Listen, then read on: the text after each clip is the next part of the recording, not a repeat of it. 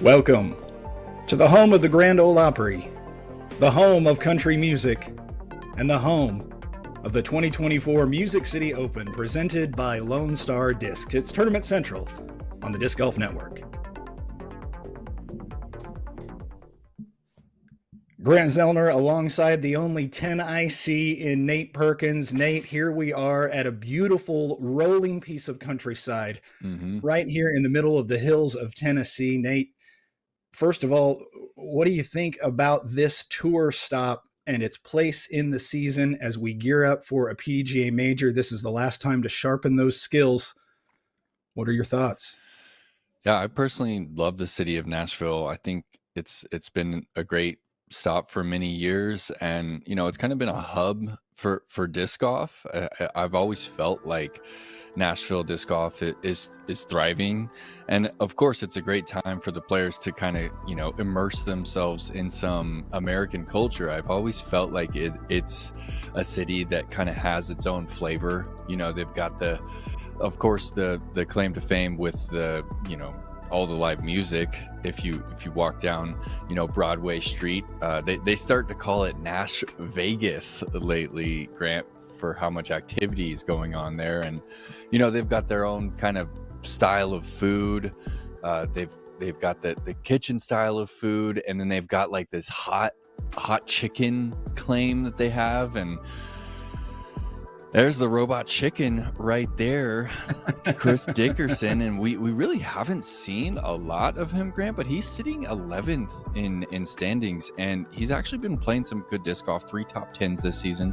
And then we've got Macy Valadiaz, who nearly won this event in the past, and we got to talk with her quite a bit. She's carrying a child right now, coming out here and trying to represent the state of Tennessee at this tour stop. And it's sandwiched in between Jonesboro and Champions Cup. It's just 4 hours up the street from Jonesboro, and it's kind of interesting, Grant, how you see how many players are playing this event with one of the biggest events of the year coming up right around the week. And you started to see a few players kind of drop off that list. We're missing some big names. We're missing players like Missy Gannon. We just found out that Eagle is pulling from this event. So if anything is kind of ailing your body, you kind of have to make that decision if Music City is still going to be worth it with that PDGA major just next week.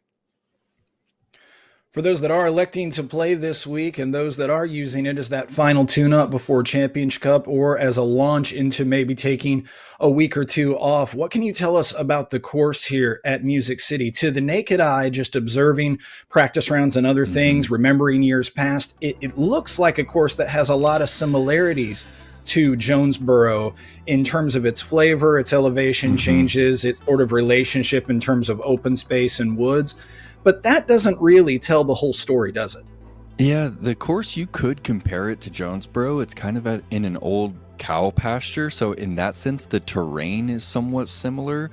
It's just southeast of town, and it kind of sits on this little, up on this little limestone kind of bluff. And you'll actually find patches of limestone with some prickly pear cactus growing on it. But Music City, the Mill Ridge course, has a little bit more woods than Jonesboro. You'll see that front is a little bit more technical. But when I think of this course, Grant, I think of big shots to get yourself into position. There's not a lot of holes out here where you have to throw, on the FPO side, have to throw under 300 to score. There's a lot of times in this course where they are demanding a big drive. They're demanding a big flex over the top of some trees. And then they throw in a couple like technical par 3s in there. So it's got a good mix. They've changed it a lot over the years. This is one of the LCOs that just really, really is trying to improve year to year. And this year, they've completely switched around. So we're kind of starting on the northeast side of the property. Last year and the year before, that was kind of the middle section of the course. Now they're starting the players off on this really technical par 3. And It's probably the most technical hole on the course, and it's not common that we see that for hole one. And then we get right into it with another technical par three down the hill toward the creek, and then probably one of the hardest holes on the course, hole three, where they just have to throw a massive second shot out over the OB. They're really challenging the players this week, and if the wind gets up, Grant, I could see this being a course where even to 4 under par is one of the hot rounds. It's going to be a challenge, no doubt about it. You know, Nate, I was thinking about the fact that in other sports, even niche sports and relatively new sports like pickleball or cornhole, there are constants within the sport. The pickleball court is always the exact same size. The cornhole, you're always tossing those beanbags the same distance. In golf and in disc golf, we have a lot more variety from week to week, but there are a couple of constants, and one of those constants are tee pads. Every single hole begins with a tee pad. Tee pads, though, have had some variety amongst themselves. We're trying something new this week with a mind toward making it a more consistent element. What can you tell us about this element that's been getting so much attention heading into this week? Yeah, so these turf tee pads are specifically designed for the sport of disc golf. They're intentionally not too deep so that the player can rotate out of it, and they're pretty tacky when they're dry. The thing is, Grant, is that the players have been talking about this week. What happens when they're wet is they become super slick. So we're still searching for that, rainbows and unicorns type of teeing surface. We don't quite have it yet. And I feel like a lot of the players feel like the turf is the best option when conditions are great, but we had a half inch of rain last night. Okay, so there's a chance that these turf tee pads are not quite dry. So we're going to be zooming in on, slips. Like, how are people handling this tee pad? Do they kind of change the pace of their run up, carry a little bit less momentum into it? If these tee pads do work out, there's a chance that these could be the turf of the future for the Disc Golf Pro Tour. I heard that there's a potential contract ready for 2025, and that we could be looking at standardizing these exact pads for the rest of the tour. Certainly a good reason why they're getting so much attention, and we're going to see them sort of in, I guess you could call it somewhat of a test phase over the course of the weekend. So it'll be interesting to see not only how they play out in terms of what we see on camera, but also what the players maybe say about them as the weekend matures, as perhaps things dry out. What do they like? What do they not like? What can be adjusted in these tee pads? Because after all, one of the elements of them that's a plus is that there is a little bit of adjustability to them. As we saw last week when one tee pad had to be replaced just before the event started, it wasn't much of a problem. So we'll see how that unfolds. It's certainly an intriguing element. The players are also obviously the intriguing element about this week, especially with the fact that some are here, some are electing to take a week off. We caught up with those that are here and got an idea of what they're looking to get out of this week on the Pro Tour, starting, of course, with Kristen Tatar. It's a tough course, especially when the wind picks up. Again, I feel like there's a lot of forehands here, a lot of powerful forehands.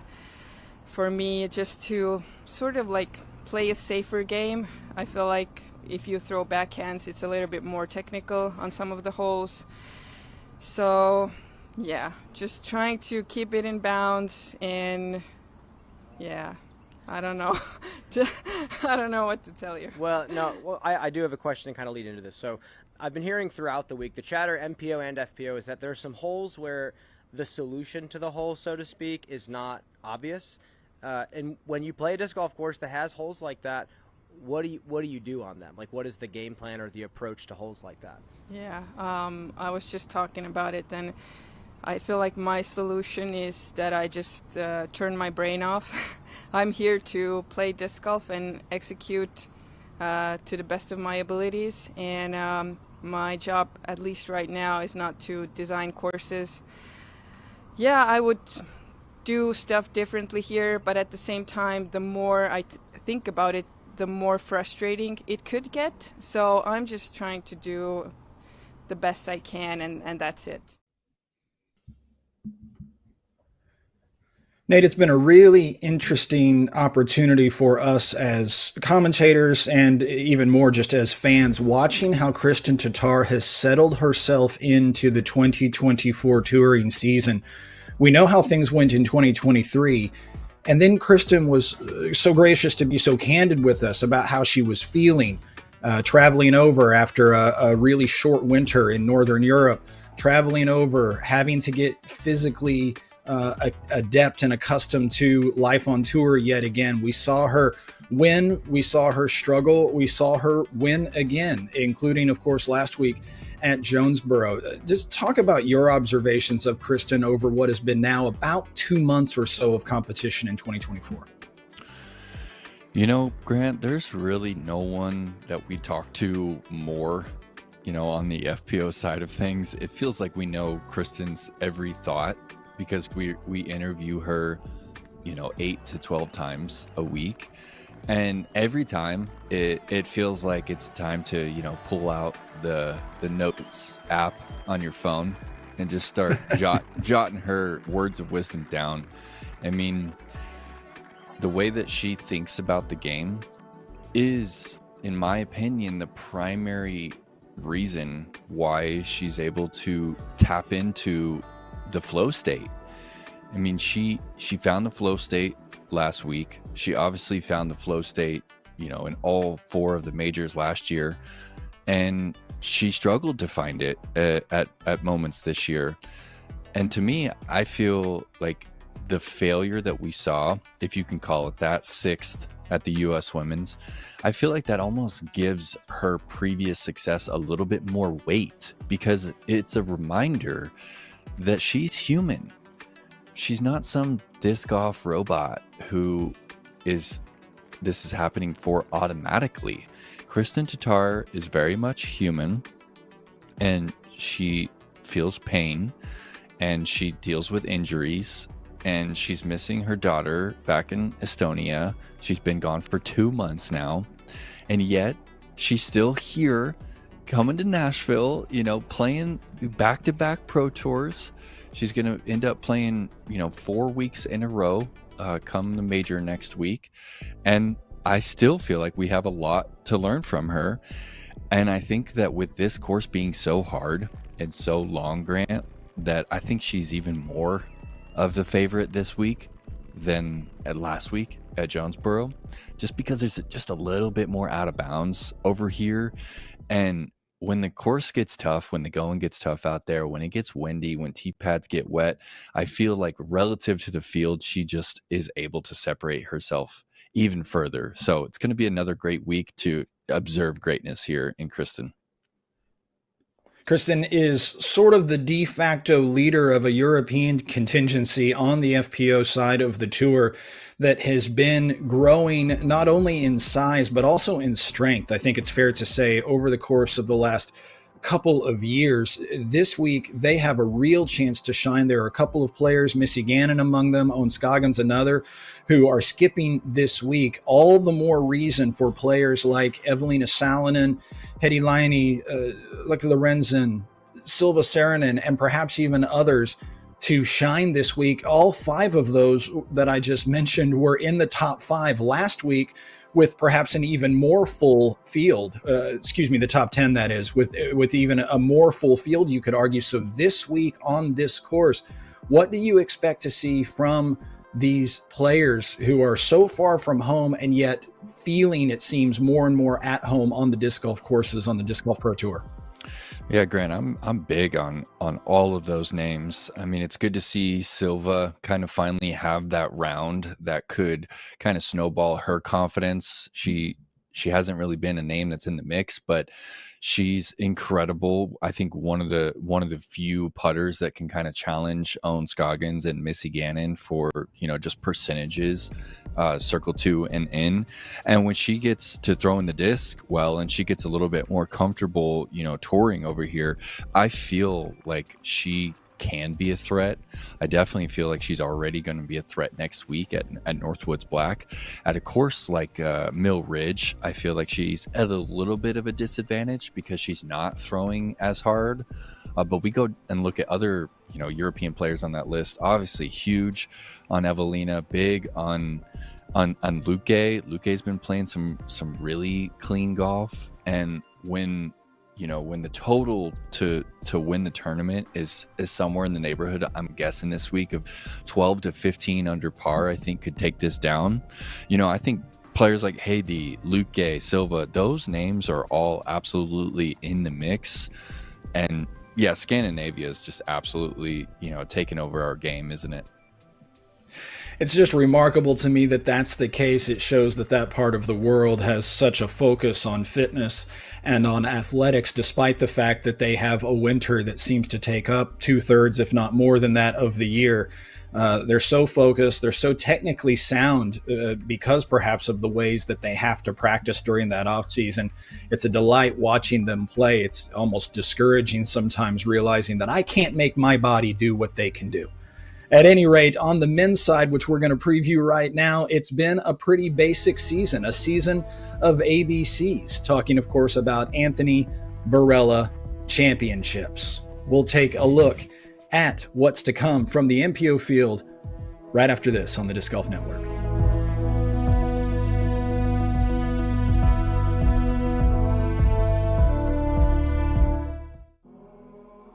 Cheers to morning walks and upshots at sunset, to good rounds and bad, to high fives and nice shots, to the TDs and AMs that make this game what it is, to beating your rating or your first ace. Cheers to the game we love, but most importantly, to having fun. Cheers to disc golf. Let's go. Let's grow. Lone Star Disc.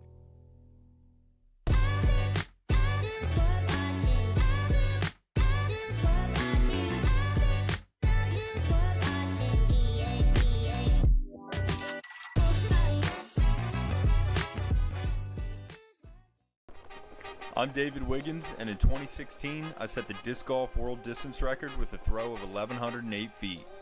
Whether I'm out in the field measuring a max distance throw, or on the course checking the elevation change for an upshot, I rely on the Eagle Secret 360 to give me accurate distances.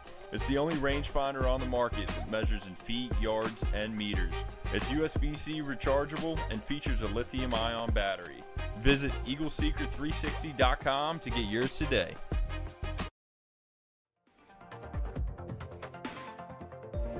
Microsoft Teams is presenting the 2024 Preserve Championship and offering a new community platform for disc golf fans. Scan the QR code on your screen to join the Disc Golf Tour Talk Teams community. Members will have until Monday to ask Nate Sexton a question for a chance to win an Innovadisc and a free year of Disc Golf Network. Nate will be answering questions in that community all next week.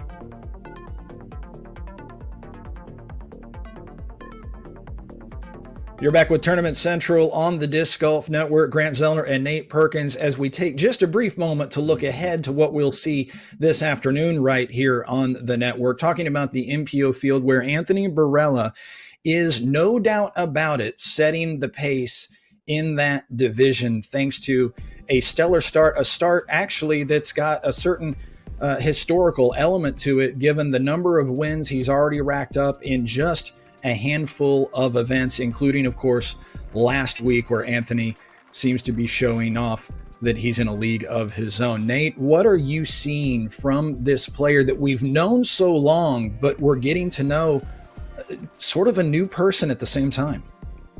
Last week was the third win, obviously, but it was the third different manner in which he won is what I feel like is dangerous for the rest of the field, because what happened was Anthony was out of it, right? He looked at the scores. He's, I think, 6 back at the time that he looked at the scores. He was 6 back of Ben Callaway when he had bogeyed the 12th on that final round, and he looked at his caddy and he said, it's now, okay? I need to birdie and then I need to eagle and I'm back in this.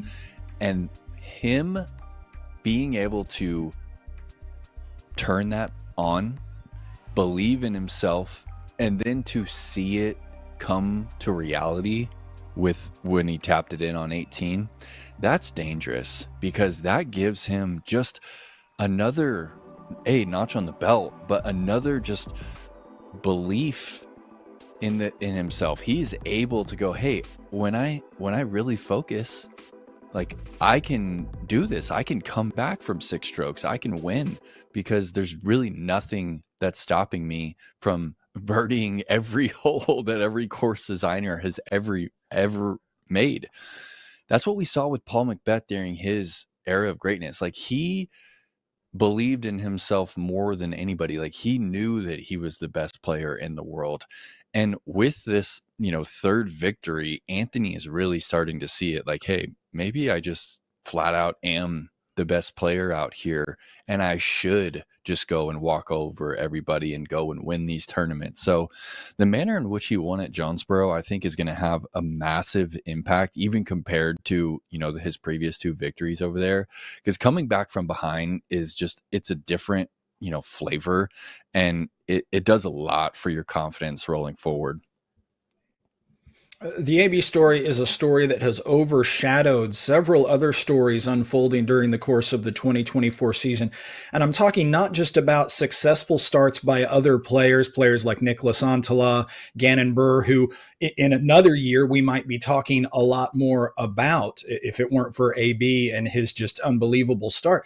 There are some other things that are flying a little bit under the radar in some respects. One of those is some of the more veteran players having to deal with injuries, and we're still sort of waiting for some of them to hit something of a stride. They're having a hard time getting going. One of those players, of course, Simon Lizotte. Simon dealing with some back pain issues, and those issues enough to keep him down somewhat. He's doing what he can to play through them. He played last week to tough it out, took some extra days off between. He's here, and as of now, intending to play this afternoon. First of all, let's hear from Simon what he has to say, and then Nate, I'd like your thoughts. Simon Lizotte yesterday at the press conference. You were open last week about how you were feeling physically, but you took 5th place. That's your best finish of the year. How do you feel now? And then maybe go back and talk about having to play at the top level feeling like that. Yeah, it's been a bit of a common thing in my career that kind of the worse I feel, the better I play, because it just slows me down so much, and you stop worrying about results and shots in front of you, just kind of do it. And I've been doing it for so long that that's kind of what I need, and it's so hard to do it when you're feeling great, to not start overthinking stuff and just kind of putting your expectations so high that you start like crumbling under your own pressure. So when I'm not feeling good, I just kind of turn all that off, no expectations, I just want to get through the round and feel better, and then suddenly I start playing well. It's very confusing, but I've noticed that throughout my entire career. And yeah, on top of my back pain last week, I got a cold that started Saturday. When I woke up last week Saturday, I was pretty certain that I was going to call the tournament and be like, guys, it's just not worth it. I can't play. And shockingly, it hasn't really gone away. Yesterday, I felt so bad I couldn't get out of bed all day, which hasn't happened to me in so long. Back pain is getting better and better every day, but it's still noticeable, which is just, I don't know. I really don't know what to say about that. I'm going to go out now and try to throw. I haven't thrown since Sunday last week.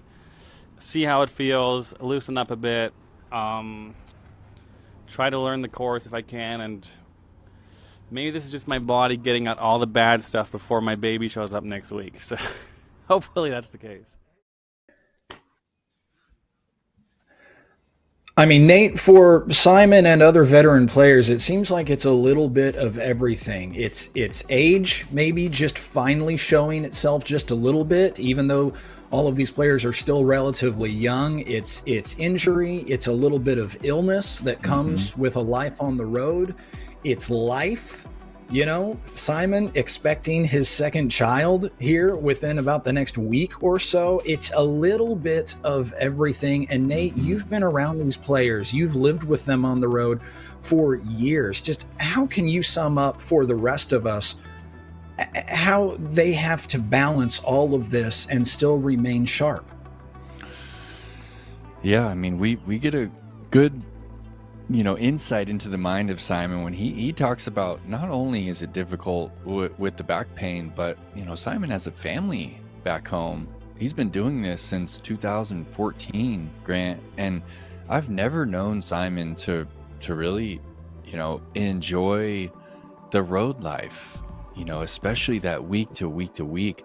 I was honestly surprised to see him even, playing this event and taking off the major next week. It's so difficult to, balance that. He has a child coming next week, and it's difficult. You find yourself in a hotel room next to an interstate near the course, like all alone at night. And like Simon said, that when he's playing is actually whenever he's able to be free.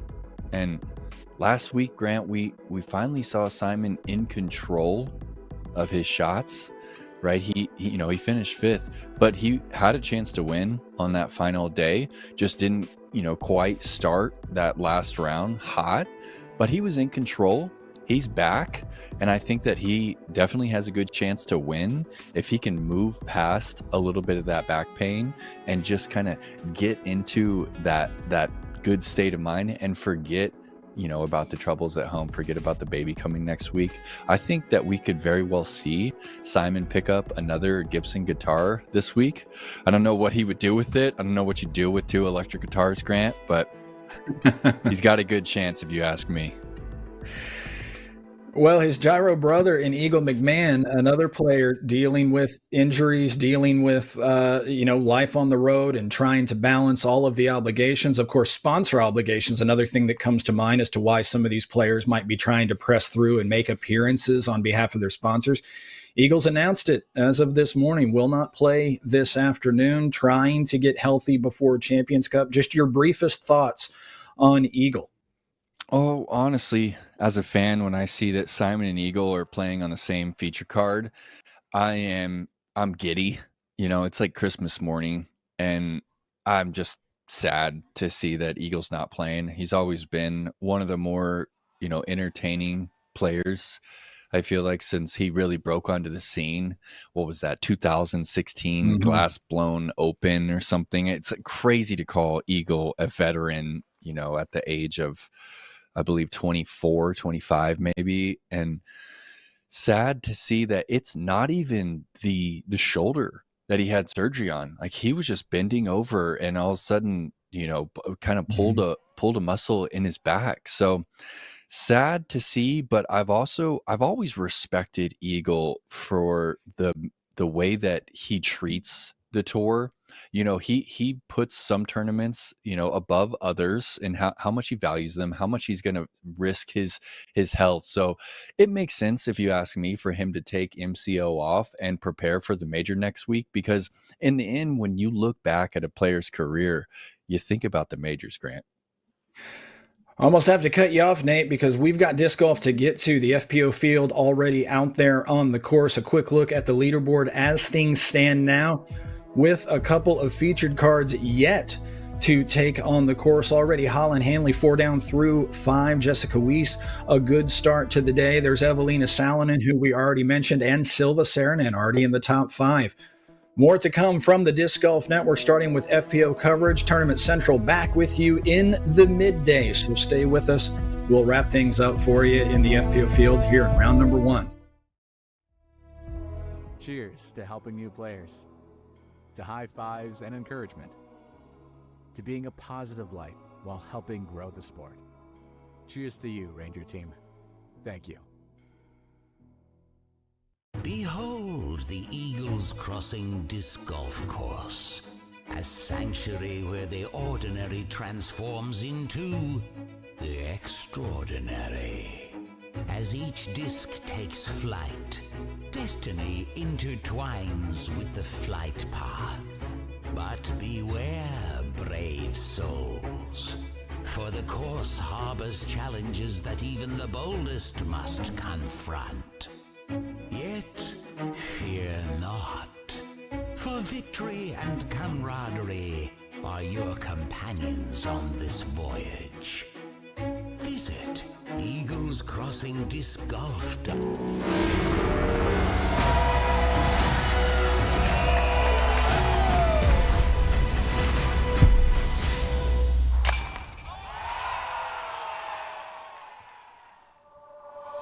The Disc Golf Pro Tour do-si-dos down I-40 from Jonesboro to Nashville for the Music City Open presented by Lone Star Disc. We're at Mill Ridge Park as the Music City Open returns to the Elite Series. And we're going to head right out to the course to check in on some early FPO action. Holland Hanley on the 5th, putting for her 4th straight birdie. You bet. So Holland Hanley with that takes the solo lead.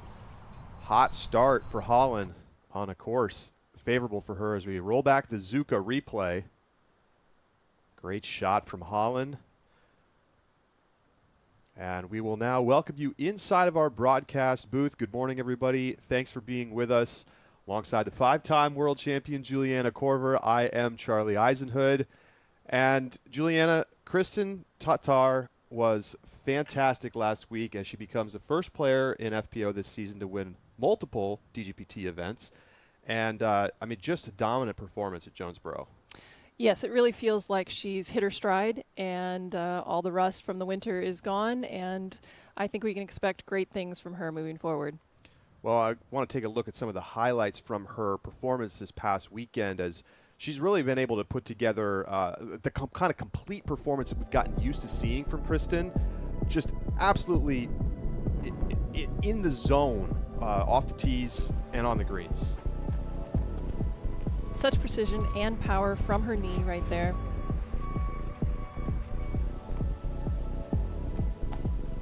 Forehand looking sharp. She mentioned in a press conference that she's really settled into the season after kind of feeling some anxiety early on, starting to really feel like herself, and you can certainly see it in the way that she was playing last weekend.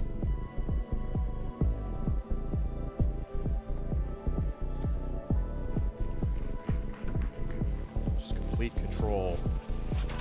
And she almost had the tournament wrapped up after the first round, took a big lead, and was able to walk it in. And this shot right here on the 5th may have sealed it in the final rounds. Kristen on fire, and she's going to have maybe a slightly easier task if she wants to try to win the Music City Open again this year, because some big names not on the field. Exactly. Next weekend is the major at Champions Cup in Peoria, and some of our players, Owen and Missy, have chosen to go there and practice, and some of our other players, Valerie is nursing a finger injury, and yeah, our field is a little bit smaller this year.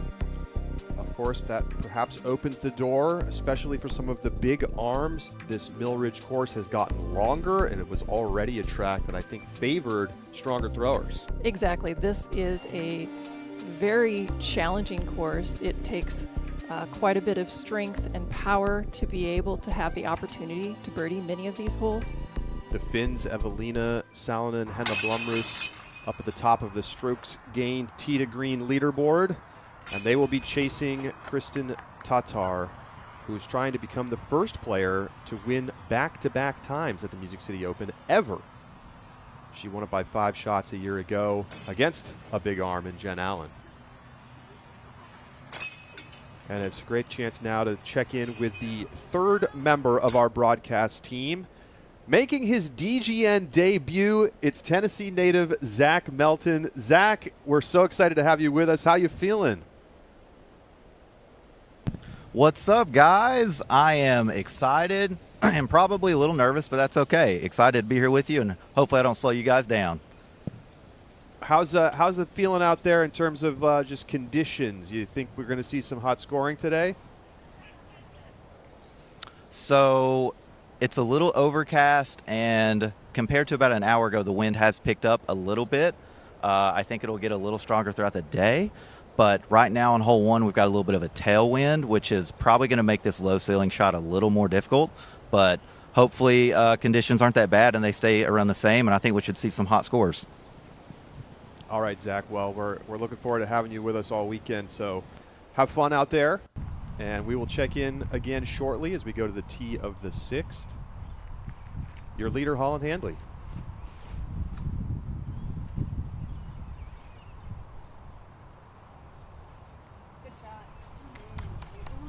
It's a very wide open hole. Just need to keep it in bounds, and she has done that.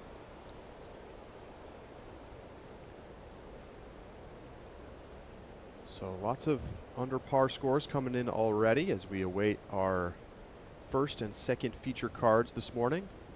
And we're going to check in now on the tee of the 1st with that second feature card. Let's send it down.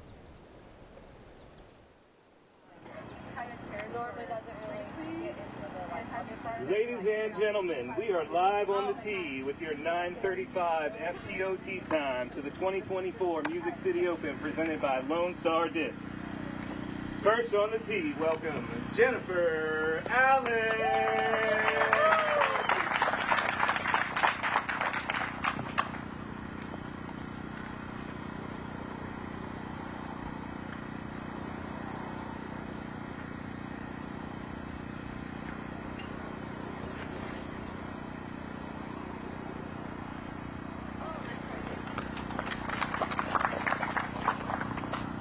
Next Jen on the Allen tee, finished second welcome year last year. Rebecca Cox.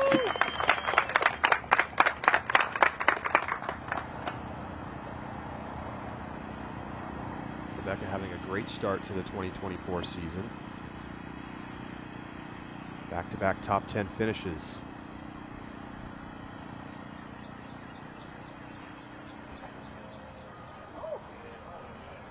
It's a very good line. This hole is only 308 feet, but it is significantly uphill. You can't see Next that on the tee, from please the video, welcome so it is very hard to reach. Allen.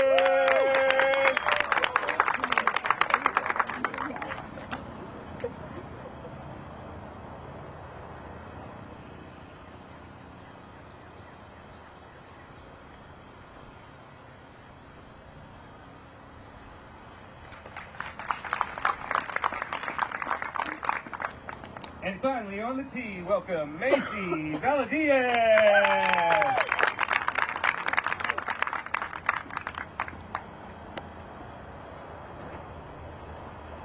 Macy was in contention here last year.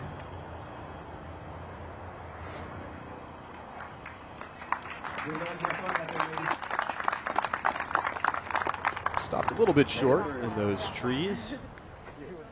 So Rebecca Cox will have a birdie look. And time to send it back down to Zach Melton, who's walking with Macy Valadiaz. Zach? Macy, I think I can speak for everyone to say we're happy to see you back on the Pro Tour. And I want to ask you, do you feel like you have an advantage out here at Mill Ridge since you're playing doubles and everyone else is playing singles? I'm not the only one playing doubles here. We got Katrina as well, so I think it's going to be a battle between us. Okay. Well, good luck. All right, back to you guys. Thank you, Zach. A little bit of extra help out there on the course for Macy.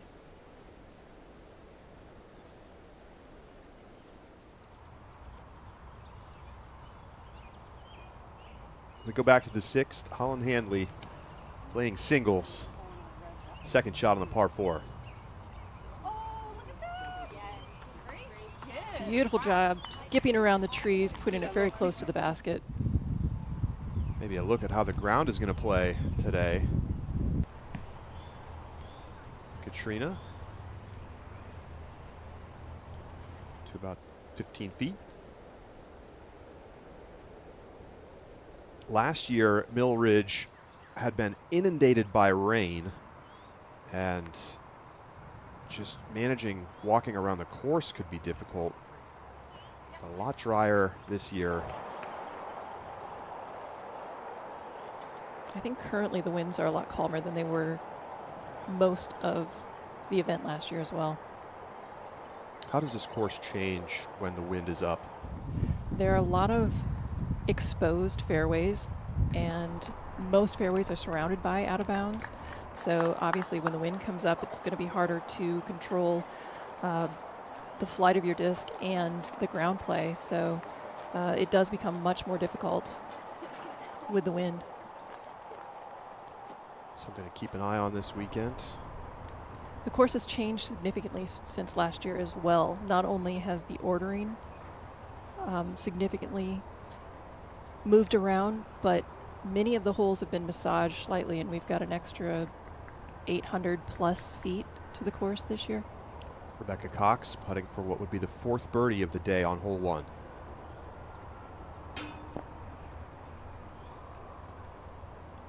Just a touch low.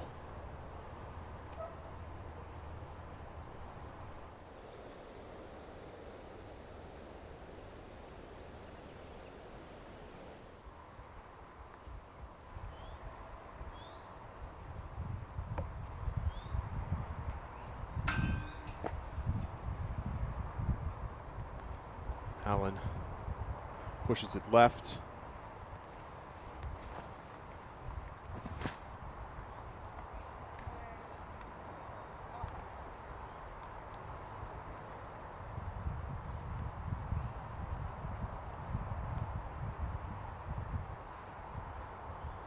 So Katrina for her par.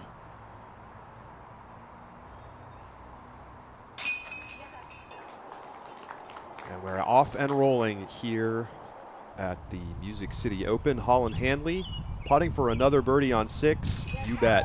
5 under. She's your leader. We'll be back on the Disc Golf Network.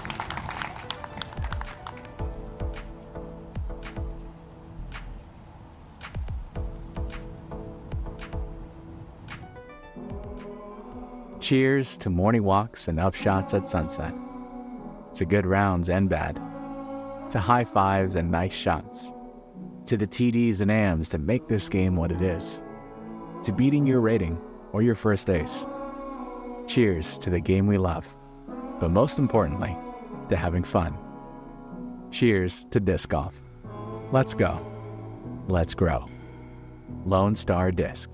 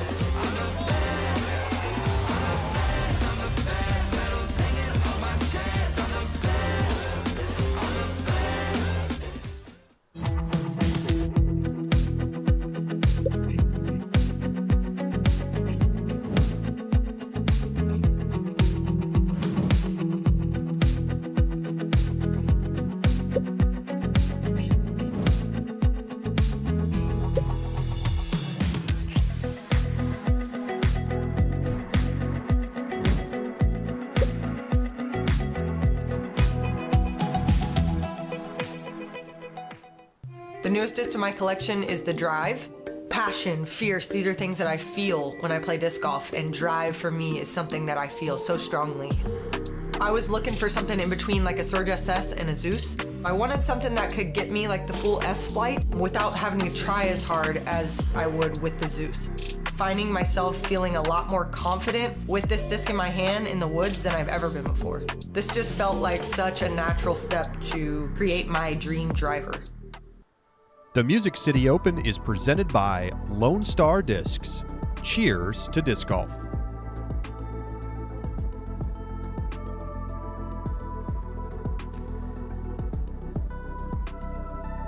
Well, the disc golf is going to be returning to CBS Sports Network. Catch a 1-hour program featuring the action from this year's Chess.com Invitational. Tune in Saturday at 9 p.m. Eastern and 6 p.m. Pacific. Check your local listings for more information. Juliana, pretty great to see disc golf back on the cable. Always, absolutely. So that's tomorrow night. You can catch that right after the Knicks game. Becca Cox teeing off on 2.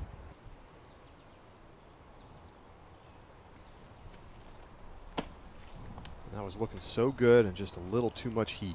315 feet, slightly downhill. It is hard to get high enough and hard enough to make it to the basket without finding the OB, which is very close behind, only about 18 feet behind.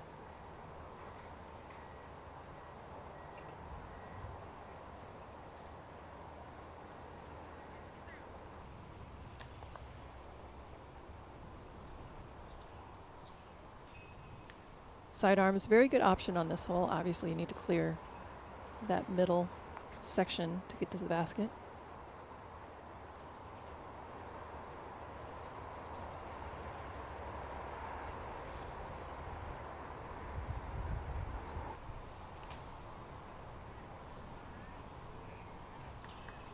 Branch can't stop Bella Diaz's drive from getting through. She'll have a putt to the 7th with our leader, Holland Handley.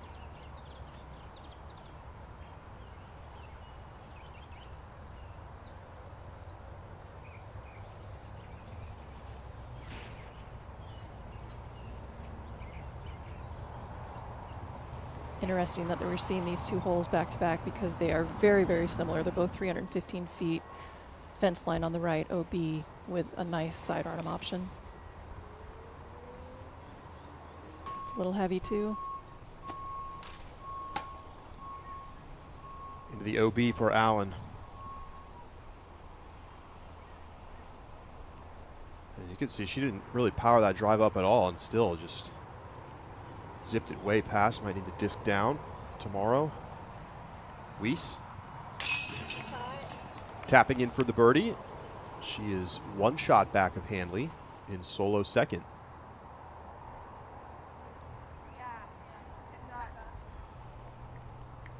There's a nice approach through those trees.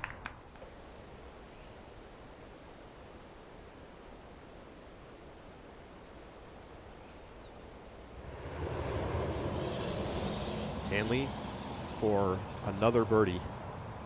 This would be 6 in a row.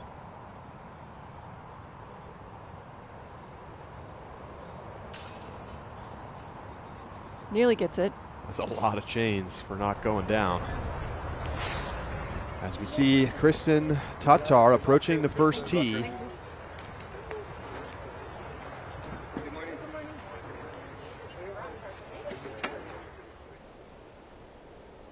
Looking ready to go. She'll be teeing off in about 8 minutes on the feature card.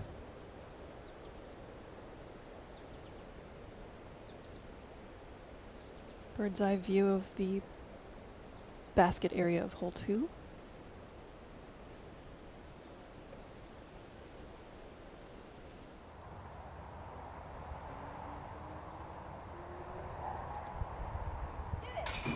Macy Bella Diaz knocks it down.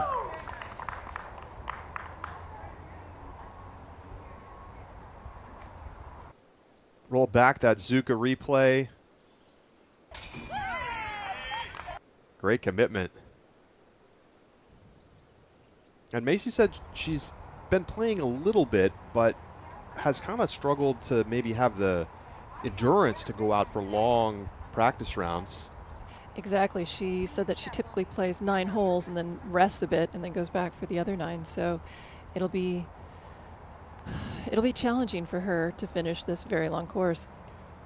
Because part of the, not only is this a long course, but aren't there a lot of long walks between holes? There are, and there's a lot of elevation on those walks as well. Jen Allen missing the par save opportunity after going out of bounds.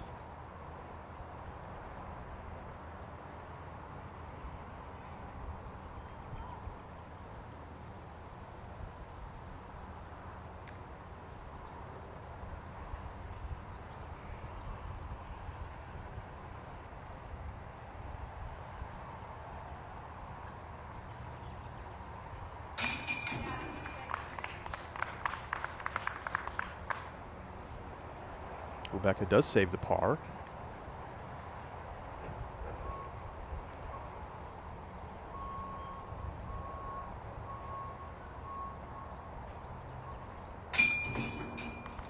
Katrina sticks it for par.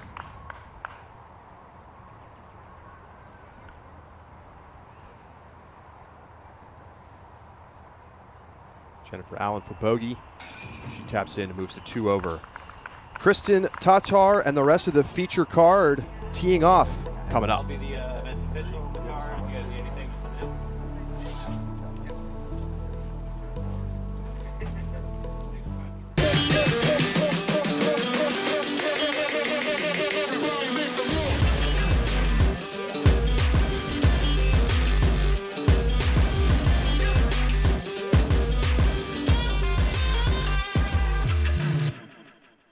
The number one reason I switched from bag to cart is pretty simple. It takes weight off of my back, easier to play a course. I realized that the cart became something I really needed when little things would happen. I'd pick up my bag and my elbow would hurt. Using a cart decreases the bending over, the weight on my lower back. Decide to go with Suka, and seeing that my sciatic nerve is gone and I don't need to worry. Only one thing I have to worry about to get birdie, because my Suka done it all for me. Jonathan! Jonathan! Wow! Jonathan! Skulle du visa? Hi. Yeah, check this pad out.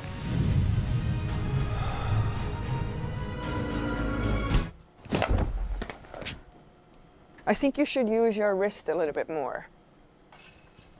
Why not? Is he okay? Yeah, he's fine.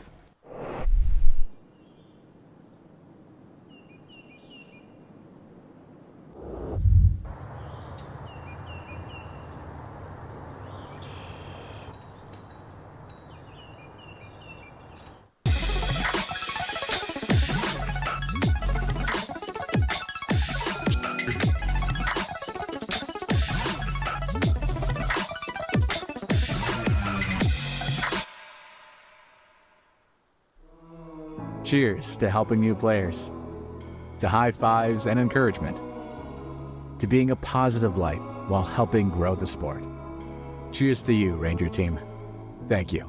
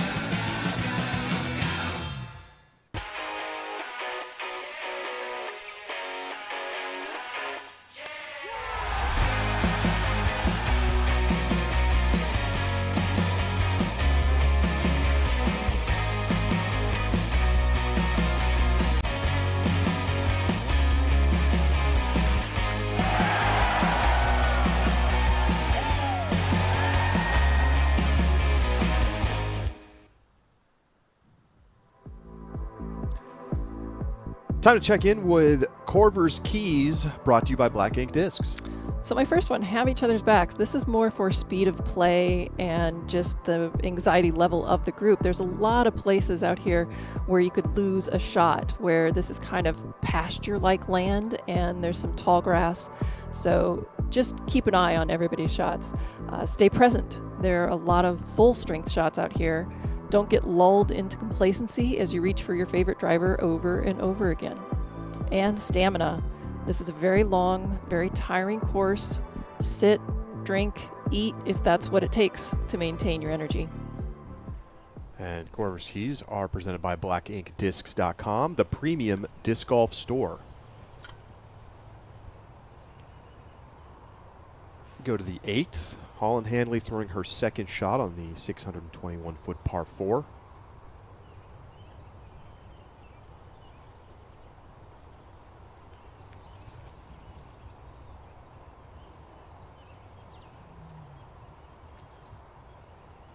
Filters through those leaves, finds a nice path and close to the... She will have an opportunity for a birder there. We head now to the first tee for our feature card.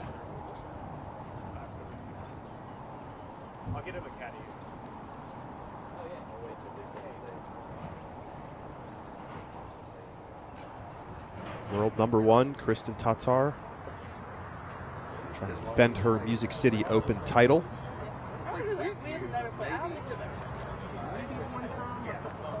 Ladies and gentlemen, we are live on the tee with your 9:55 FPO tee time to the 2024 Music City Open presented by Lone Star Disc. This is your FPO feature card. First on the tee, welcome Dee and Carrie.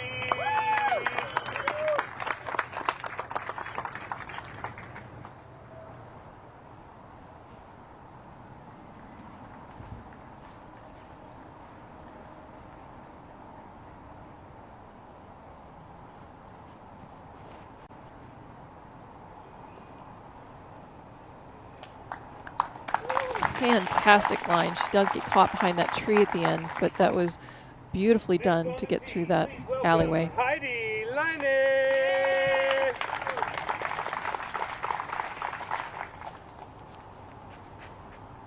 Heidi Leine having a nice start to this 2024 season, playing a little bit more over here in the United States. She's got the arm to attack this course.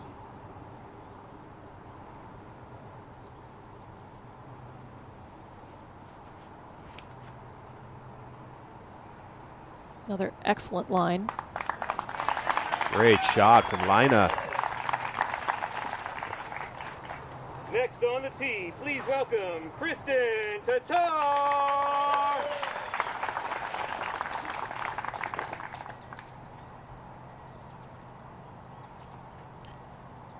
"10 years of the Music City Open, 10 winners. All different. Kristen trying to become the first to win it multiple times.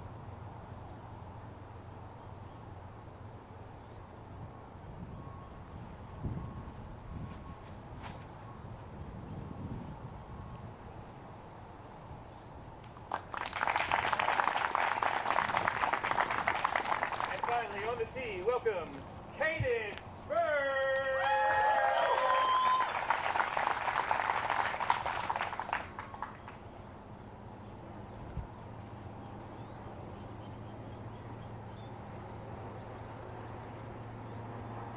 Cadence Burge out of Huntsville, Alabama, still a teenager.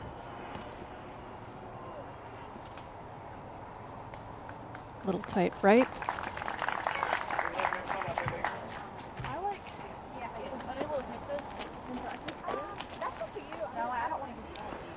Well, let's take another look at that great tee shot from Heidi Leine. And this is powered by Nakua Lifestyle Power. And it really does take power to be able to get under those limbs and up that slope to the pin. I'm glad we brought it. Yep.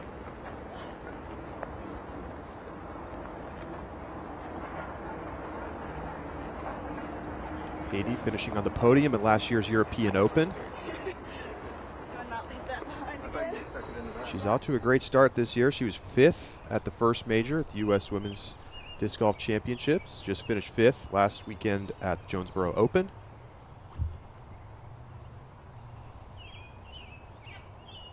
Jessica Weiss pitching out with her second shot.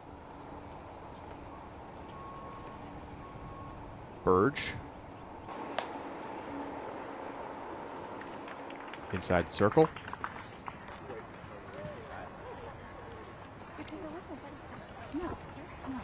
It must have been that one. Yeah. So back to the 8th for Jessica Weiss, throwing her third shot now from the fairway.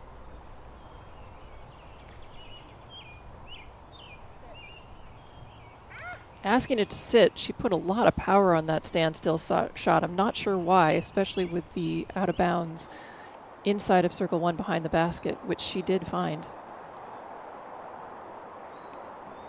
So she'll be putting for double bogey.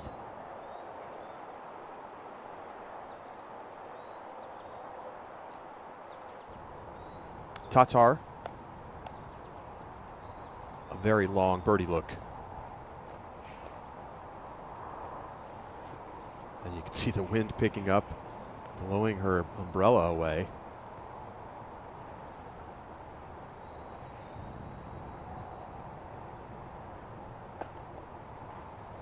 Not really a go for it there, more of a layup through the trees.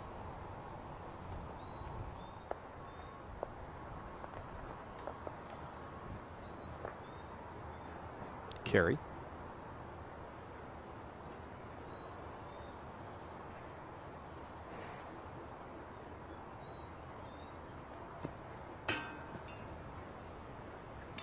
Good effort.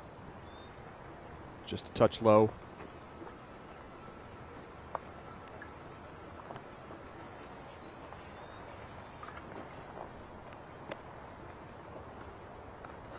Cadence Burge next to putt.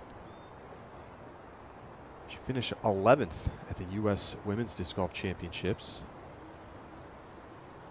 Took home $1,950.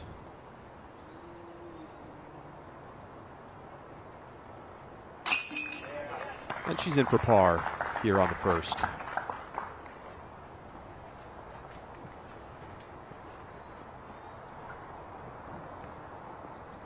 One of the best drives of the day here on hole number 1. Lina for birdie.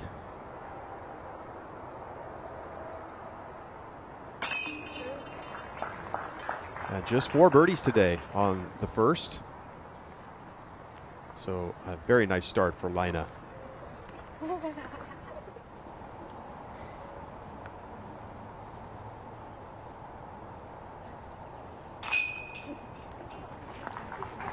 Kristen taps in for par, as will Deanne.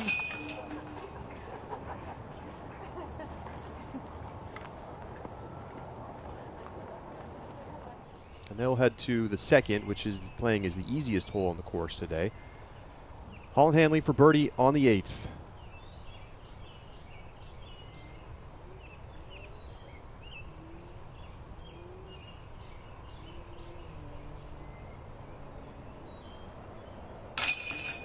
Got it. What a start for Holland Hanley as she extends her lead, especially with Jessica Weiss in trouble. Another look at the putt. Great height, slightly raised basket there with the topography of the land. Now, last year, the record for the course was 7 under. Granted, we have one more par, and it has been changed significantly, but Holland making a good run towards a course record for this year. Jessica Weiss saves bogey. It's a 2-shot swing, so a 3-shot lead now for Holland. That was her 3rd Circle 2 putt make of the day. So a really strong start for Holland. It does feel like this course is set up nicely for her skill set.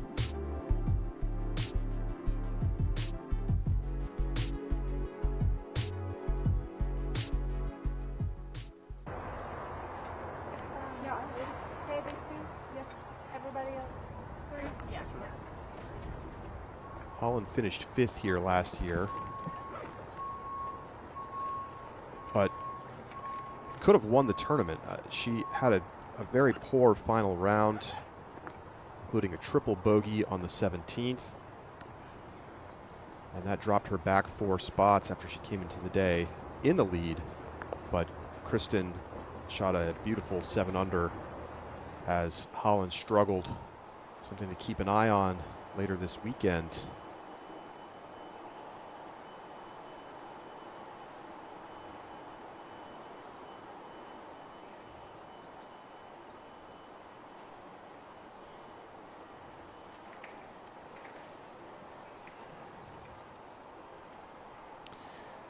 .315 feet, slightly downhill with a low clearance. Obviously, you need to keep the disc down, and that was much too low.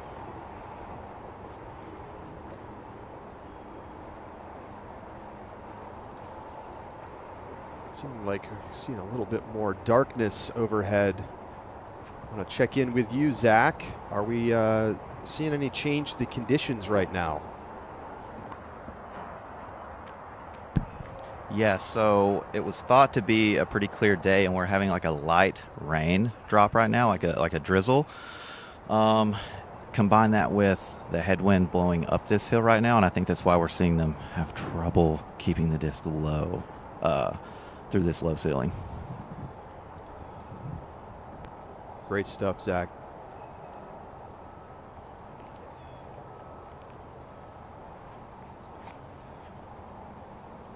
Christian swinging it way wide with the forehand. The only danger there is the out of bounds. That out of bounds comes up very quickly and even quicker the farther left you are of the pin.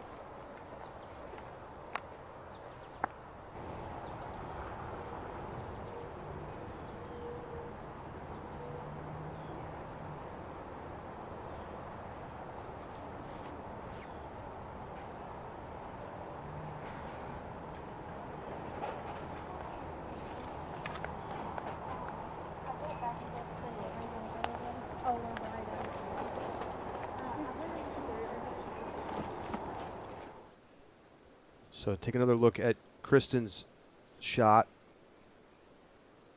Looks like it might stay safe, but stands up and rolls down into the OB. If that had been pulled a little bit tighter towards that middle tree, the distance might have been good to put it under the pin, but the OB line gets closer to the teeing area, the farther left. Slightly imprecise forehands on the first two holes for Tatar off the tee. As we take a look at the leaderboard, Haley King tied for third with Evelina. Might be a grip issue. We saw that before the rain it was already 87% humidity, so it is sticky and muggy out there.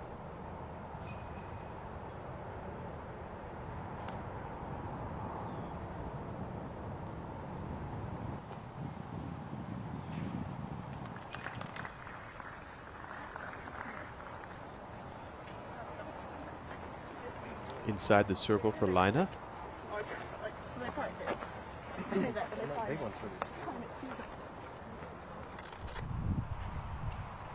To the ninth.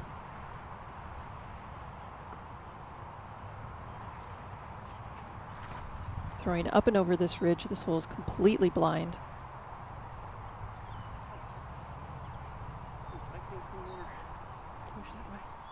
Well, I'm glad she let us know because we had no idea where the basket was either. There's actually water right behind that basket as well, so you need to disc down and make sure that you don't go too far. A very tricky hole. There's not really a reference point to throw at. That's a big mistake from Deanne Carey.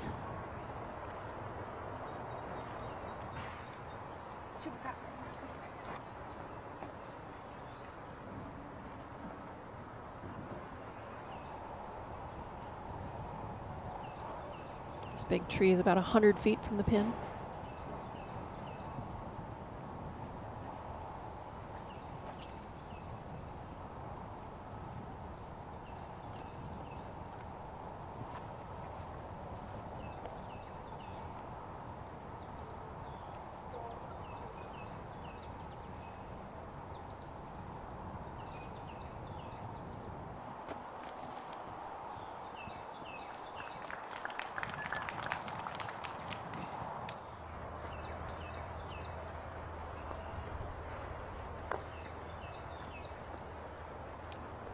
It's a sharp looking Jomez umbrella.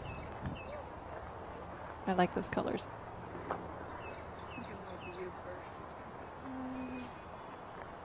wonder if she has different umbrellas for different outfits.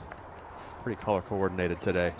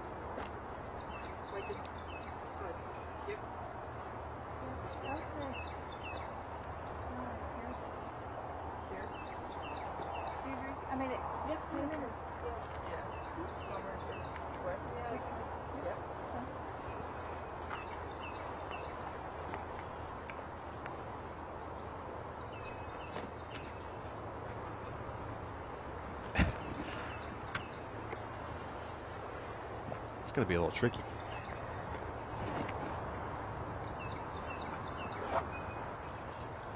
There's a little anchor tied to the bag. So Kristen will step off her meter.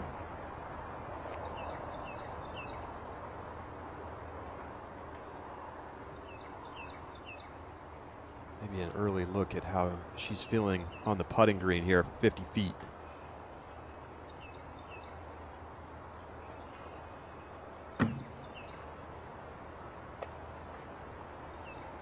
Kind of like hole one, not fully committed.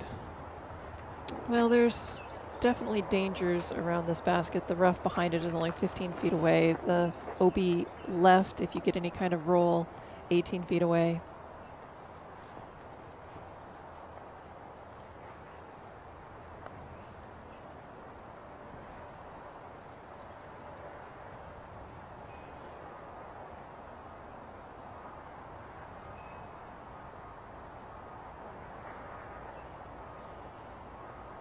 Lineup for par.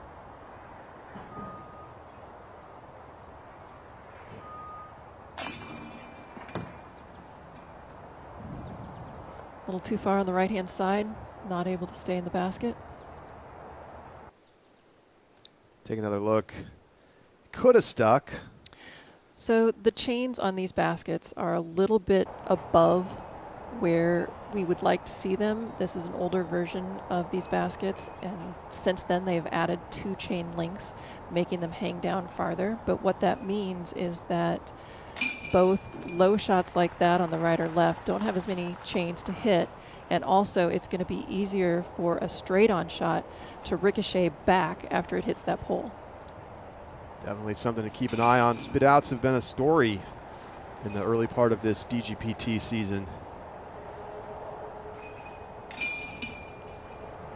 Putters who like to throw it at the basket with some pace may find themselves facing some frustration. Go back over to the 4th. Katrina Allen throwing her 4th shot. Oh, great run from Katrina. Nearly knocking down the par save. Just ever so slightly low on that beautiful attempt.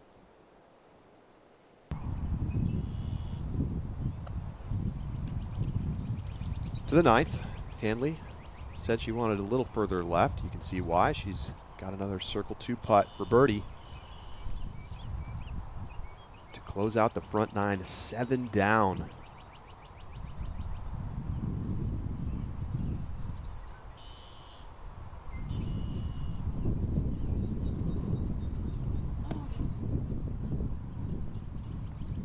Well, dead center, but 1.5 feet low as we go over to hole 3.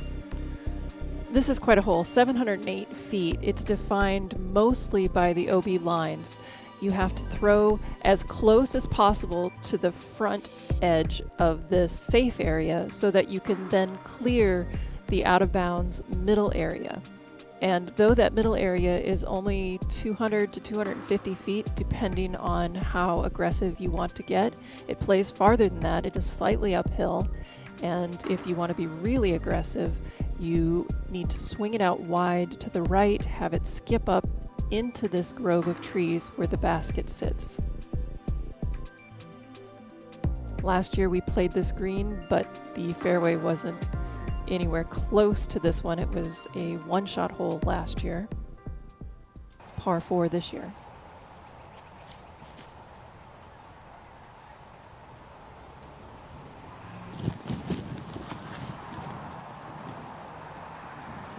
Caden's asking to that sit. That was a little bit too long. It does go OB. To the 9th, Jessica Weiss putting for birdie. Get a stroke back on Holland Handley. Gets it into the high chains, and it stays. So she gets the birdie, closes out the front 9, 4 under. Holland taps in for the par. She remains your leader with a 2-shot lead over Weiss. Ellie Mittling and Evelina Salonen and Haley King tied in 3rd. So it's about 270 feet to lay up to this first OB line, but it is slightly uphill.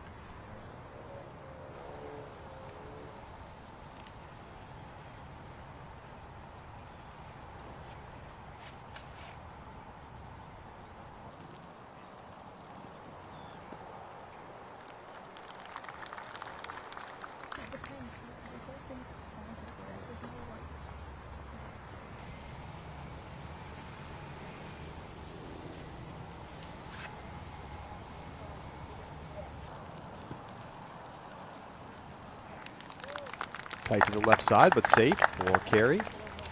She likes it. And I want to check in with Zach. You know, this Music City Open has a long history. It's just the second year that it's been a Disc Golf Pro Tour event. What does it mean for Tennessee to have a DGPT event in the state?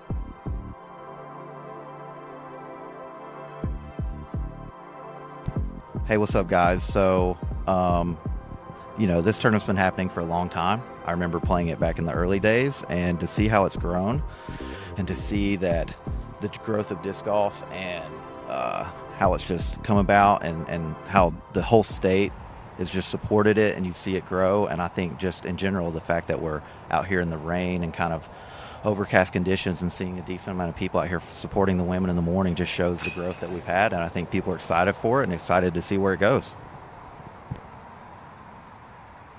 Great. Salonen knocking down the putt to the 10th. Weiss teeing off.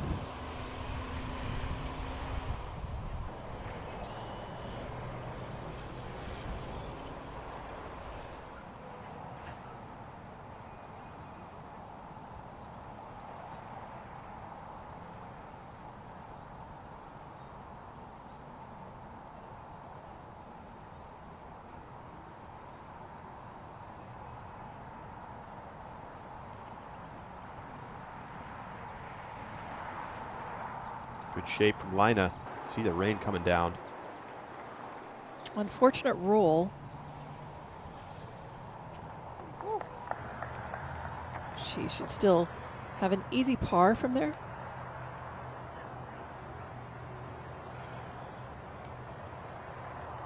Had that not rolled, she would have had an opportunity at a birdie.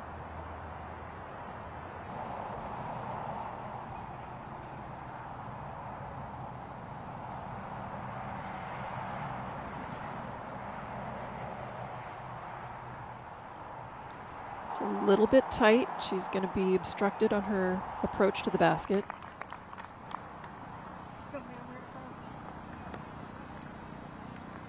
Inbounds. Dude, going back side.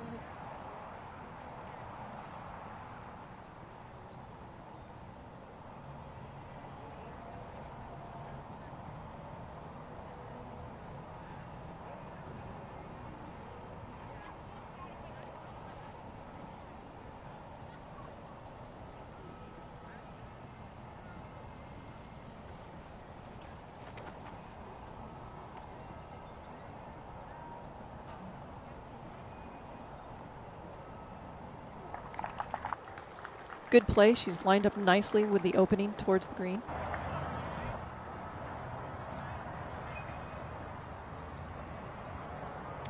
To the 10th. Handley.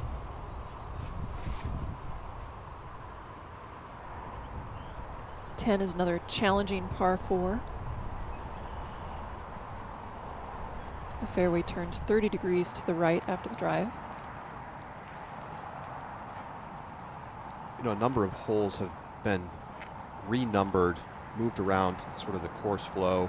Tournament Central is in a new place now. How do you feel like the changes to the course, whether that's just to the flow or even to the individual holes, makes this course play compared to last year?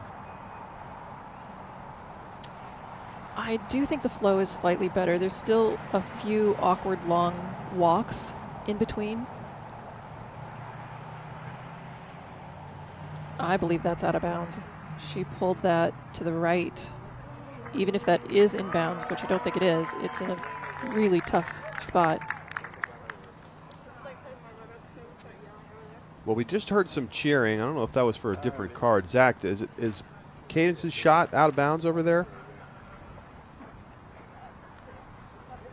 Yes, Cadence did find the OB. The clapping came from hole 1, I believe, for an MPO card.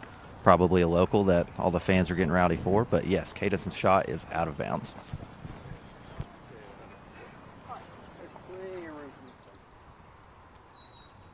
All right.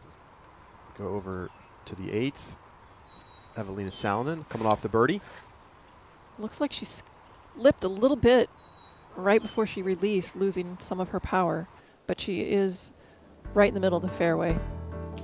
Let's take a look at the Disc Golf Pro Tour standings coming into the weekend. Number 1, Owen Scoggins. She's not playing, but she's got a 3-point lead over Evelina. Keep in mind, Kristen skipped an event to begin the year, so she's in 3rd, but has a great chance, of course, to take over the number 1 spot this weekend with Owen not playing. We're looking at hole 10. This is the second shot. This line of trees is about 100 feet in front of the basket. Jessica trying to go to the right side, which is very difficult to do. There's a lot of trees to the right of that basket. It's hard to get up around that.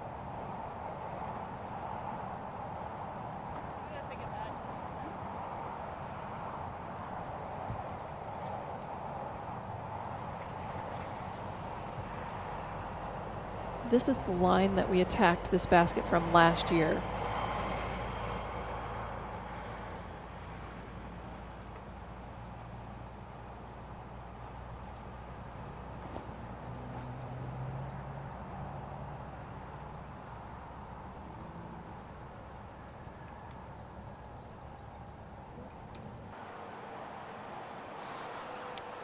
The low limbs there make you throw it low, but then the rocks provide an elevation for the basket, so it is hard to get on top of those rocks and get it below those limbs.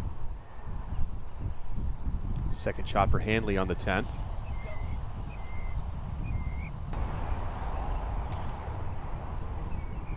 Another great skip for Holland, and she will be putting from the edge of the circle.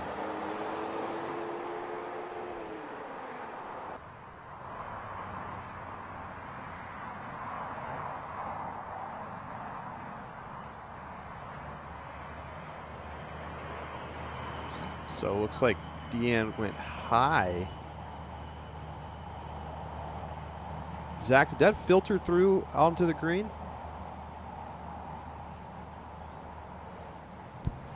Yeah, it did fight through somewhat, but it still got caught up a little bit. But there should be a look. There should be a putt.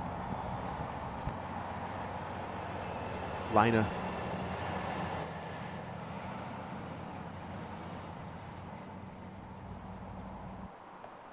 Nice jump putt approach. She'll have a tap in par.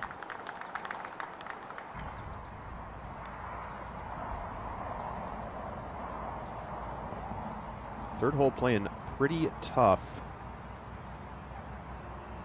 Third hardest hole on the course so far. Just 2 birdies. Natalie Ryan and Holland Handley. Tatar from deep.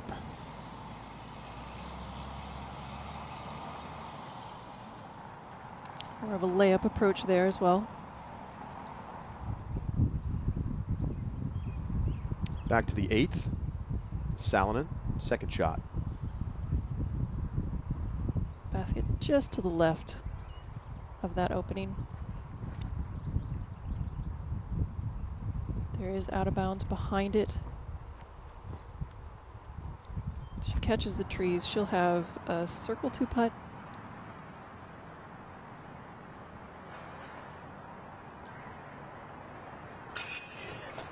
Burge in for the double bogey.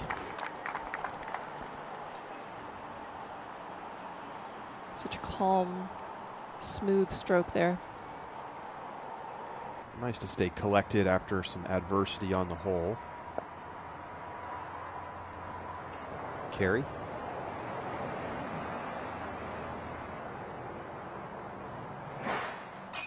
In for the par.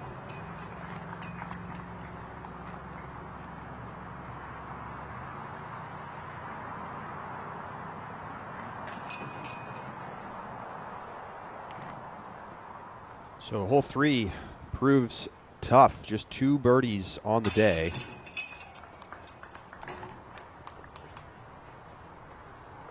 And as you mentioned, JK, the trees plus the rocks meant that only one player able to get in circle 1 with a birdie look.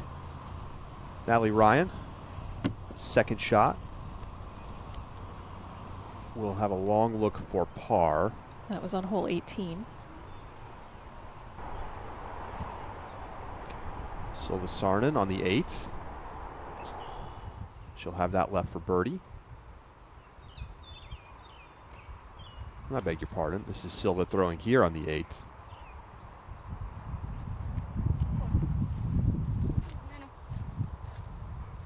Fades off a little left. She'll have, probably still have a circle 1 putt.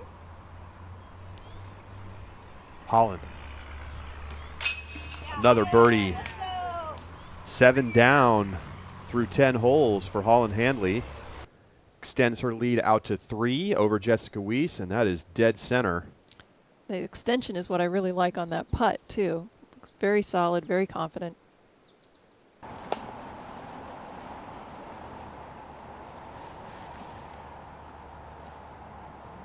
We've certainly seen Holland put together some marvelous rounds. At Jonesboro in the second round. Tremendous showing, and then really did not play anywhere near that level in the final round. It's been a little bit of inconsistency that has kept her from winning more on tour, it feels like. That was kind of the story last year until she broke through with Throw Pink.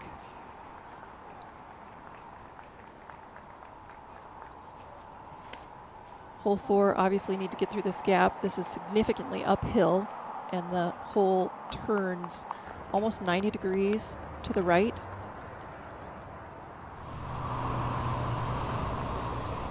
Back to the 18th, Natalie Ryan for a long par.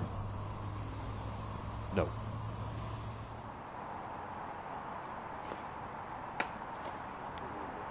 And a big misfire from Kristen. And this might roll back to the tee.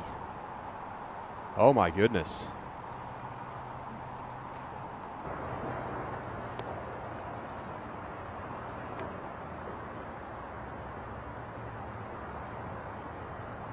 Well, Kristen's going to make a change.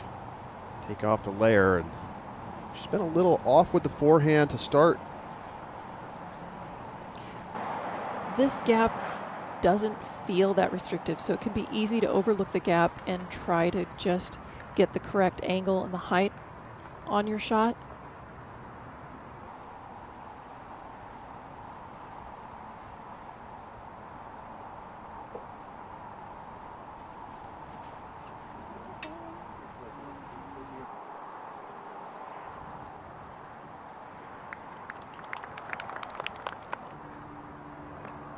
So Kristen maybe has a thought about wanting to try to re-tee, but I think there's a pretty clean look at the gap here.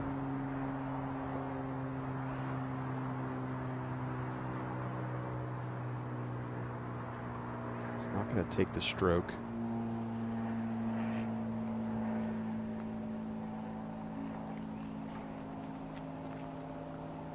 That's where she hoped to be on her first shot. At least the roll didn't roll right or left into the woods.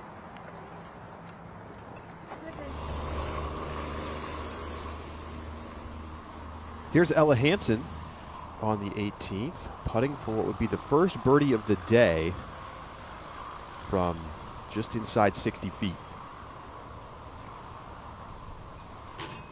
Oh, she gets it. No change necessary. What a make from Ella Hansen. Roll back the Zuka replay. Look at this. Body language trying to get it to curve into the basket, and it does. Well, if the chain assembly is a little bit on the short side, just throw it directly into the basket. Up and down day for Ella. 5 birdies, but some red on the scorecard. 1 over, and she currently sits in a tie for 13th.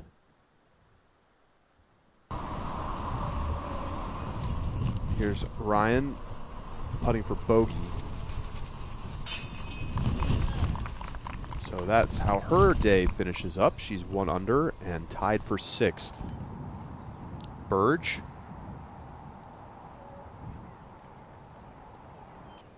Basket is on the other side of that outcropping of trees, so she's going to have a very tricky approach from there. Handley on the 11th. This looks good. That's fantastic. This hole is also much more uphill than it appears, and it is hard to reach, so that was an example of her sheer power getting it to the pin. There has not been a birdie yet on the 11th. I'm not surprised. Holland could pick up a stroke on everybody.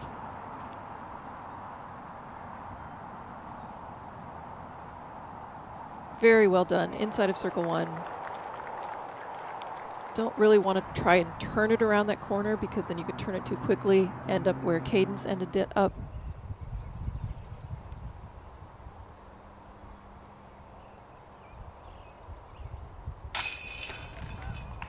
Beautiful solid putt. Clean scorecard for Silva. She's now 2 under.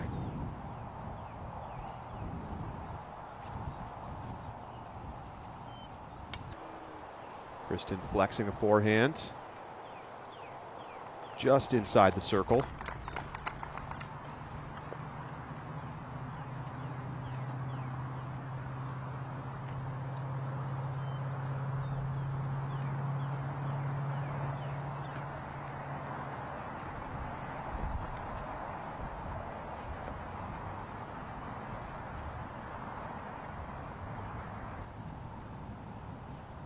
So, of course, that'll be a par putt for Kristen from 30 feet.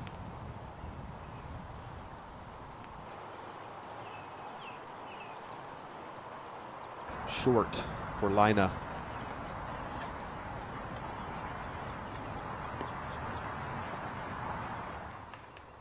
Go to the 8th, Salonen, 3rd shot.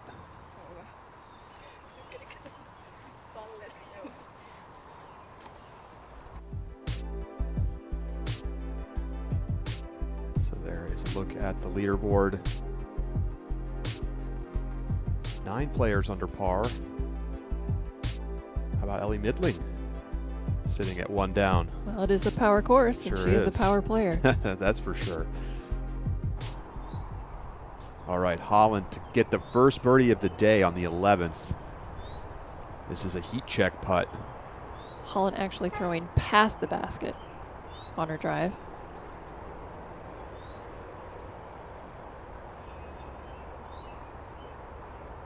So confident.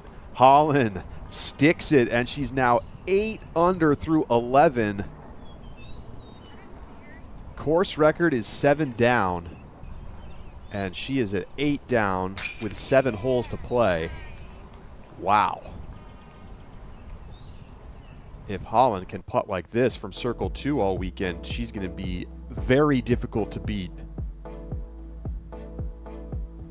57% circle 2 putting today, has not missed inside the circle. And she has found the green in regulation on every hole.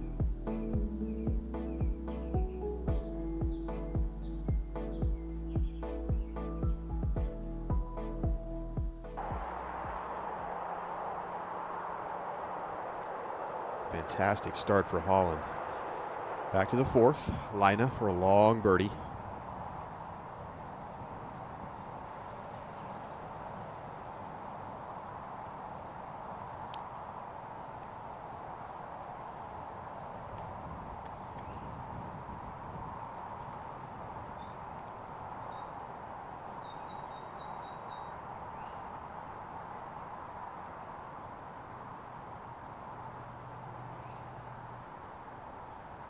This is for par for Burge.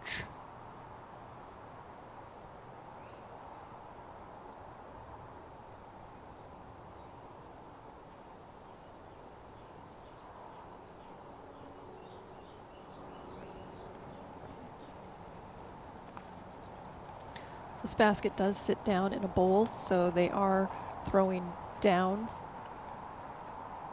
not a common location for a basket. Typically we're throwing up at raised baskets.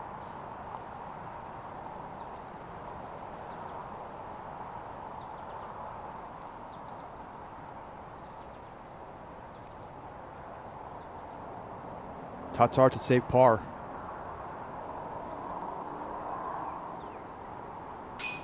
Yes.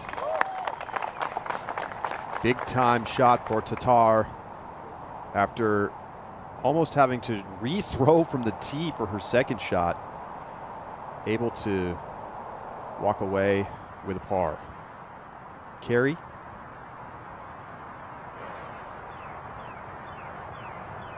For the first birdie of her day.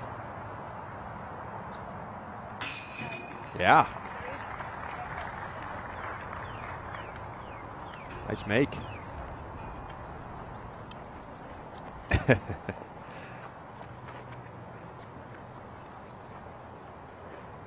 wonder what she's got in her AirPods right now.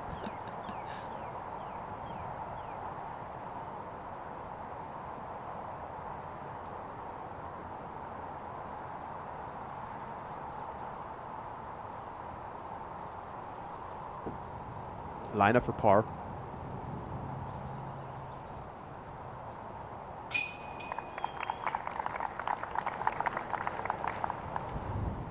From one fin to another, Salonen teeing off on the 9th.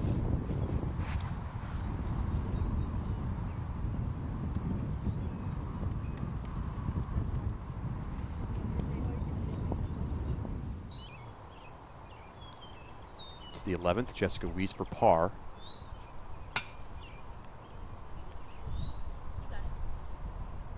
Not the sound you're looking for. That's going to drop her back into a tie for second, and that means it's now a 5-shot lead for Holland Handley. It's still early in round 1, but Holland looking fantastic. Yesterday I tried to determine what the best score out here would be for those elite distance throwers, and I was thinking an 11 or a 12 in great conditions. She is actually on par to do better than that right now. And in not particularly optimal conditions.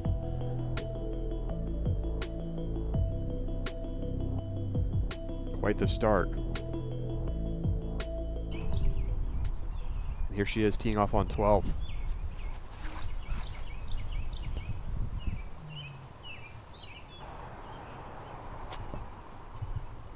Exceptional. That is boomed.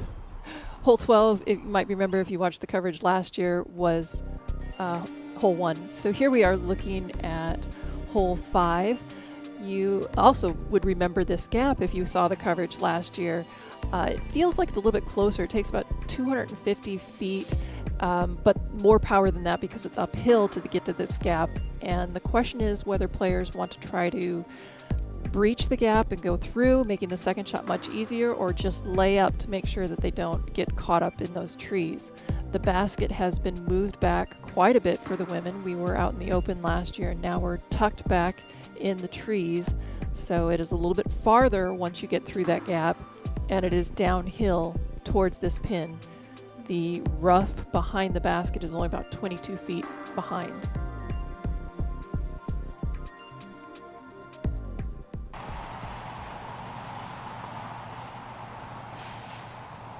There's that Music City Open sign. Takes away a shot for MPO. That looks like a good placement. If you don't try to go through the gap, you want to be on the right-hand side to give yourself a better line towards the pin.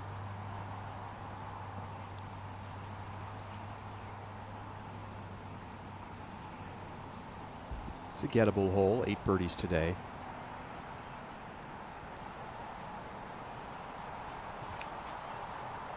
It's a little high, but perfectly on line. Really well done. Exceptional shot. Great shot. I mean, that's going to make the approach easy.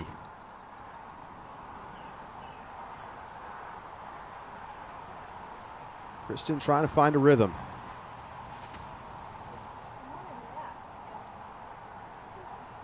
Looks like that was online. It was. Also finds its way to the other side, making her second shot much easier as well.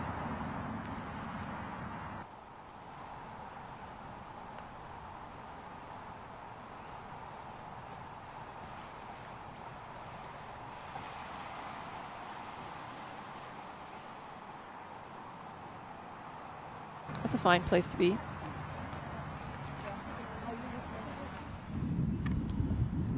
Back to the 9th. Look at this from Evelina. Tap in. On the blind hole. So bogey free, 4 under for Evelina. She's now up into solo second. She's got a couple of missed circle 1 putts today, but otherwise playing well. Emily Beach climbing up the leaderboard. Luca Lorenzen now inside the top 10 after birdies on the 9th and the 11th.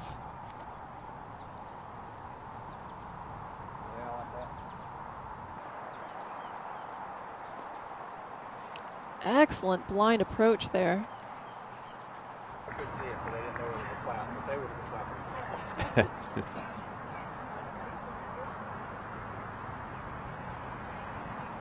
Caddy knows.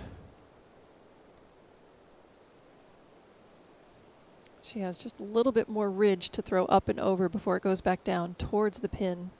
Very well done.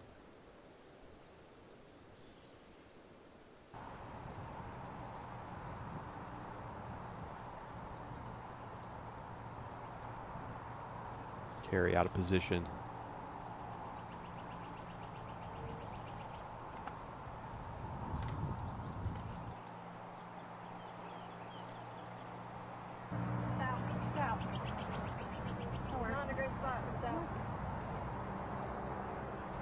Should be able to get up and down from there for a par. To the 12th. And Jessica Weiss. Too strong on that sidearm.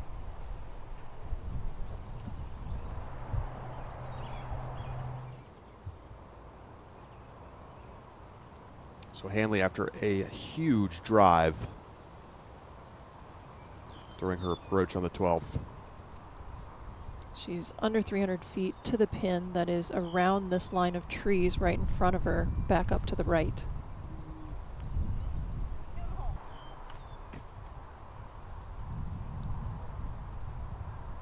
She might be able to find a line through there. She's pin high, but she's left in the rough.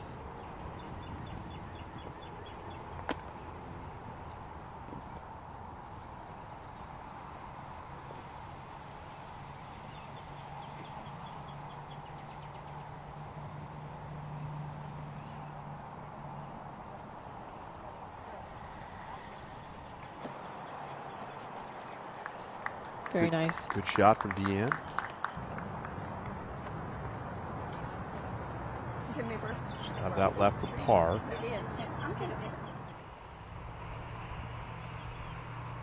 Salonen teeing off on the 10th. Once again, looks like she slipped on that tee pad. She might have found the out of bounds. Well, interesting note about the tee pads. They've got the X-Step Pro turf installed here, which sounds like it might become standardized next year on tour. How have you found playing on this turf relative to other teeing surfaces? I actually like the teeing surface, though they have had issues with it, the moisture staying on the surface and not draining through this weekend.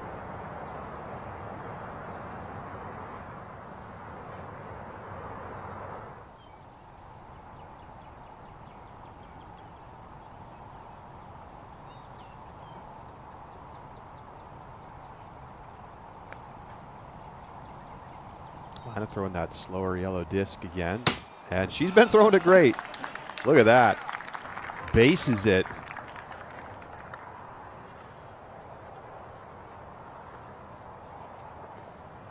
Nice shot.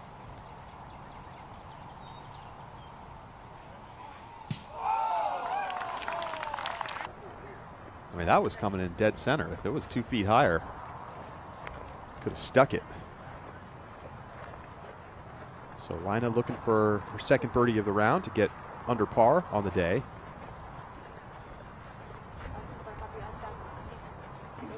Charlie, earlier you asked about the layout of this course, and one quirk is that both hole 1 and hole 18 are interior to the layout, and so you actually, spectators and players, have to dissect hole 3 to get to the tee of 1 and also to leave the course.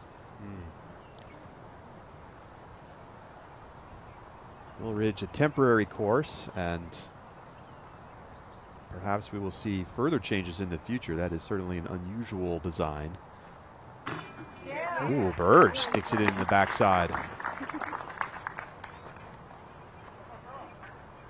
Well, that was at the perfect height to get over the cage and then into the cage.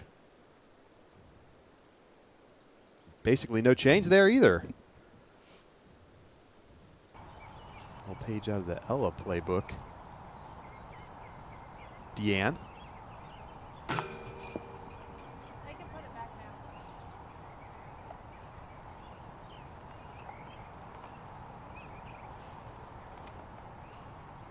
Well, she's staying in high spirits even as she's had a few missed putts.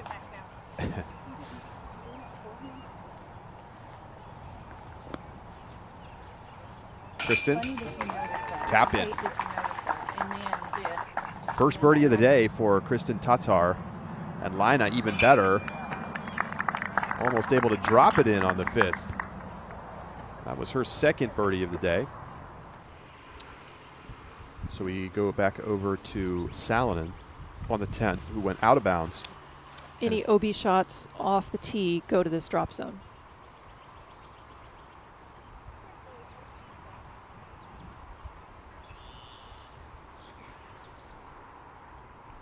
Well, still thinking about that shot.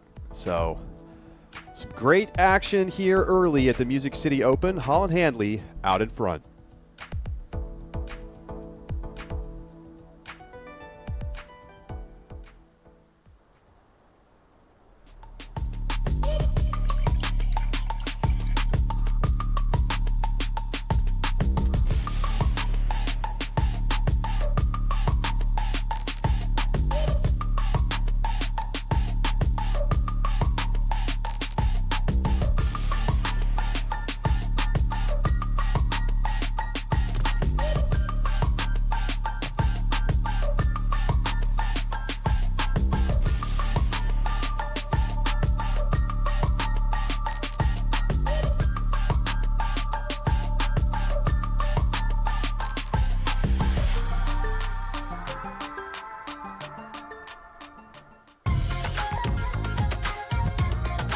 Pound's the best of the best.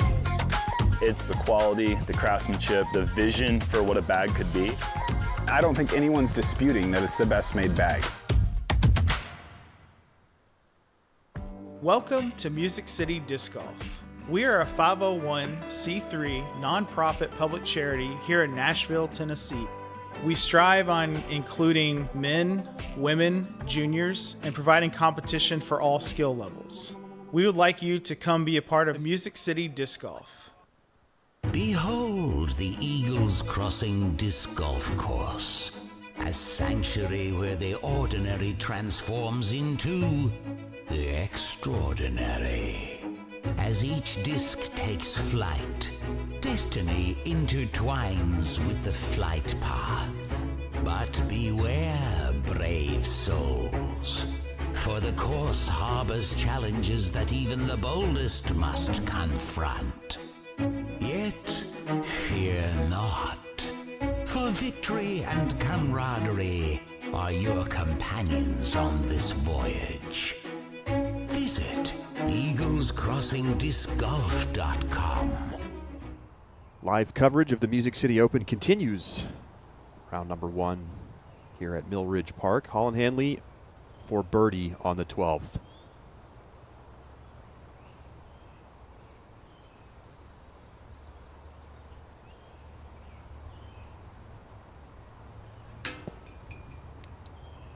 Well, the first real miscue we've seen from Holland at all.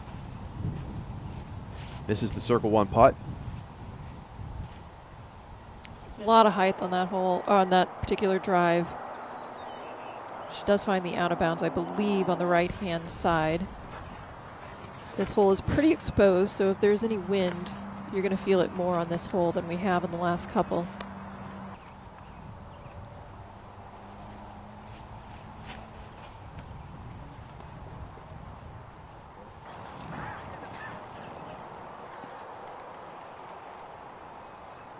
It's a good shot. Zach, we see the wind picking up a little bit. How is it playing here on the 6th? So on hole 6, the players are feeling, it's kind of a guarded tee pad, but the wind is kind of a tail cross from right to left, which is why Cadence's drive you saw her kind of motioning to get down. It kind of got pushed left. Still ended up in a good spot. And I think you saw Kristen's forehand kind of match the wind and get dropped down short of the tree line on the right. So a little bit of a tail cross on the tee.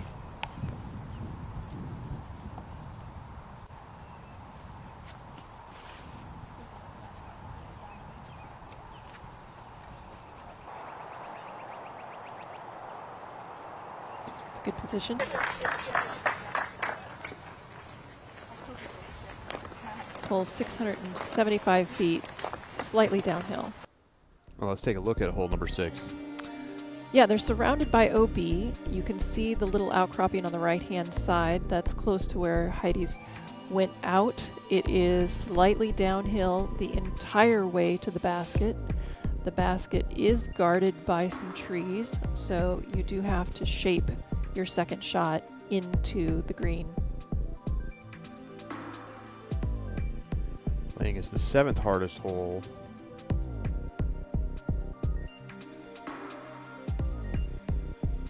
Six birdies today. There is some OB behind the basket. It's about 40 feet past the basket. I saw Kristen pretty far on that right side. Still attackable from over there? I would expect that she'd throw a sidearm out and around to the left. So yes, I think it still will be attackable for Kristen.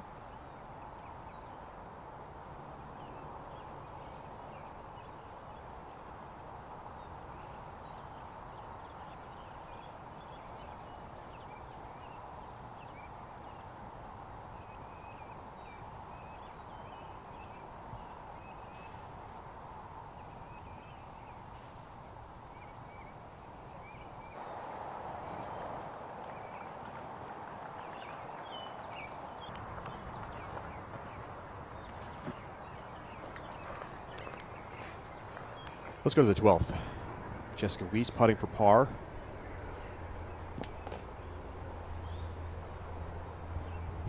She's going to drop a stroke. Evelina laying up on the 10th. And we go to the 13th with your leader, Holland Handley, who tapped in for par on the 12th. That's got to get down. There's OB on the left-hand side. I believe she did find the out of bounds. So first signs of adversity for Holland Handley.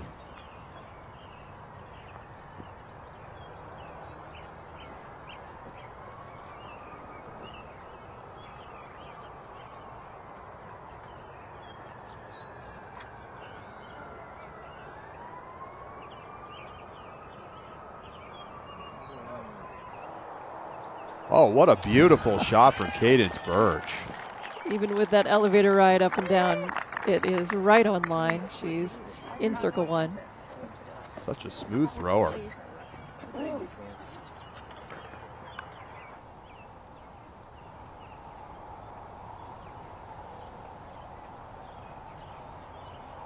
can see that some of the understability she throws with has been get pushed around a little bit today, but when she gets it right, looks great.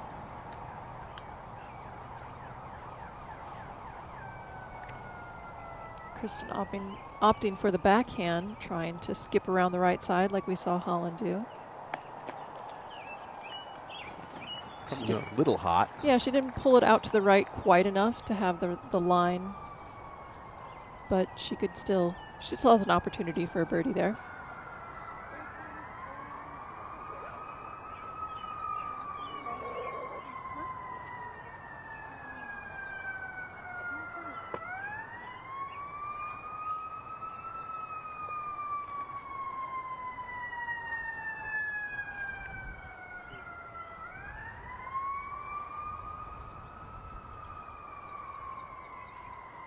Little ambulance razz for Deanne.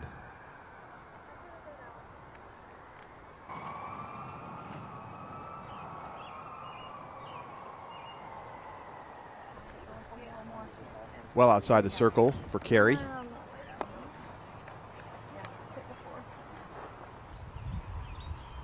To the 10th. Silva Sarnen putting for par. No problem.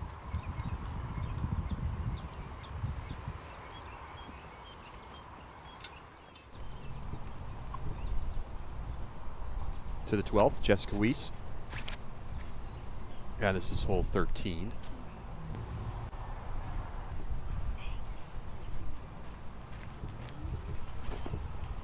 Hole 13 was hole 2 last year, though it has also changed a little bit.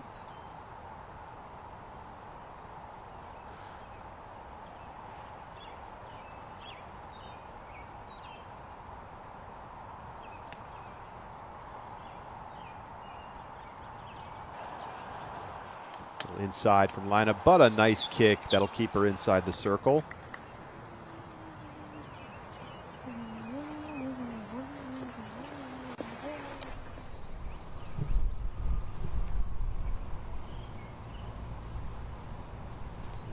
Hanley's third on the 13th after going OB. Exceptional shot. This basket has been moved back. It is probably 315, 330 from where she's at.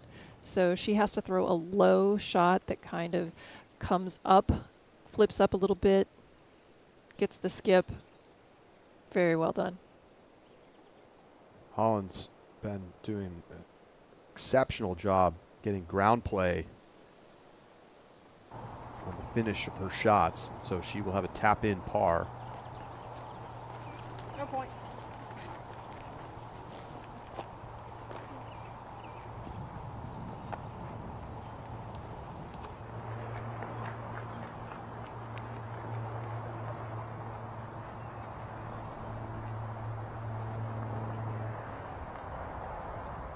Kristen sitting at even par, tied for 10th. Looking to make it back-to-back birdies.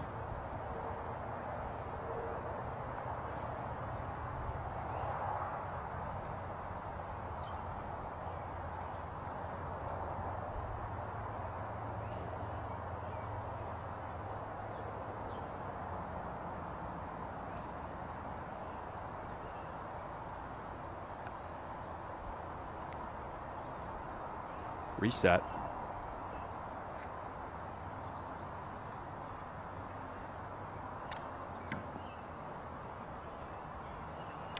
Not quite enough clearance there. You could see that it hit that limb above her.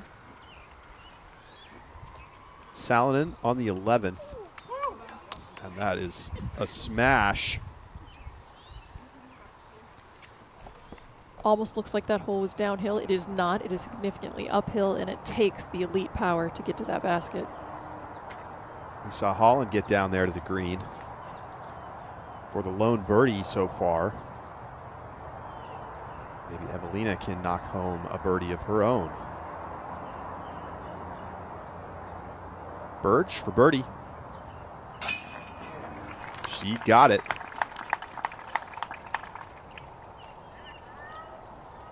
Well played hole from Cadence Birch.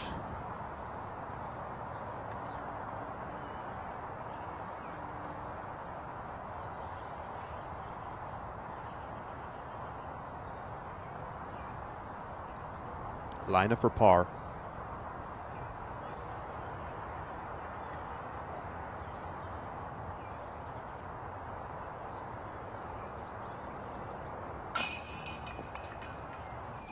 A little too right side again.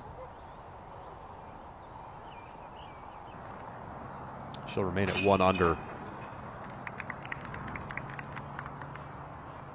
Carey taps in for par.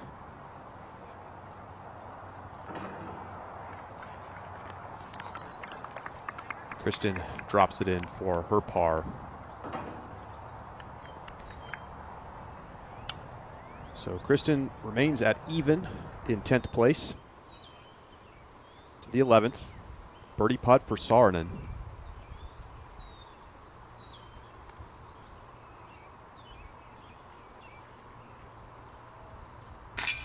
And that's a birdie. Silva cashing in. Look at Lorenzen birdied it earlier, so that was the 3rd birdie on the 11th, and Evelina will have a putt in a moment to try to become the 4th. Jessica Weiss. Trying to replicate Holland's approach. Just a little bit wide. Ricochets farther into the woods. There is an OB line there. I don't think she found it.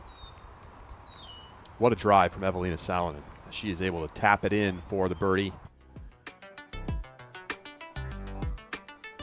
And that's her card out on the course right now. All fins.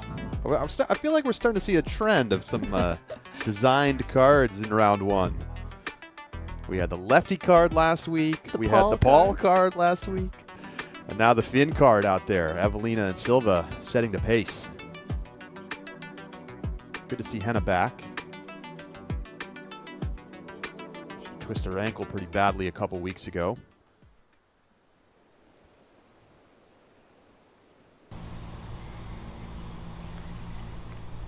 So Jessica Weiss trying to pitch out and not really able to make much progress. So circle 2 look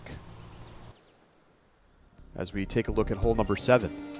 Hole 7 looks very, very similar to hole number 2. It is 315 feet. There is an OB line on the right. There is a fence inside that line as well. There is a straight up the middle gap that we are flying. There is a low clearance on this.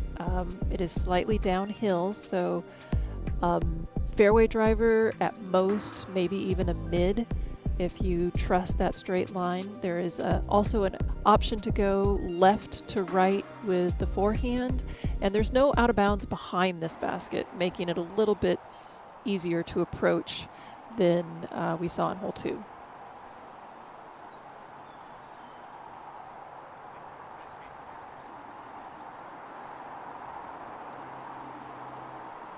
Burge takes the box.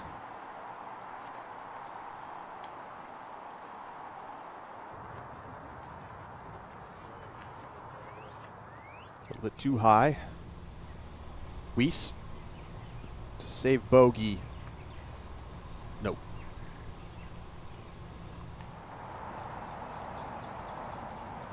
Double bogey for Jessica Weiss. Kristen. That's the shot. That sits down. It's going to be perfect.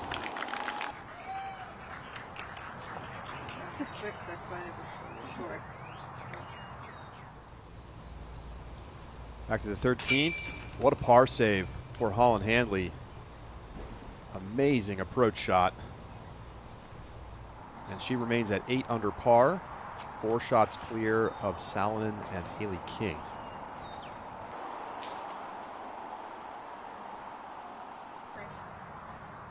Deanna's going to be in a very tricky position. Didn't hold that line long enough. It faded too early into the trees.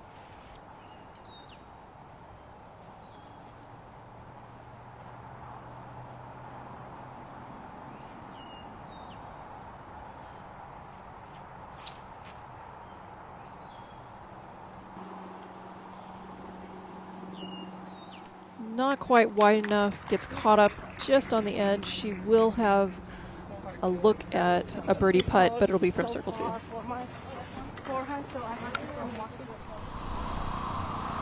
To the 18th.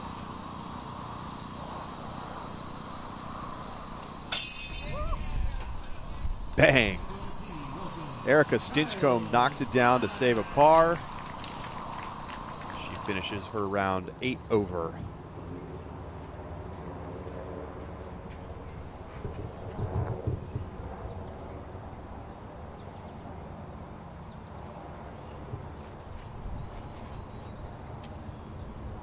Touchy shot here on the 14th. Holland not able to fight through. She does have decent forward progress, though the next shot is going to be tricky. 12th, Evelina. That's much farther right than necessary. I don't know if she was trying to be on the top side.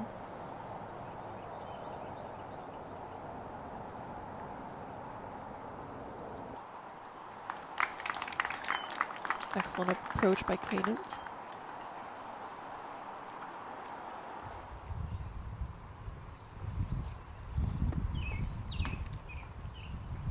Silva Saarinen coming off the birdie on the 11th.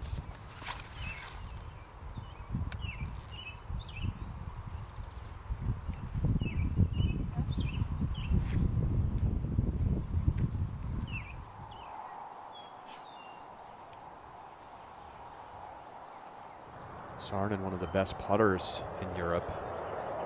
Looking like she's adding a little bit of distance to her tee shots. She's never been a slouch, as far as I'm concerned, on the tee box. Lina for a birdie on 7.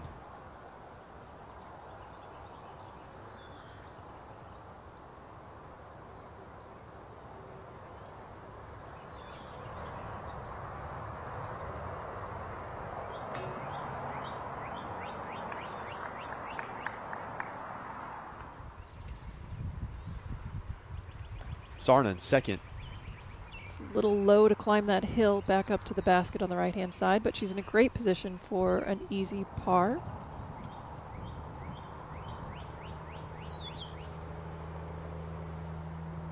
So Deanne Carey gonna have to punch out of these trees. No real opportunity to try to put it on the chains.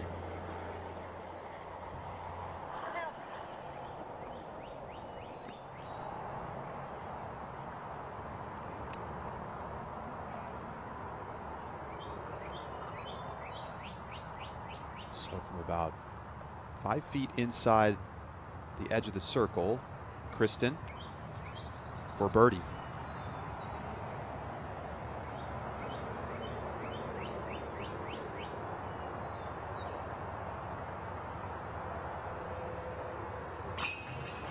You bet.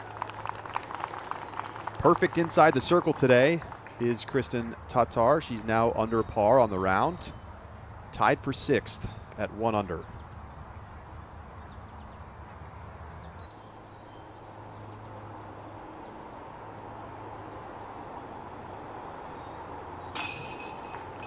Deanne Carey splashes out the putt on the right side. Holland Handley leading by 4. Stay with us. With this collaboration with Discraft and Grip, the goal is to make the best bag in disc golf on and off the course. This bag is designed beyond the course. This is made for the travel. This is made for the tour.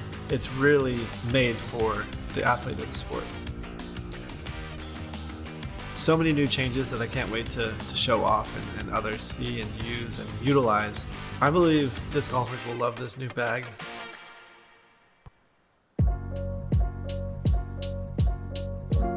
Your rating is one of the most valuable things you get with a membership. This gives you accurate numbers to track how well you've been doing and your overall improvement in the game. You also get a member number when you register with the PDGA. Your PDGA number is a stamp for when you got involved in the sport. It's a badge of pride for players and a part of your disc golf identity. Get your number today. Visit pdga.com/join. I'm super stoked about my new bag line. I'm actually still rocking the very first Voyager Pro I got when I joined MVP over 2.5 years ago, so I'm stoked to get some new bags and some personalized ones just for me. We got 3 awesome colorways picked out. The James Conrad World Champion patch right on the front is such a cool touch to me. It's kind of reminiscent of the artwork on the stock Nomad. It'll be an awesome chance for fans to support me and to rock some new colorways on the Voyager bags with this release.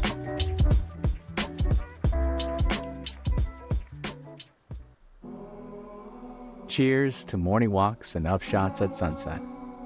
To good rounds and bad. To high fives and nice shots. To the TDs and AMs that make this game what it is. To beating your rating or your first ace.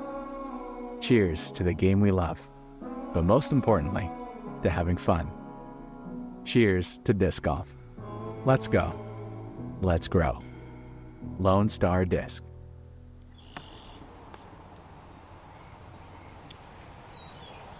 Live coverage of the Music City Open continues here on the Disc Golf Network as we get an overhead look from our Flight Factory drone.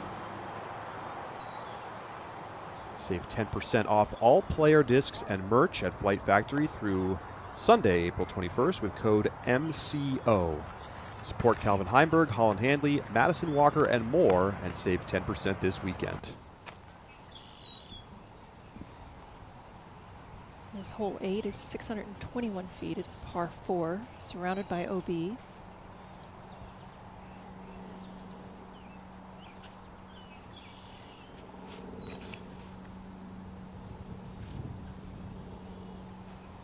to get down.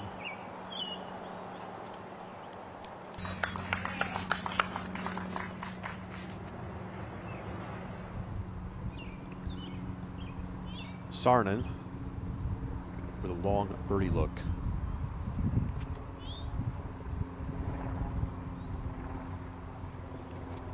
So she'll have a tap in for par. Lina on the 8th. Very nice shot.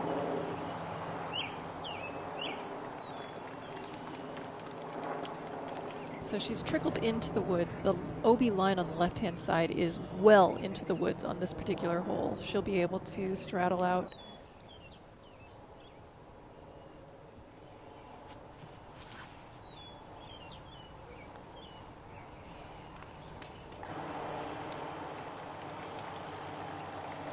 Deanne does a good job staying in the open there.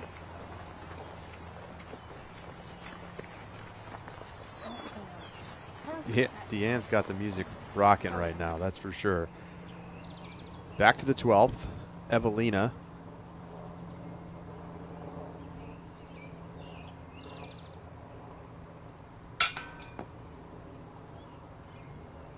This is the birdie putt.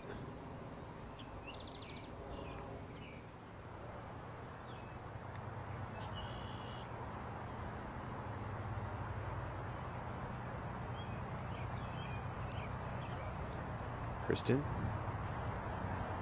finding the range.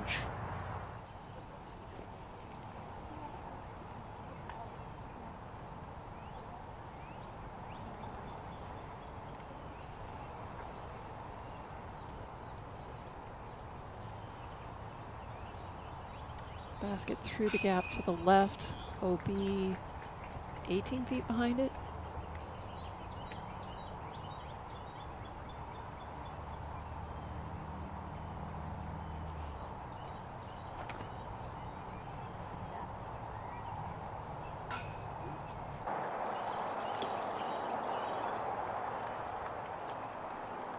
Good effort.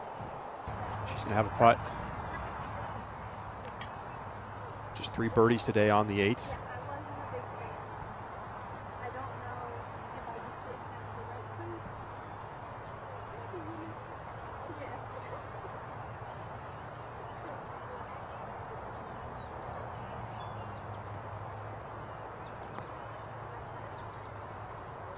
Well, the course is playing pretty tough. I mean, it really puts into perspective how well Holland Handley is playing.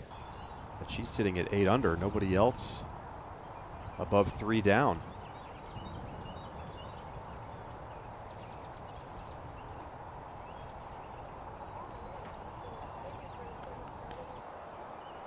Burge's shot kicks into the trees. Sorry.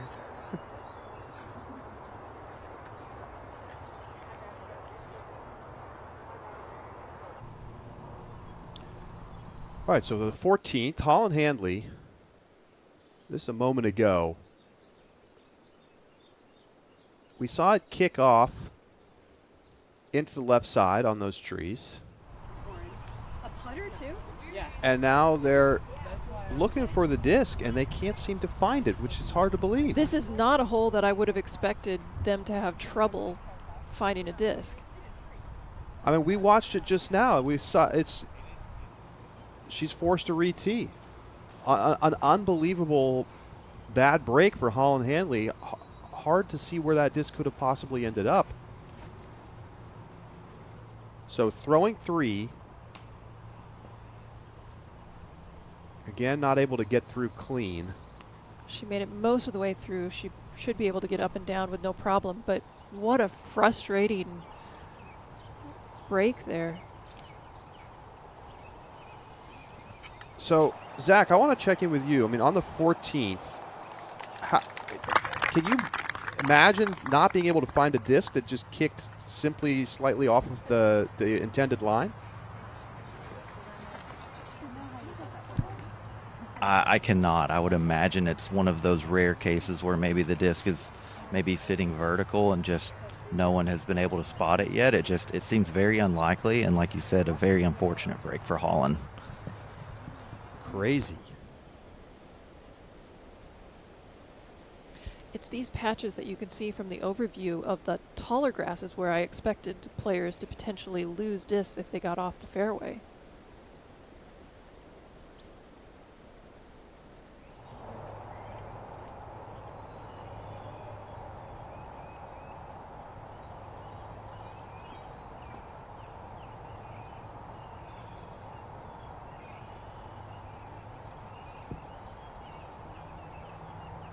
Very tricky lie here for Lina. Throwing across her body on the knee. Hard to imagine she could have done much more with that.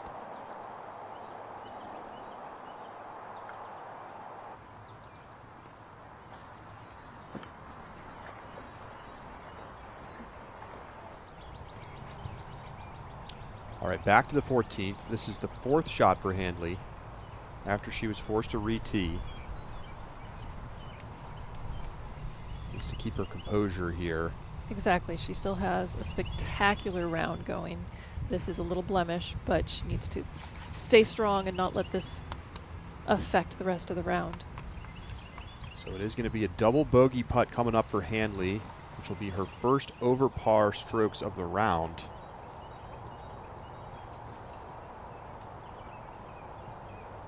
That's got to be the unlikeliest lost disc that I've ever seen on tour.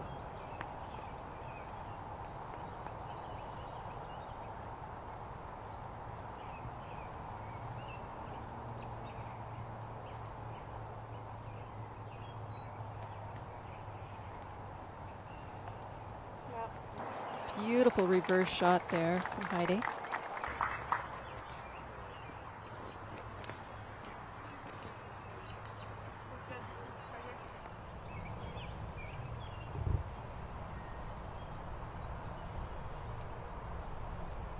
So Hanley for double bogey. That's going to drop her back to 6 under. She's still 3 shots ahead of second place. Hopefully the lost disc is not one that she was planning to throw in future holes.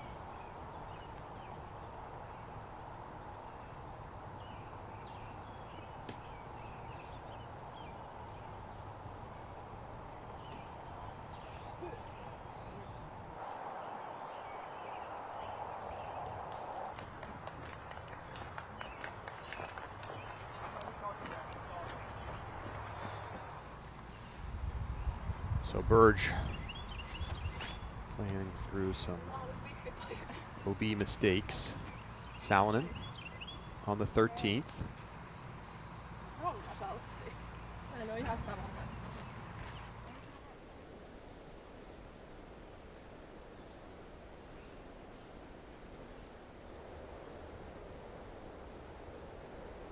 So Salonen actually listed as taking a bogey on the 12th.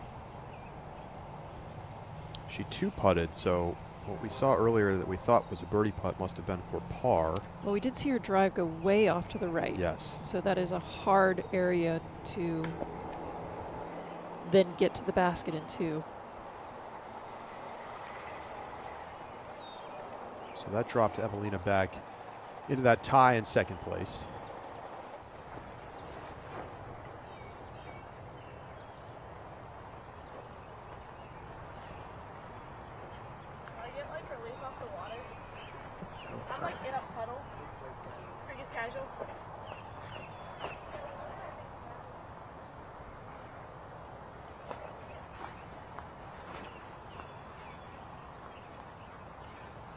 This is casual water, so she can take relief back on the line of play.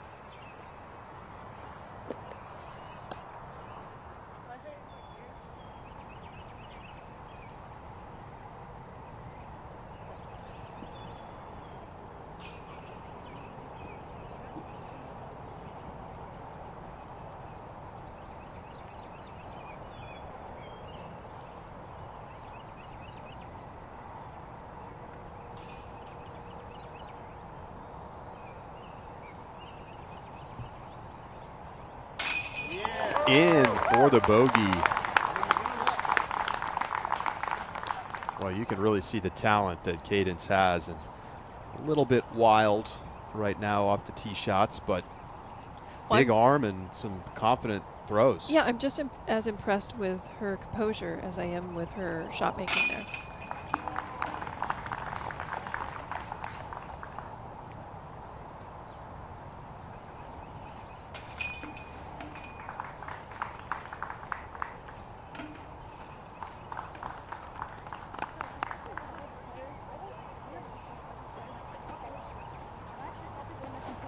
So a couple tap ins.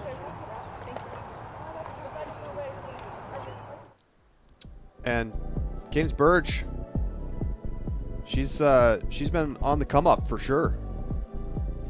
Take a look at what she did at 2022 AM Worlds as a 15-year-old. She was able to take it down,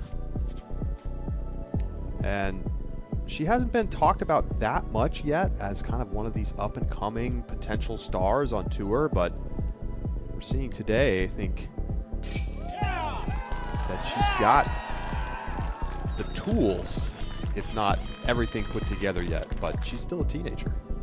She is very young, and she's already got a level of maturity on the course that we don't see from some of our much older players.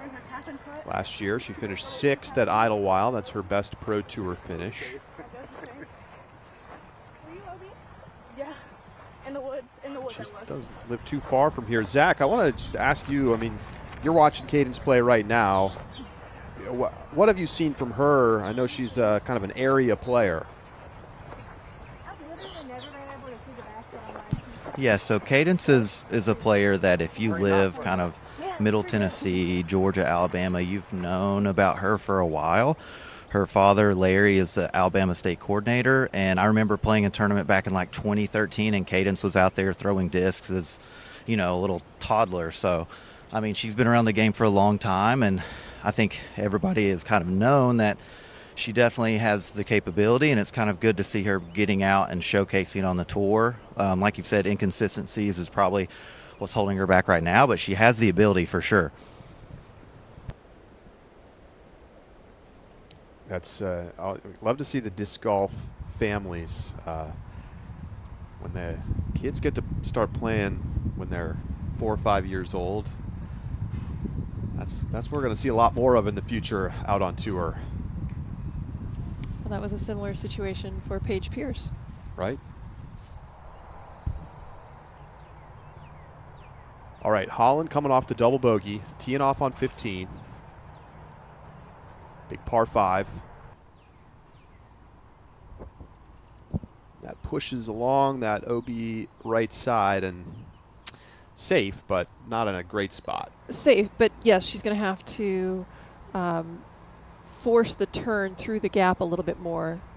It's a little bit better line if you're out to the left.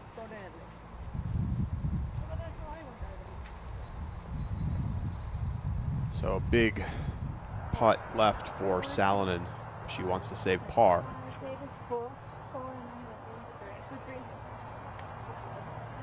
Everybody putting in the scores on the PDGA live scorecard. Rule change this year. Everybody's got to keep score. Do you like the change? I like it a lot. Yes, because previously it always went to the same people for the responsibility of doing the scorecards, and now that responsibility is spread out evenly. Were you somebody who was always keeping score? 100%. Yeah, Yes. I can see that. So now everybody has to step up.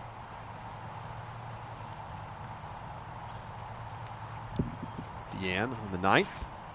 Throwing over this ridge, and then the land falls away towards the basket. That's got to slow down. No reaction. No nothing. How are they going to react if it's good? I don't know what it is. I can't touch the donut. A donut. Back to Silva Sarnen on the 13th. It's her third shot.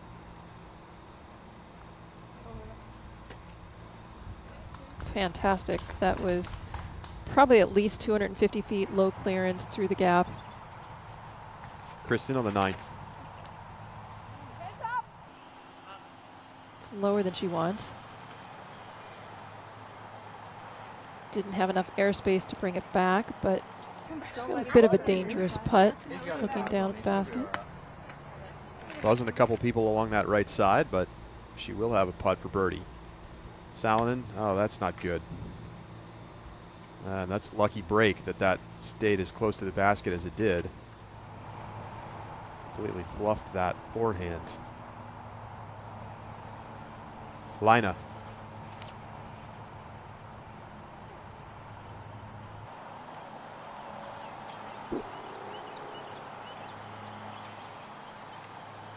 Pin high right side.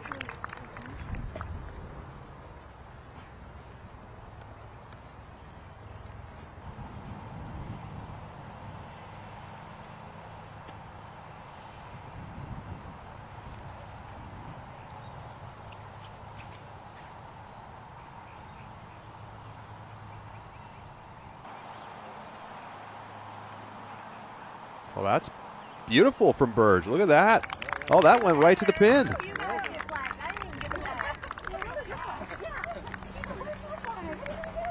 It can be hard to tell on those overhead Flight Factory drone shots exactly what's happening. I thought for a moment there that it had caught the ground early, but no. That was the best shot we saw from our feature card. Salonen for bogey from her left knee.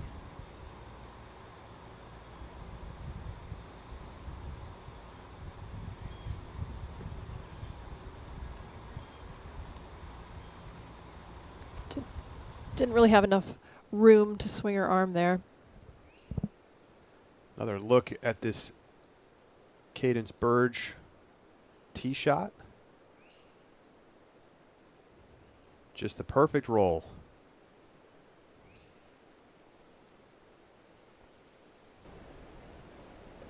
She will have a tap in birdie.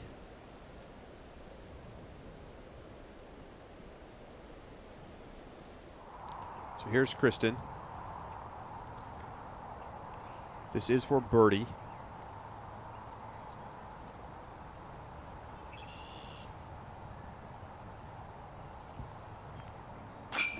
Yes.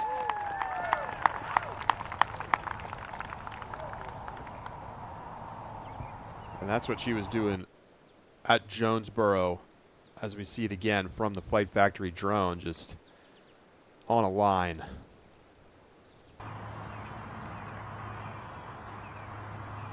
Lina.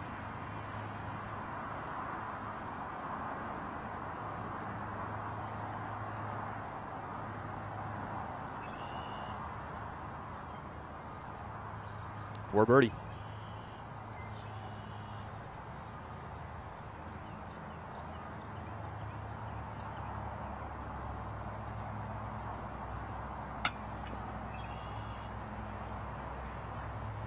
It's been all over the basket, but had a little bit of trouble finding the bottom of the cage.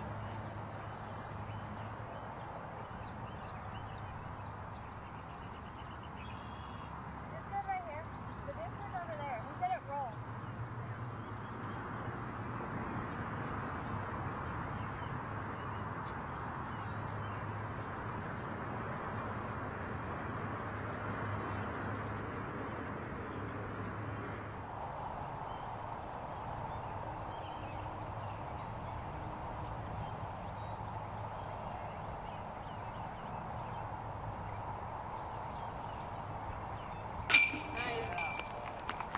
Nice save from Carey.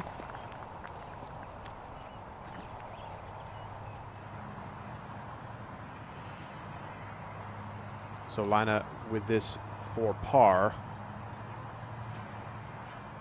She remains at even on the day, tied for 9th.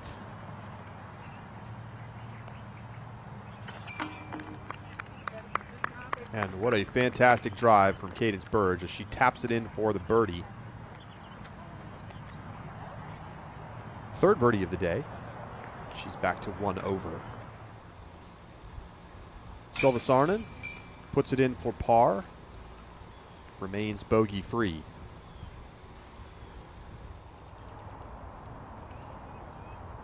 Second shot for Holland Hanley on the par 5 15th. Hanley was so much power that even though she was up against that right-hand side, she was still close enough to the gap that it was a pretty straight shot through there.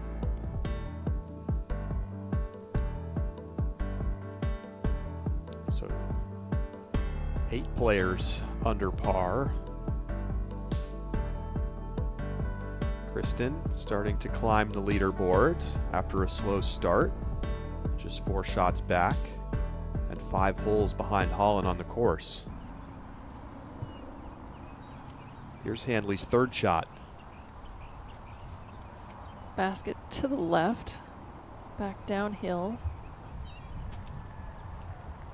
Oh yeah, another birdie look coming up for Holland.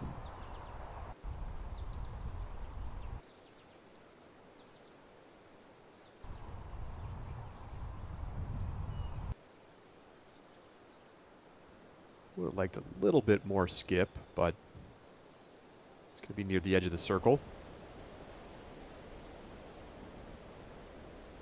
Let's go to the 10th.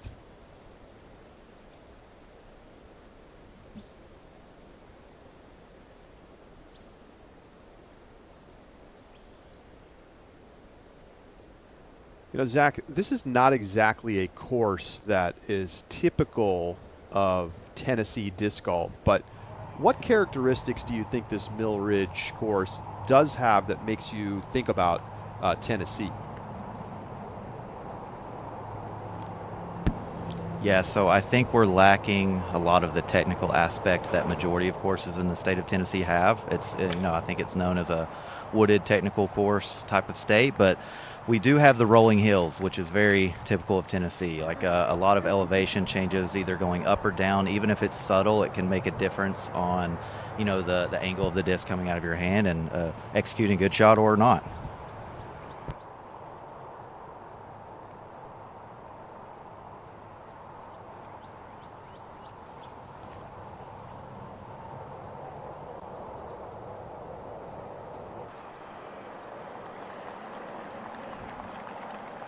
Hole 10, this is a very challenging par 4.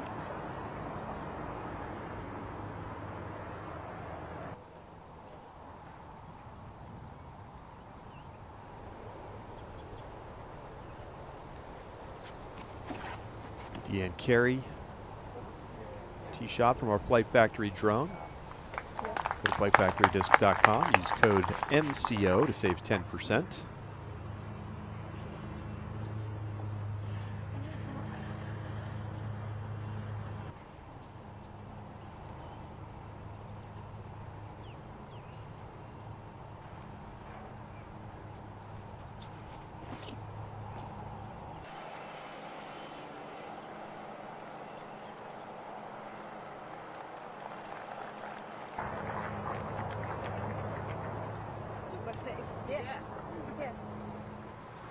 To the 14th, Sarnen on the 4th.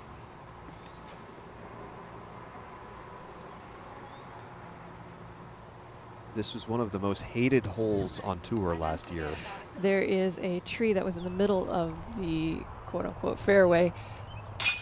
They took it out. That's gone, so making it much better. Holland Hanley in for birdie. That was closer than we thought, and she is 7 down. She's got a 4-shot lead back in 60 seconds.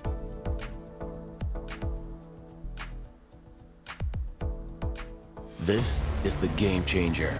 Step onto the course with the Pure Premium Disc Golf Bag, adding a touch of glamorous flair to your play. Don't miss the exclusive pre-sale at puredisc.net for the best price. Upgrade your game. Upgrade your look.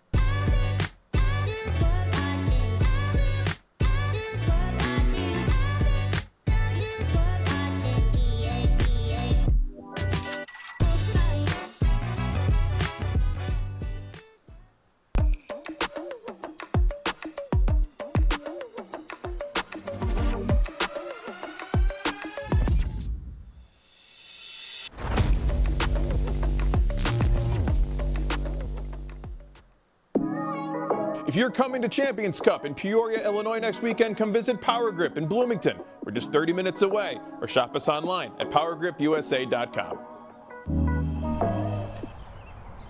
Music City Open leader Holland Handley teeing off on 16. Still can set the course record today.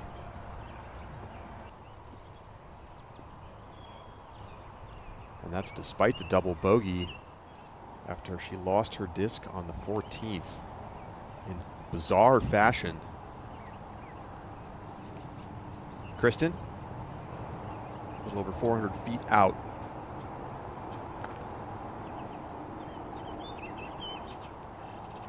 Pronounced right to left slope down towards the water on the left, making it very hard to go around the trees on the right-hand side.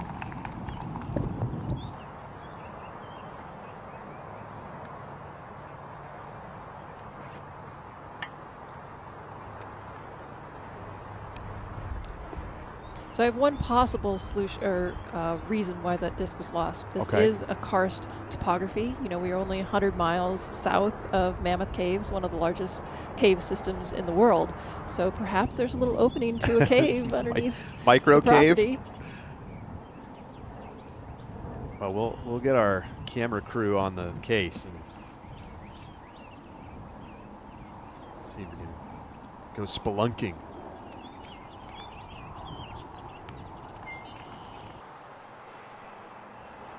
Have you been to Mammoth Cave?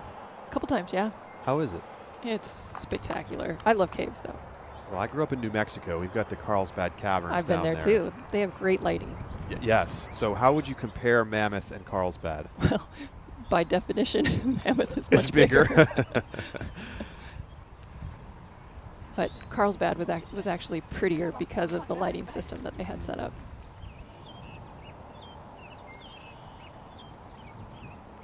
I've yet to make it to Mammoth. Check it out.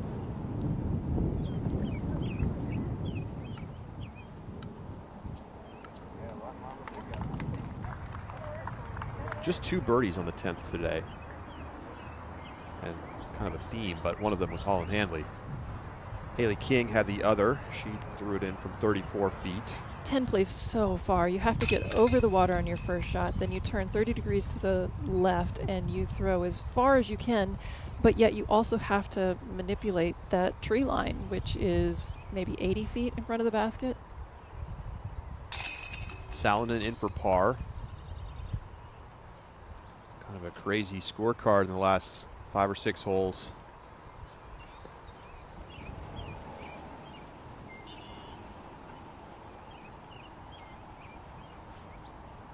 Lina.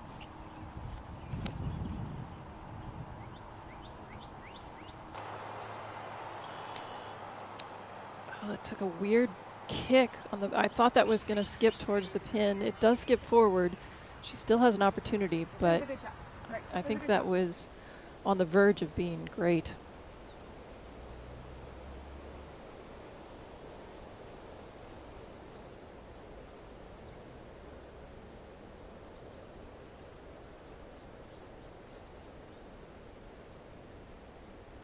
There's a real physicality to this course that I think is difficult to even pick up on camera, but the hills, the walks between holes. So the walk that we're watching right now, there's a significant right to left downward slope. So even just walking this, it's a little bit hard on your calves and your ankles.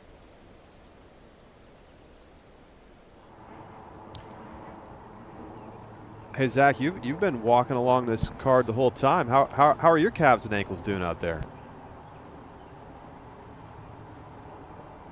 Bro, they're killing me. No, there's definitely a physical thing to being out here and walking up and down hills, side hills. But, you know, I'm kind of old, so it makes sense why mine hurt. We're only halfway home, so you better get a little electrolytes. Can we have anybody send you out anything on the course? We can send a card out there.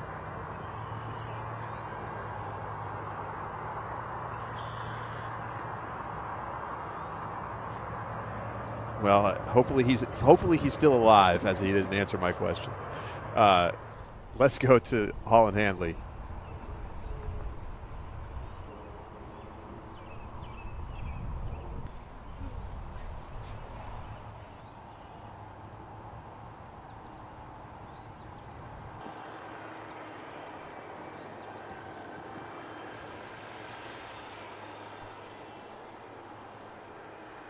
So putt coming back for Burge.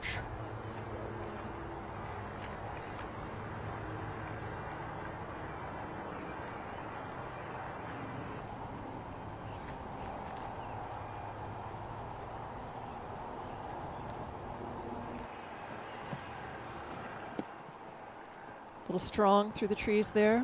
She is outside of circle 1, coming back with her putt.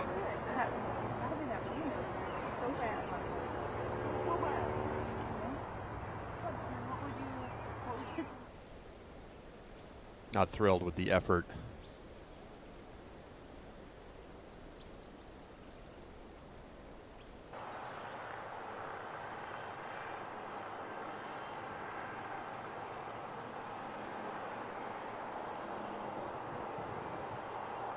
Line up for a long-range birdie. Not testing it. Miss there, could have potentially gone a long way past due to the slope of the land.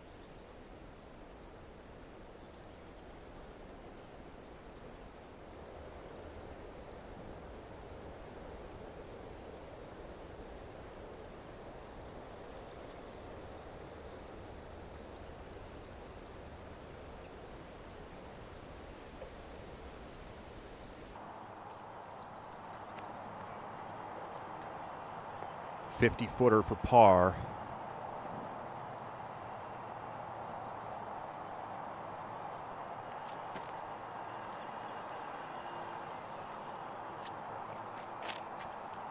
Well, gave it a chance.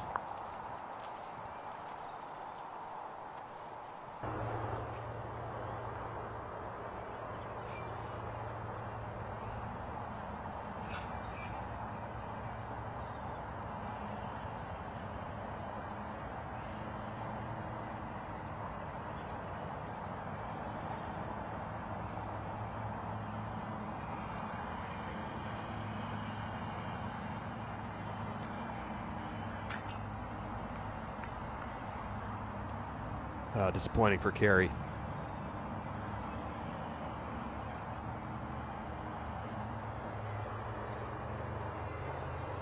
She's going to drop back to 3 over.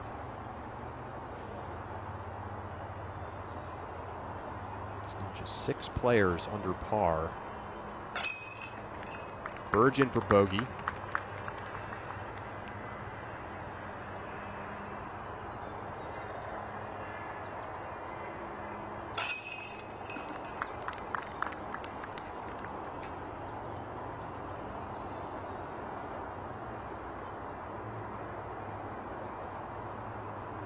Tenth playing tough for our featured card. Lina for par.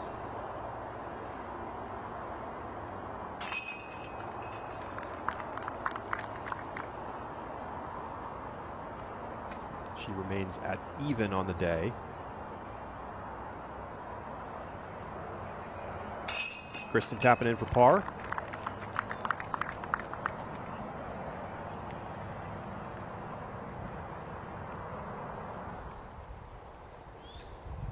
To the 15th, Sarnen teeing off on the par 5.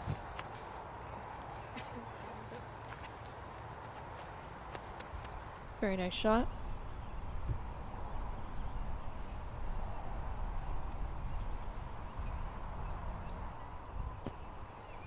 Henley's third inside the circle. She's got that left for a par. Back to par 5. Evelina can air it out. Needs to fight back left. It will. It's a great spot. Very nice.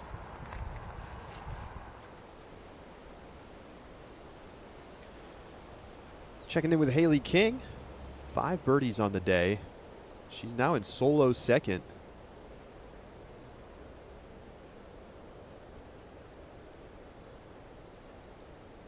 Making the most. A couple of circle 2 makes.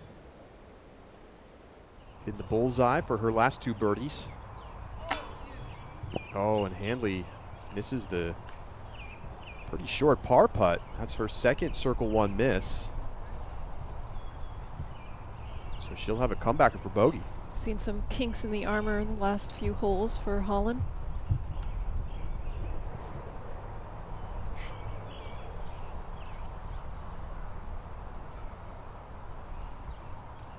So she goes double bogey on 14, birdie on 15, and this to save bogey. Oh, don't forget 13 is where she went out of bounds, but had that miraculous second shot to save par.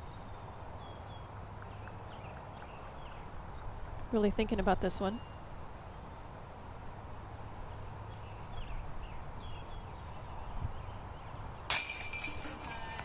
Dead Great center. job to stay collected.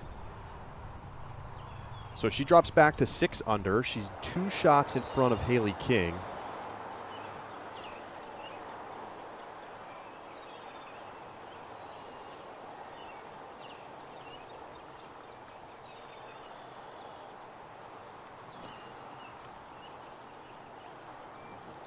And a great tee shot there from Kristen. We're looking at hole 11 here. This is 272 feet, significantly uphill with a low ceiling. Very hard to reach this hole, even though the distance is relatively short.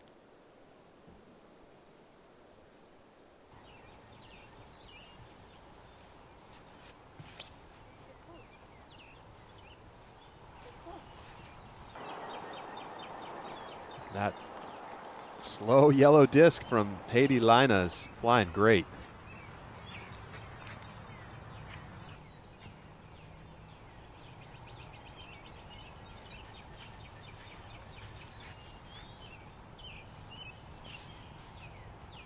Burge going driver.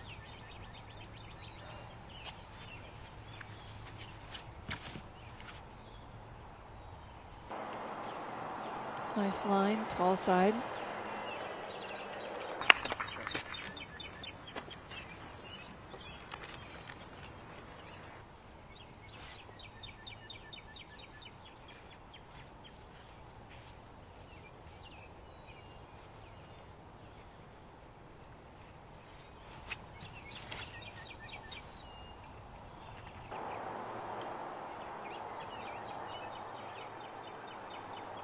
Slightly out of position, but good drives from everybody on our feature card. Second shot for Silva Saarinen on the par 5 15th.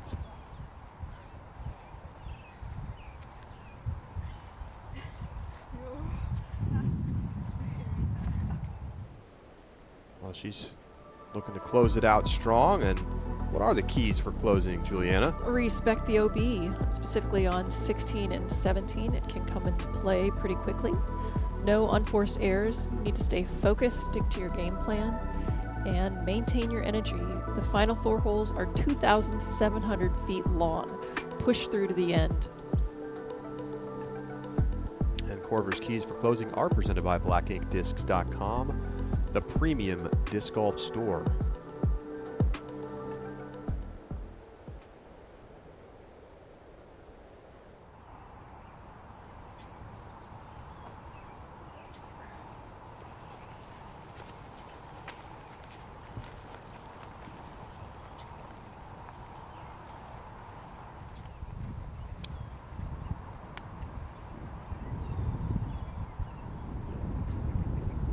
Second shot there for Evelina.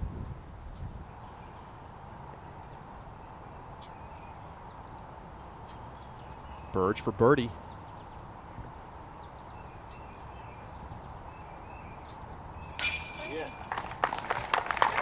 Great putt.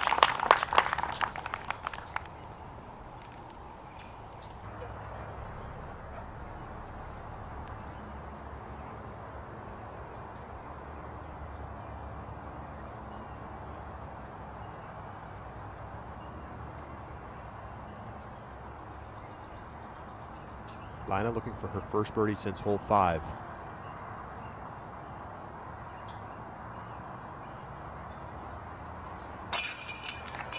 Knocks it home. So she is now under par, tied for 5th.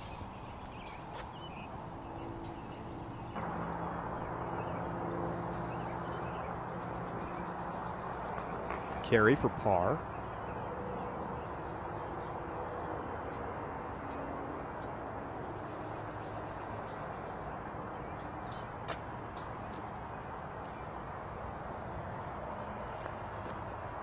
A little too high off the top of the basket.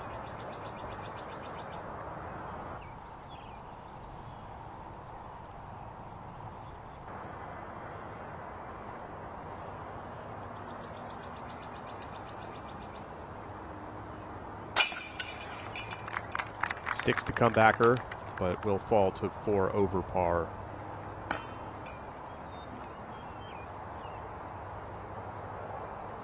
Kristen for her 4th birdie of the round to get to 3 under, and it would tie for 3rd.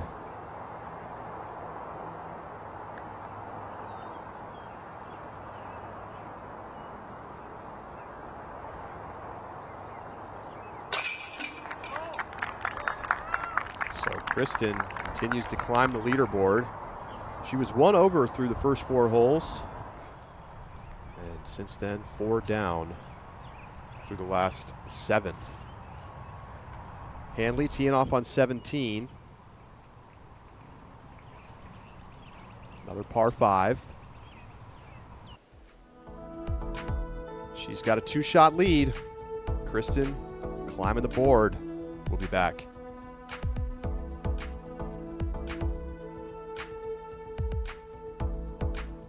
I think this golfing can improve our community in many ways. It brings people together.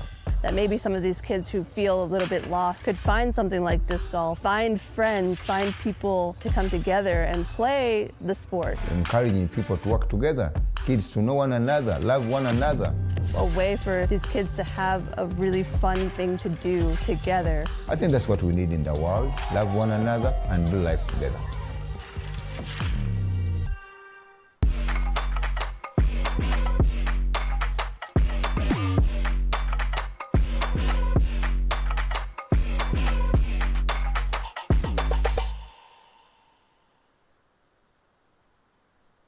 The 2024 Prodigy Signature Series are here.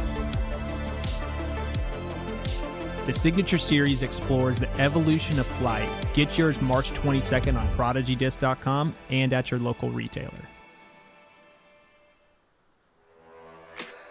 My name is Garrett Gerthy, and I'm the founder of Double G Craft Jerky. I love the fact that it's resealable. I can just get a little bit, keep my energy levels up, but not eat like a half of a meal in the middle of my round. My favorite bag is the smashed cracked pepper. That's my perfect salty snack. This is my go-to, the Sexton Sweet and Spicy. If this bag gets open, there's no need for the seal, because I'm gonna eat it all.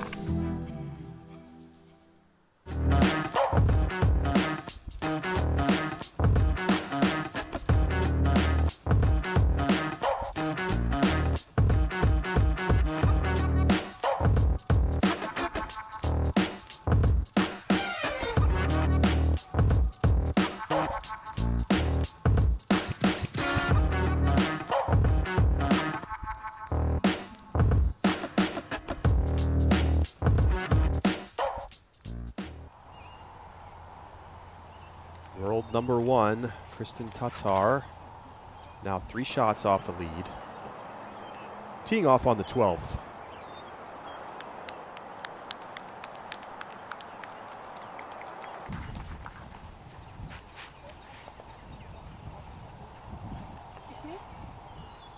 I'm next one? Or Cadence? You or me? Okay.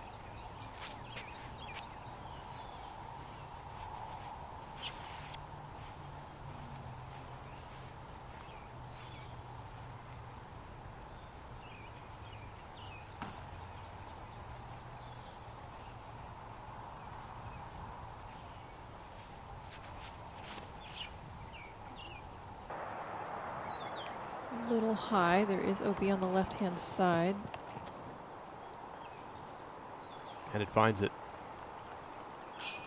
That was a powerful drive, but That went far enough that she probably will still have an opportunity to save her par.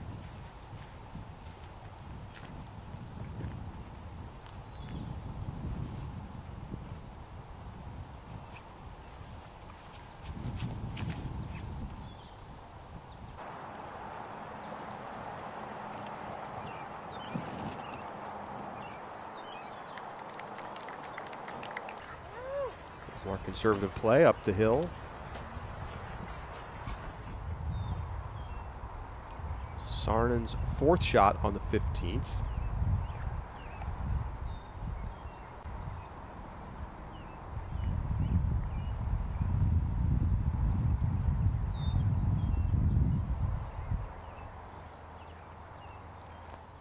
I suspect that was very nice.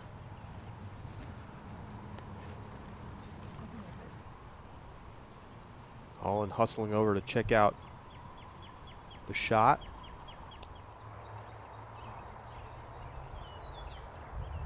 Salonen, long birdie look on the 15th. Unable to convert.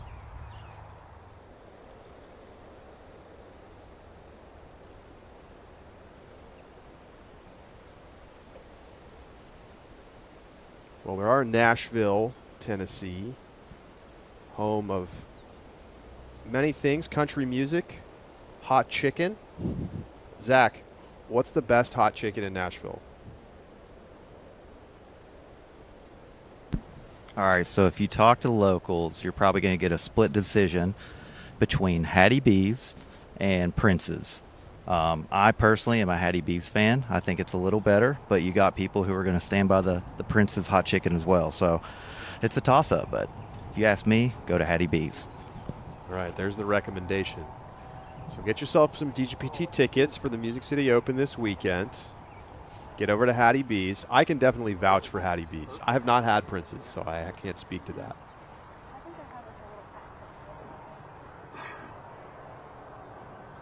Juliana, do you like the spicy food, hot chicken?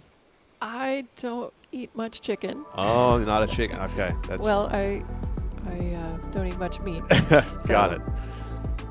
Well, I don't know if they have the hot tofu, but we'll keep an eye on that. You can, of course, watch the action in person. Tickets available now to all Disc Golf Pro Tour events.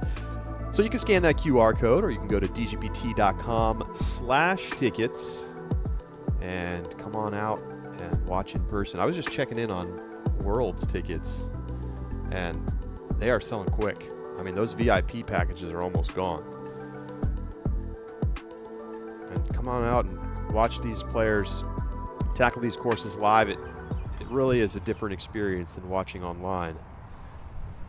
Holland Hanley, still an opportunity to tie or set the course record. It's 7 under, set last year by Rebecca Cox and Kristen Tatar. Though pretty hard to compare last year's record with anything that happens this year. So whatever the low score is this round will set a new record.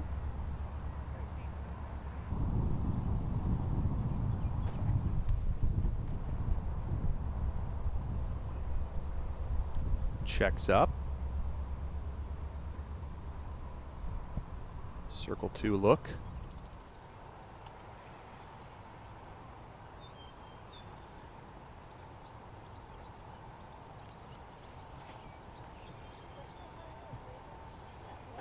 Kristen talking to it. Talking it right into the circle.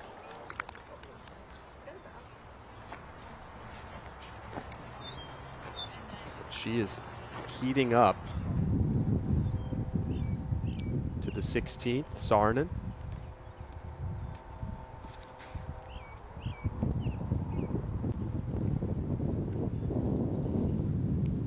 Hole 16 does a 90-degree turn to the right. Hence the Mando off the tee.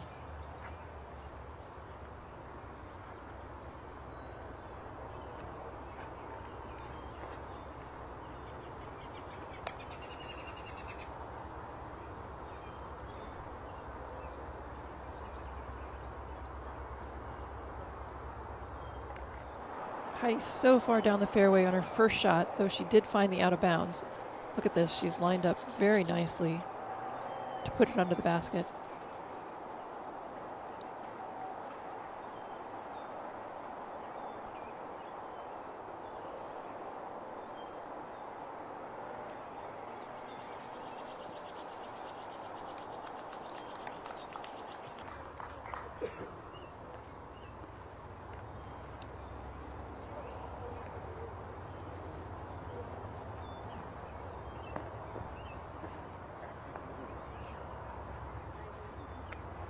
This hole is 648 feet, and it looked like Haiti had 200 feet to the pin there. Huge drive.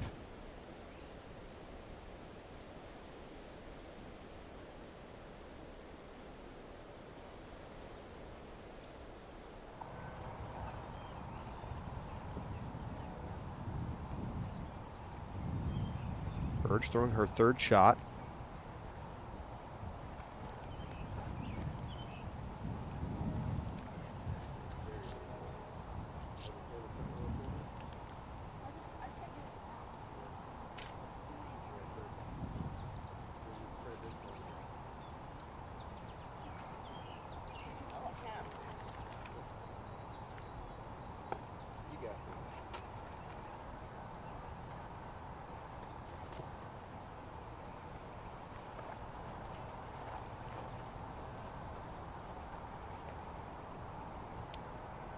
Looks like Burge thinking about a roller here. We've seen her throw one forehand roller already this round.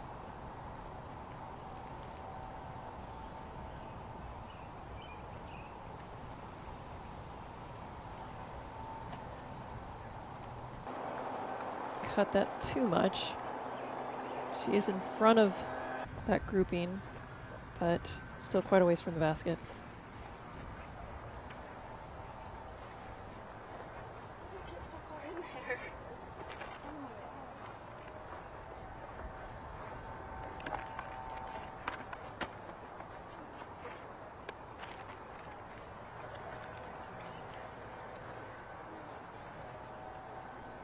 So still Burge.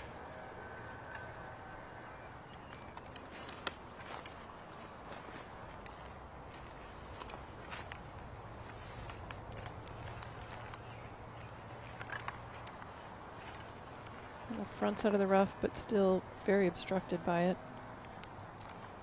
Hopefully she's not allergic to poison ivy. There's a lot of poison ivy on this course.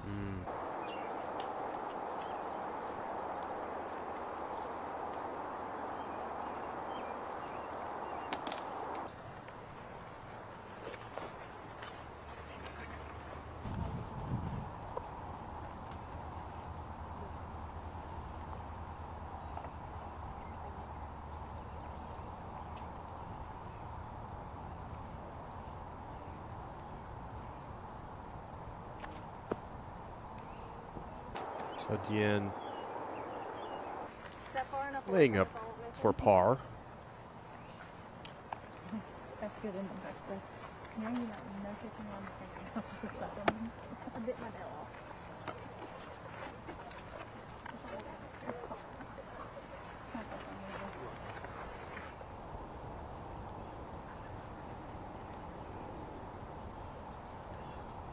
Line up for par. And it would be a good one after going OB off the tee shot.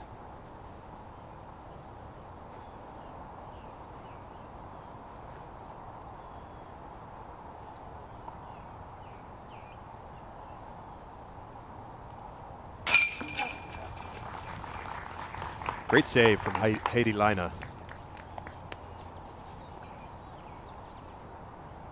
Burge for bogey.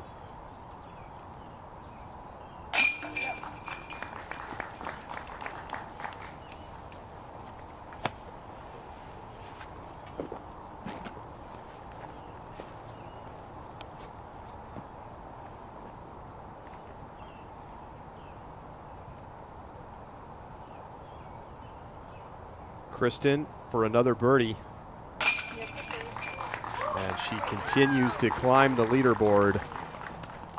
She's now in solo second place, 2 shots back of Handley, but Holland can make it 3 with this birdie putt from 40 feet.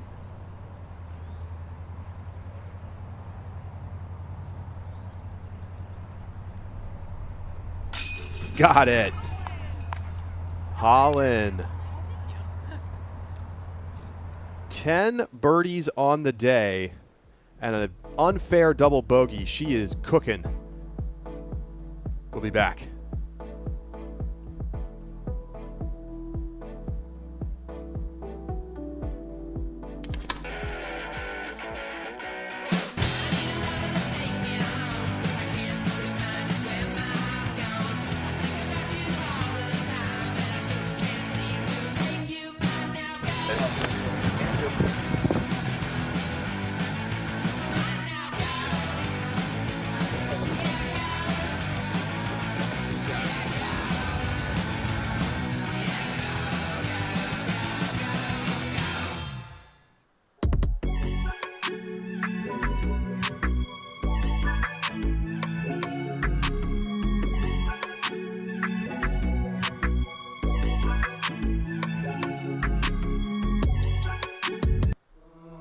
Cheers to helping new players, to high fives and encouragement, to being a positive light while helping grow the sport. Cheers to you, Ranger Team. Thank you. So you want to throw further. Okay, here's the plan. Step 1, join the Power Disc Golf Academy. Step 2, watch Holland Hanley's lessons on how to properly select discs that are appropriate for your skill level. Step 3, watch Paul Ulibarri's X-Step lessons to help you build a solid foundation for generating power.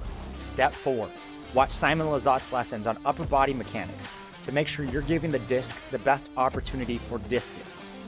Step 5, watch Ezra Aderhold's max distance lessons to build your most powerful swing. Step 6, use our fieldwork drills to dial it all in. And the last step, go out and crush your personal best distance record. Ready? Go.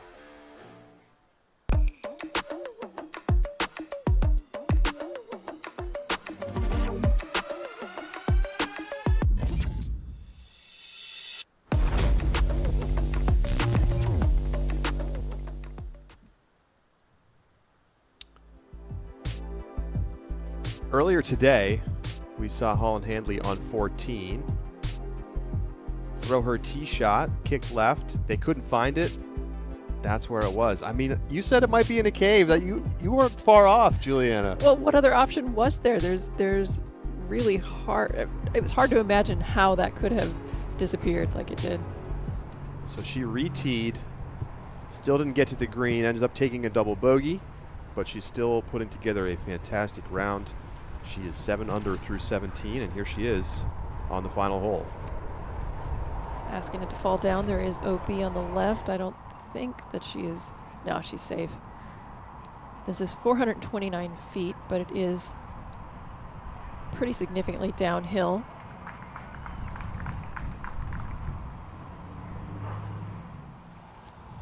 To the 13th. Kristen now up to 4 under. Beautiful layup to the pinch point for this hole. It's got to sit down though. At least it's rolling in the correct direction. Right into the middle. She will have an open shot towards the basket. Maybe 315 feet to the pin. Sarnen second on the 16th.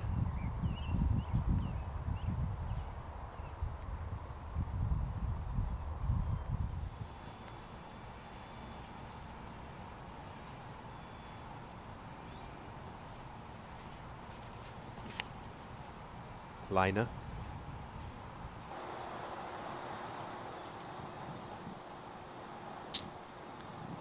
She was trying to respect the left side OB, and I think she found the right side OB instead.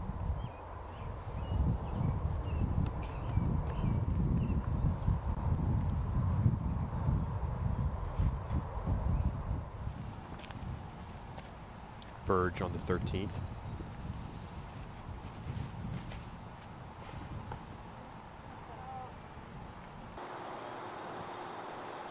This tee has been moved up a little bit since last year, so it is easier to find the right-hand side than it was before. But the pinch point has also been moved back, so it was right about at the edge of the trees last year, and now you have 50-ish feet before you get the trees, which makes it easier to manipulate that particular. Here you can see how the pinch point is back off of the trees, and last year was right at the trees. So it's not quite as critical to be in the mouth of that turn as it was last year. Back to the 16th. Evelina, third shot on par 4.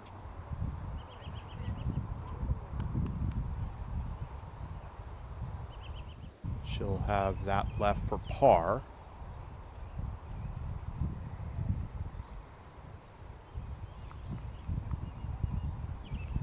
There has only been one birdie on the 16th today. Emily Weatherman parked it.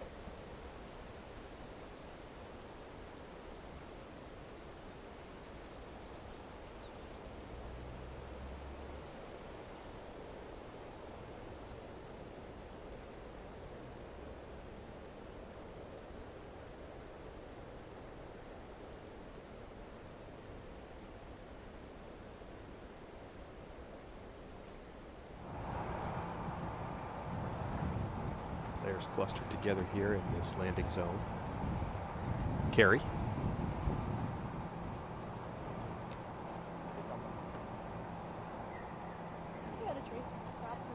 Close to the edge of circle 1. Should have a putt at it.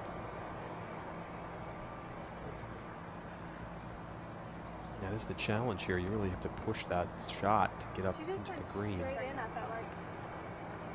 It's a little downhill down this alley, but there is a low clearance.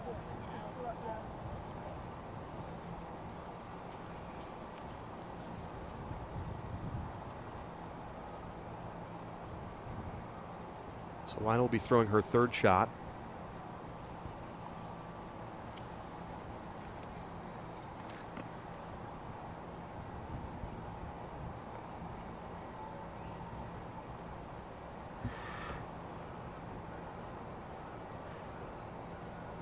Forced to turn this one over. She can't really rely on much ground play. She's going to have to fly it there if she wants to get there.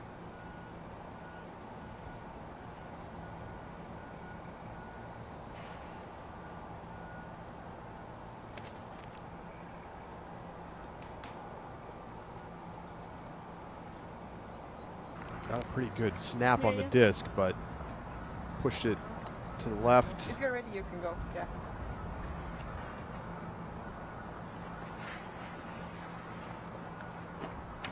Try to limit the damage. Get up and down from there. To the 18th. Colin Hanley checking in. I think maybe she just saw where that disc was. Yeah. That's tough.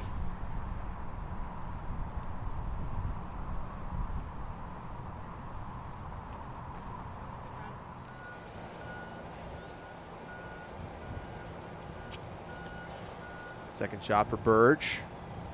Looking good. Looking great.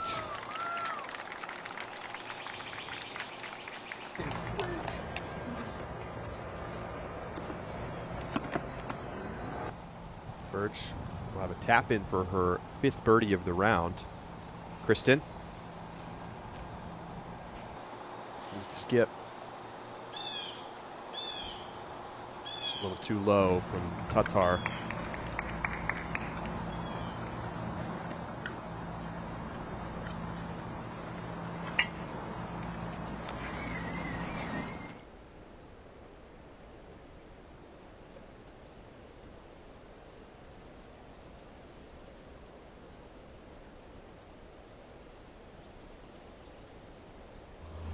As the feature card heads into the green, we'll go back to 18. Second shot for Handley. This would be quite something if she decided to run it.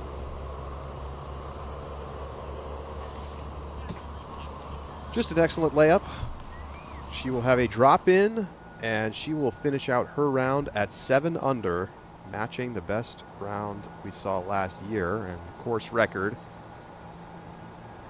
But as you mentioned, Juliana, not exactly apples to apples.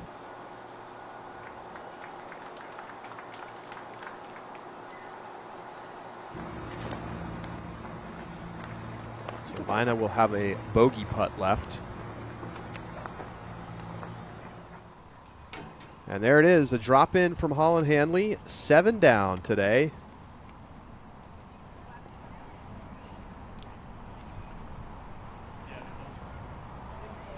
And she's hit it over, and that's disc that she lost earlier. So back in the bag.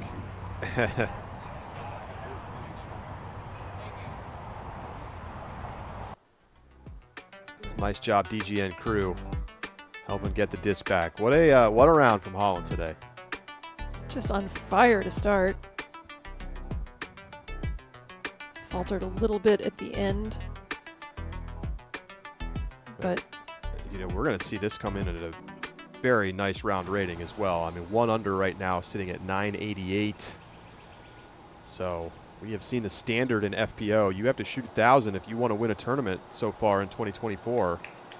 Holland out to a great start. And here's Haley King. She is sitting in 3rd place at 3 under. Teeing off on 18. That's a common landing spot on this drive.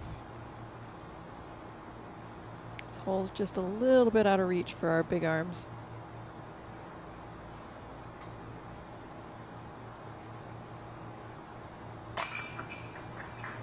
Lina in for bogey. She drops back to even par.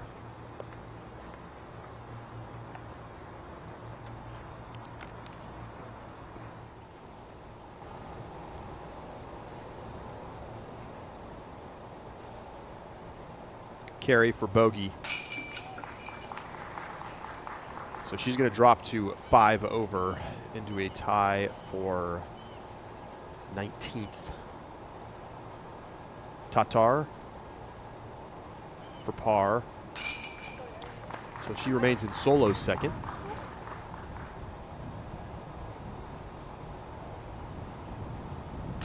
She can still catch Holland in this round.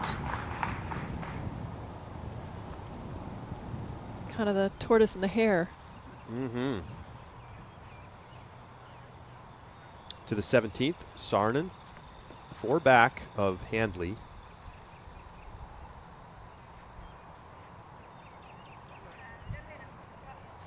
Great position for second shot. Evelina.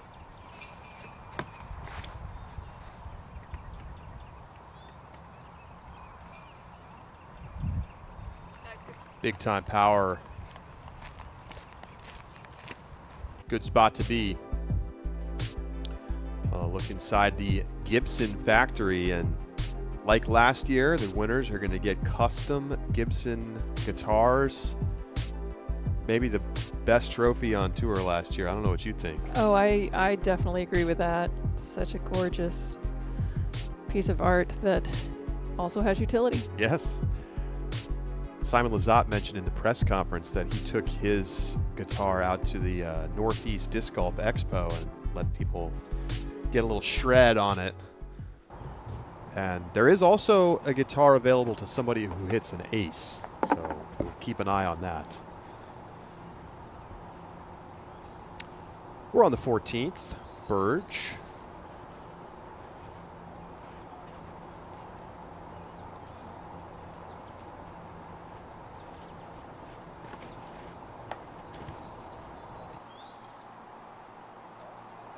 Not a good spot to be. Not only is this a very hard line to hit, but if you ricochet too far, you're out of bounds and you have to bring it back in, and you still have to play through those trees.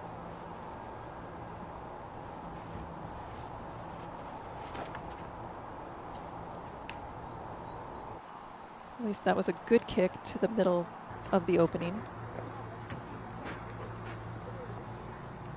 Should be straightforward up and down for Kristen. Lina. Going standstill.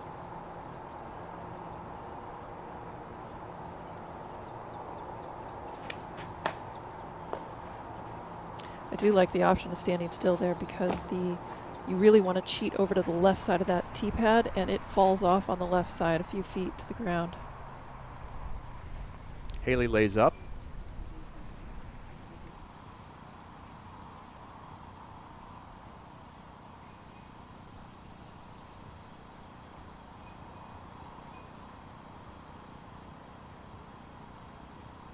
Well, I don't know what she just saw. Somebody else's drive, perhaps?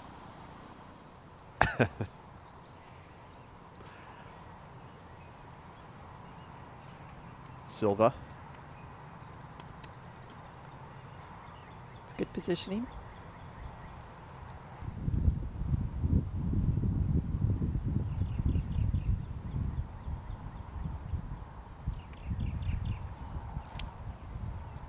Aggressive line.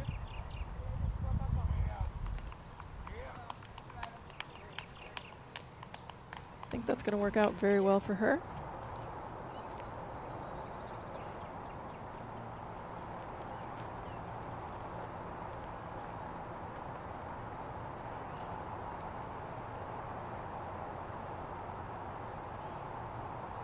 Lina after barely advancing off the tee. Finds the gap.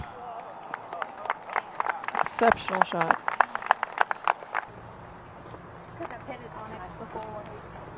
Excellent recovery.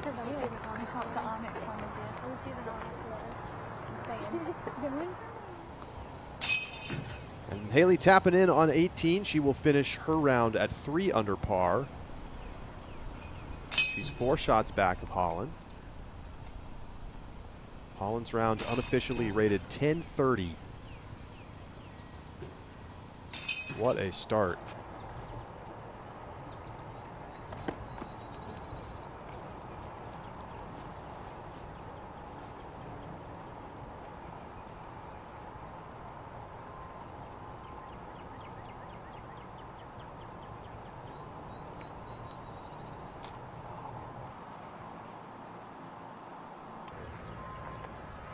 Able to play around the outside.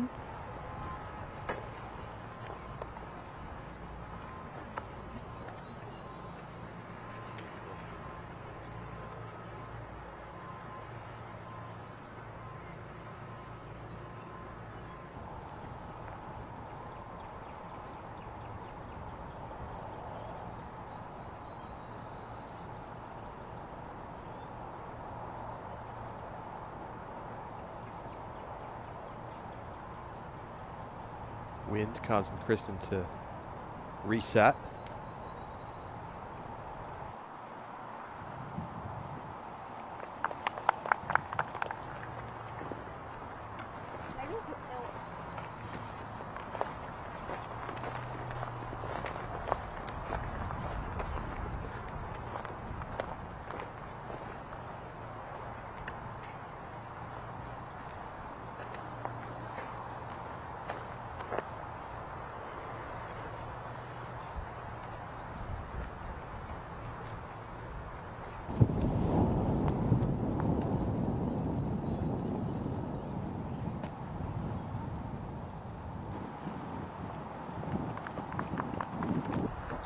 Cadence jumps it up onto the green.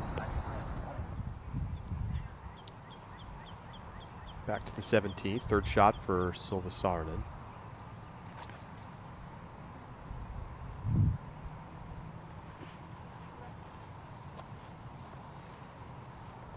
That looks nice. Looks like she stayed in between the lines there.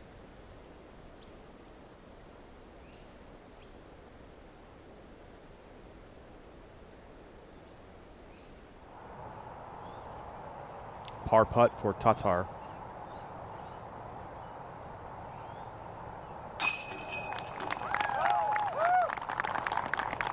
She remains at 4 down, solo second.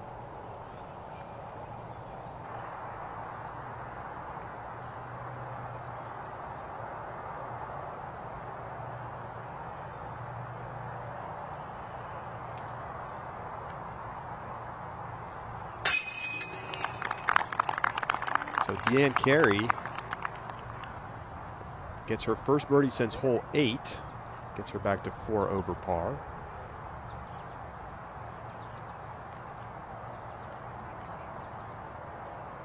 Lina after the great scramble shot for par.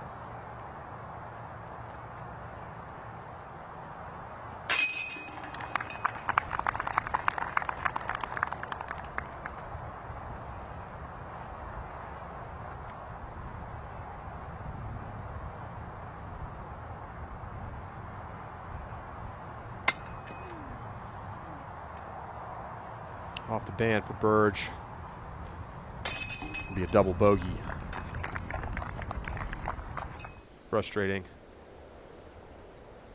As players head to the 15th. Of course, the course sequence a little bit different now. And I'll ask you about how this course finishes in just a moment. But first, we're going to hear from Holland Handley, who's standing by in the clubhouse. Let's send it down. All right, I'm joined in our warm-up area booth by Holland Handley after the first round of the Music City Open. Holland, you got off to a hot start. Tell us about it.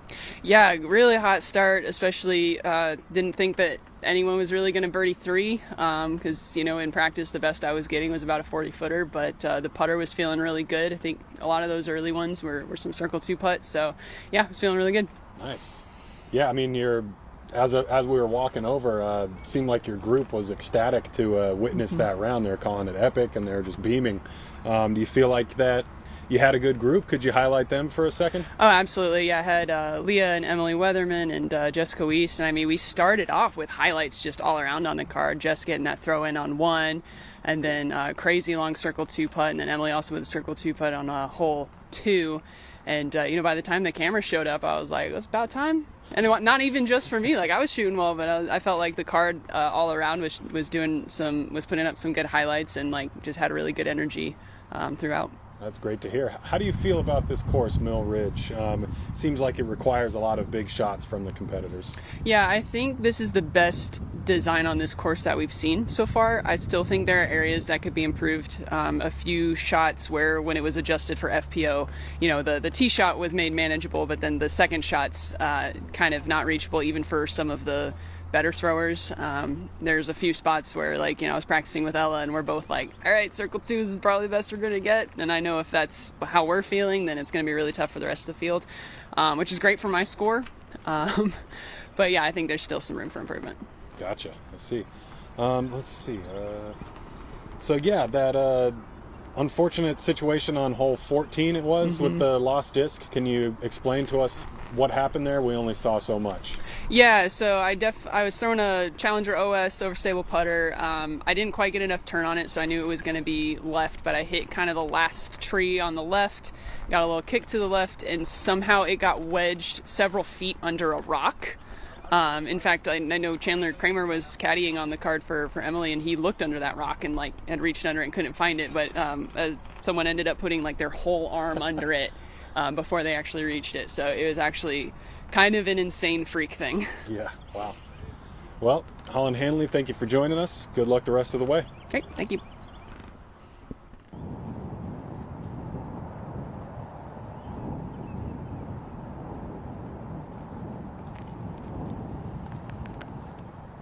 Actually look there.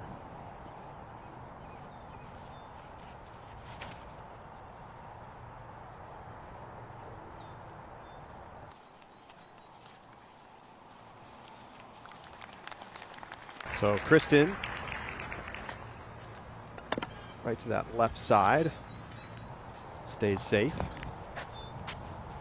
I mean, what a day for Holland, you know, leading the field in strokes gained putting and strokes gained from circle 2. You know, that's not necessarily something that you're going to associate with her, and a great sign for how she could do this weekend.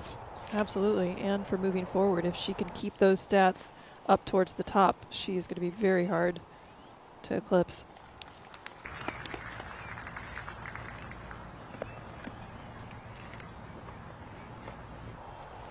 Speaking of the eclipse, which you just made me think about, did you get a chance to check it out? Was that last week? Did. That was, yeah. Were you in the path of totality? I was. Wow. I stayed in Fort Worth and was able to see a good 3.5 minutes of totality, I believe. Amazing. I only watched it from New York City, so 90%, but they say it's closer to 0 than it is to 100. Big difference between even 99% and 100%.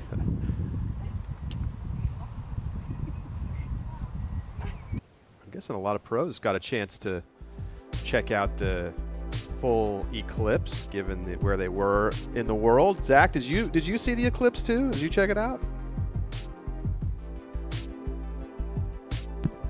So I actually went home, and I was home for that week. And in Tennessee, East Tennessee, so 4 hours east of Nashville, it really wasn't. It was just a little overcast. We really didn't get too much of it.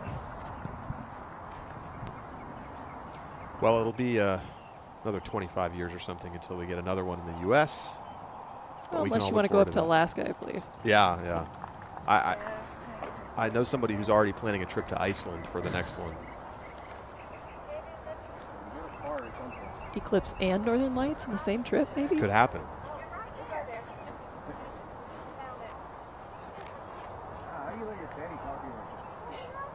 She thought I was blind.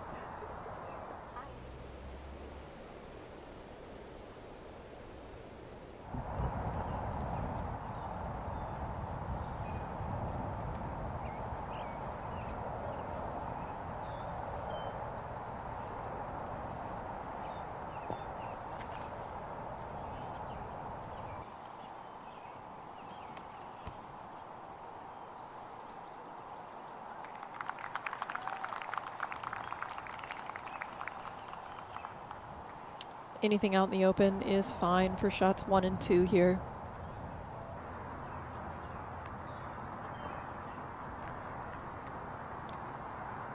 Second shot for Lina.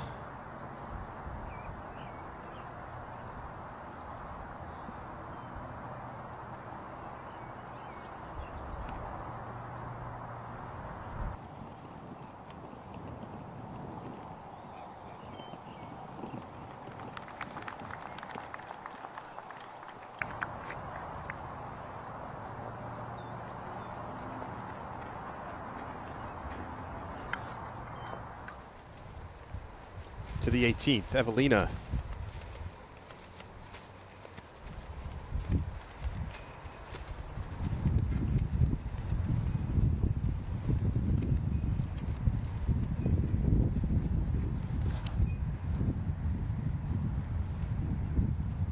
Great power, good line. Well, she sneaks in front of the trees. It's a long look at a birdie, but she does have a look. Silva.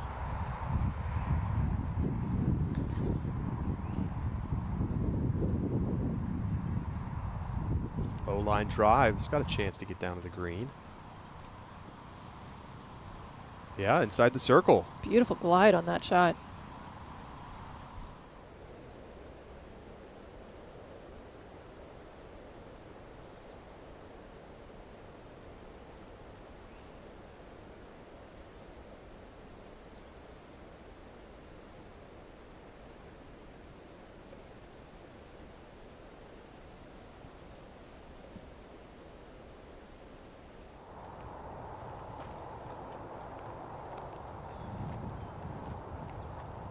Third shot for Carey after she pitched out.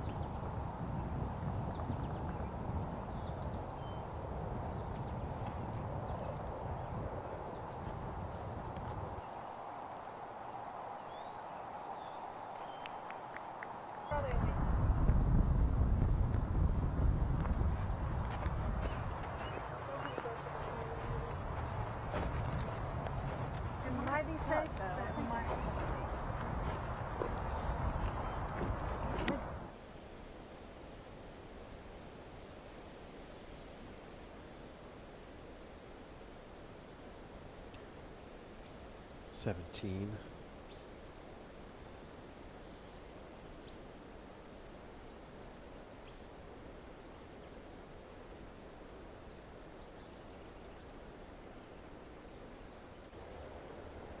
Both of the par 5s, Juliana, coming in right around the same distance.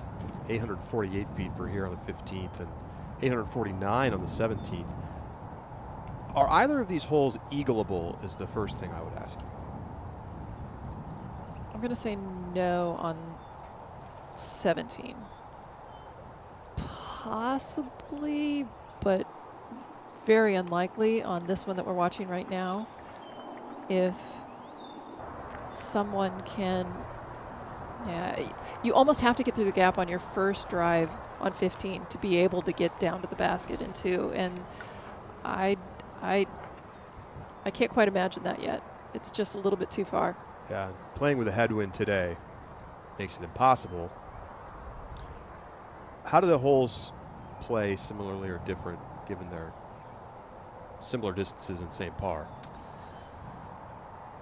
Hole 17 feels more restricted because of the out of bounds. Hole 18 is restricted because of the tree lines. So first, on both of them, the first shot is just placement. And then the second shot is going through a gap and again trying to find a good position that they can then see, or at least see the shot that they want to shoot towards the basket. You know, I mentioned it before, the last 4 holes on this course, 2,700 feet. Wow. So you're probably already running out of steam, and you've got the 2 par 5s in the final 4 holes. It's a lot of ask.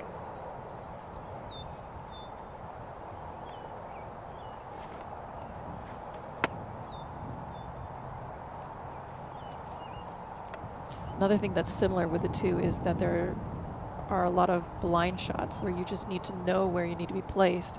You can't see it.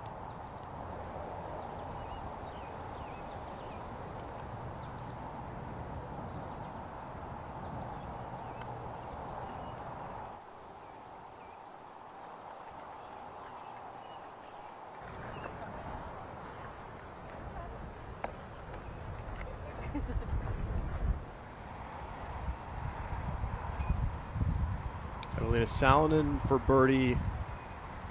Had a chance there to make her way onto the lead card for tomorrow.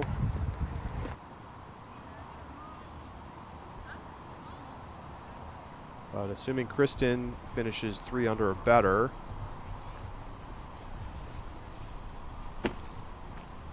Evelina will play on the chase card tomorrow. 14 feet left for par.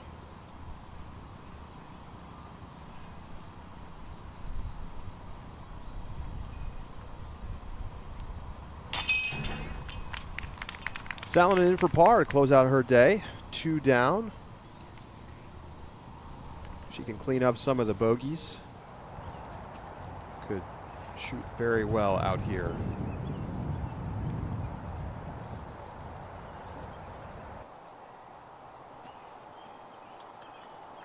Very nice approach.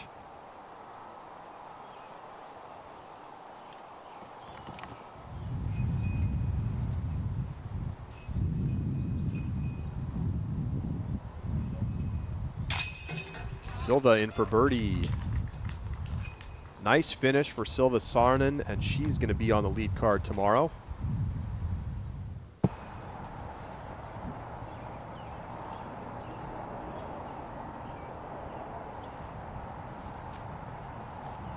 Silva, the only player in the field bogey-free.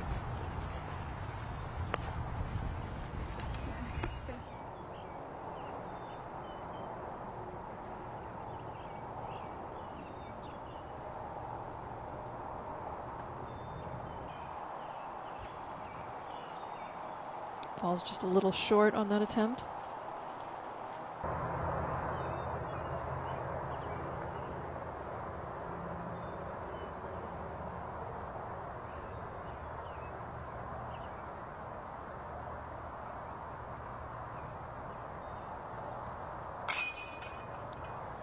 Deanne splashes it out left side Been a frustrating day.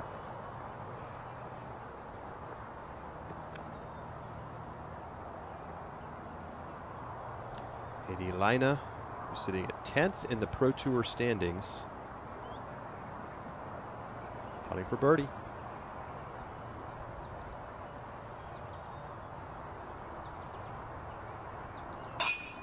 She's up into 6th. Coverage of the Music City Open continues next. UPlay Disc Golf is your passport to teaching and learning the game. Our mission? To teach disc golf and make it accessible to everyone worldwide. From Alaska to Africa, Guatemala to Canada, and beyond, UPlay Disc Golf has spread its wings teaching the love of the game across the globe. Get involved in our movement to make disc golf a universal joy.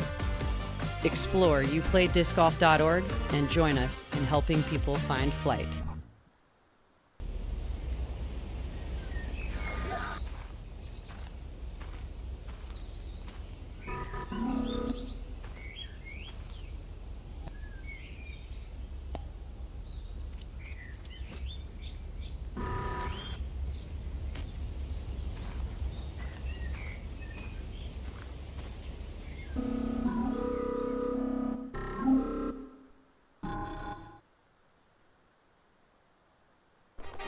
I'm David Wiggins, and in 2016, I set the disc golf world distance record with a throw of 1,108 feet. Whether I'm out in the field measuring a max distance throw, or on the course checking the elevation change for an upshot, I rely on the Eagle Secret 360 to give me accurate distances. It's the only rangefinder on the market that measures in feet, yards, and meters. It's USB-C rechargeable and features a lithium-ion battery. Visit EagleSecret360.com to get yours today. Brought back by popular demand. Z-Lite plastic from Discraft. Disc that you already know and love, now available in lighter weights. Z-Lite, more distance with less effort.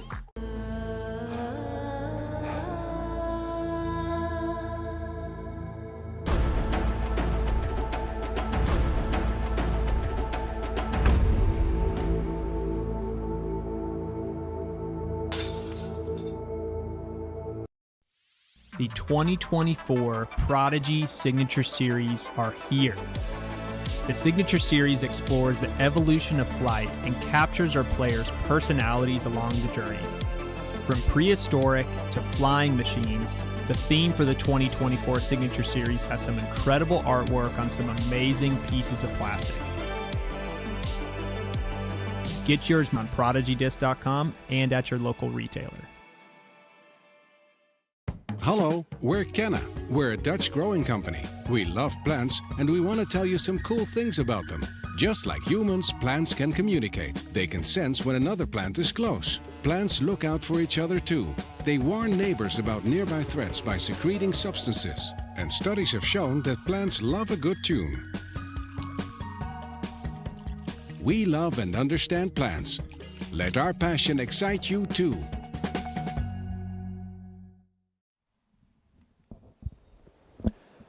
Music City Open coverage continues here on the Disc Golf Network. Round number 1. Holland Handley in the clubhouse, your leader at 7 under par. And the feature card coming down the stretch. Katie Laine. One of the few players who are sitting under par. Were you expecting scores to be around where they are, Juliana, or is this not quite as... I thought it was possible to see a round similar to Holland, but I'm still sort of amazed by it. In my evaluation, I was thinking 11 under would be the best, and I think Holland could have been better than that without the couple of quirks that she had, and she got holes that I didn't think were birdieable.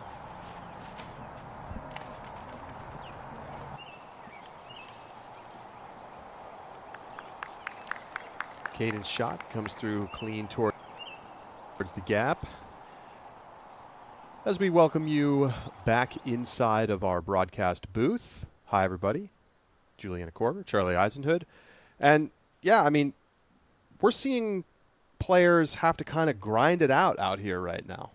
That part was expected. I mean, this course really requires power, requires stamina. So it's going to take some brute force to play well. Kristen Tatar got off to kind of a cold start, but has started to look a lot more like Kristen through the middle of this round. How do you feel like, go ahead. Well, a cold start for Kristen is still a good start for everyone else. Right. So a cold start means pars. And if she can just par, 3/4 of the holes and get birdies on the other ones and not have trouble, she's still right in it. Yeah, she certainly put herself right back in the thick of things, and theoretically still a chance to get into a tie with Holland Hanley before the end of this round. And we go back out to the course. Lina lining up her second shot on 16.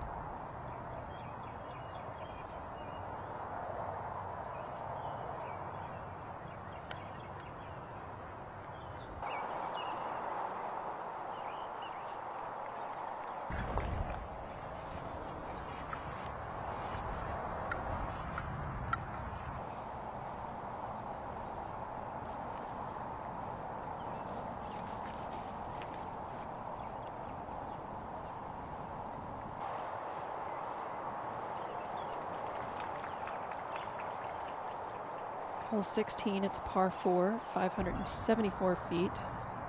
Placement drive straight, and then it's about a 90-degree turn to the right. Players need to find a gap through the line of trees towards the basket.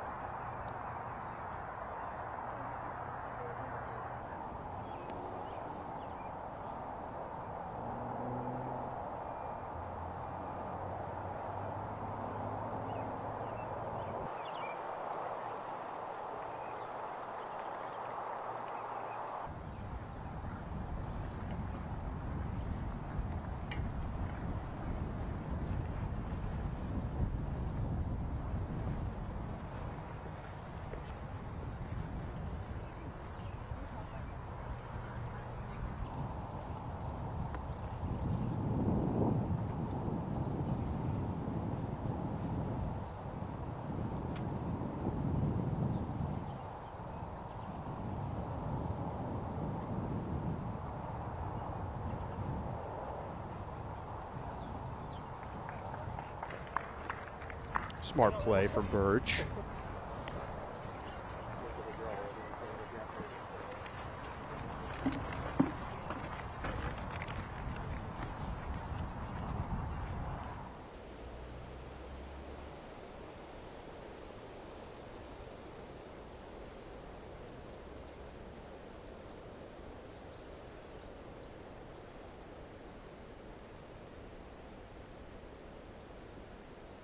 So Burge lining up her next shot here.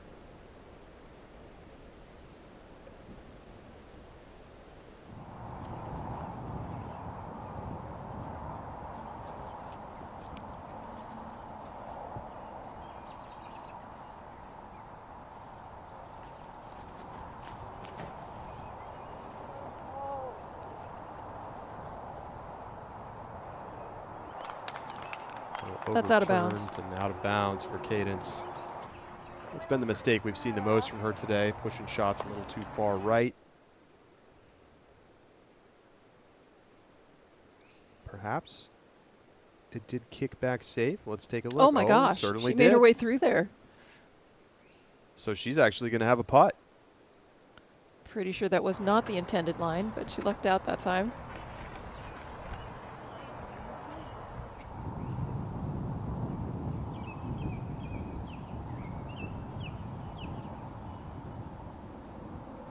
Lina's third.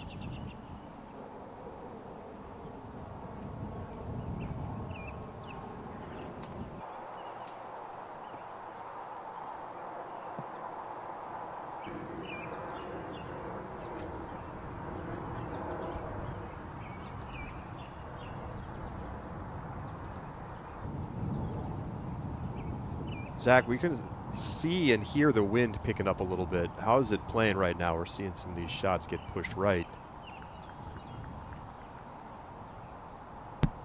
Yeah, so as the players made their turn to go towards the basket on this 90-degree hole, they find themselves throwing into kind of a head left to right wind, and it's definitely causing trouble because on this shot it's a left to right moving shot. So we've seen 2 shots get pushed into the OB, which we saw a spectator kind of wave that Cadence was safe, which is crazy on the angle that we had. But we've seen 2 shots get pushed in, and now Kristen kind of overcorrected and didn't want to do the same mistake, and she left it a little wide.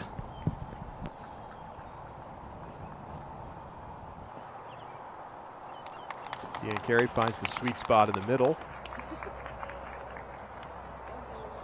Little fist bump. I was like, listen, you're like, somebody just give me a flag. Just give me a thumbs up. Technically, I'm away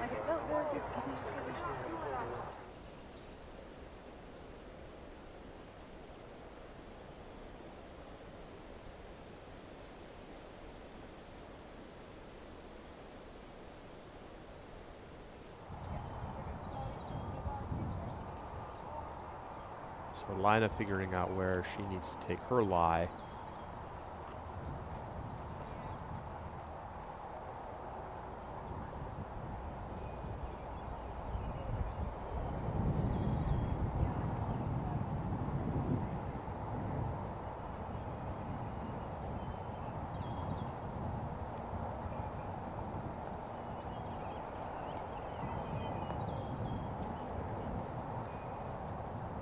The pace of play really comes to a pretty slow crawl down the stretch of this course, and I think that's in part due to the fact that, as you said, 2,700 feet of holes just on those final 4. Good effort there from Lina, but she's going to lose a couple strokes.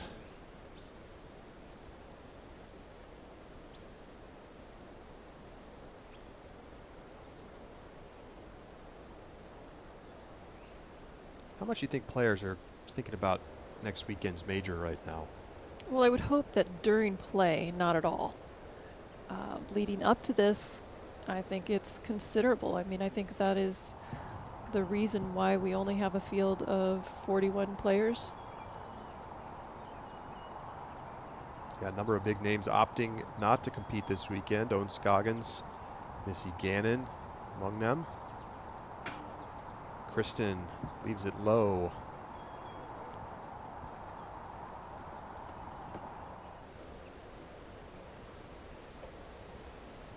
And as you see there, Val Mondahano and Paige Pierce also not in the field this weekend. Madison Walker, also a late dropout, I guess you would say. Yeah.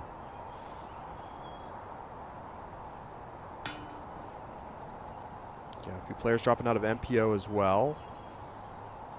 Eagle McMahon was hoping to make his debut today for the 2024 season, but dealing with some back issues unrelated to the shoulder, just tweaked his back and decided he couldn't go, so he made a late decision to drop out.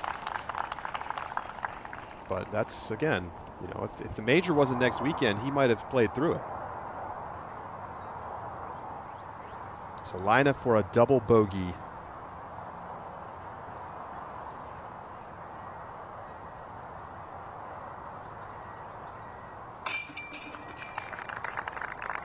Not only do players want to be fresh for the major, but because the major is 4 rounds, there's only 3 days between the end of this tournament and the start of that. Burge taps in for bogey. She gets to 4 over. And Kristen in for a bogey as well, her first since hole 2. And she drops to 3 down into a tie for third with Haley King. Brand new this weekend, DGN Unplugged. If you want to hear live disc golf with no commentary, you just don't want to hear me and Juliana in the booth, check out DGN Unplugged, available to DGN Pro subscribers, and unplug with just the natural sounds of the competition. We'll give you a free preview.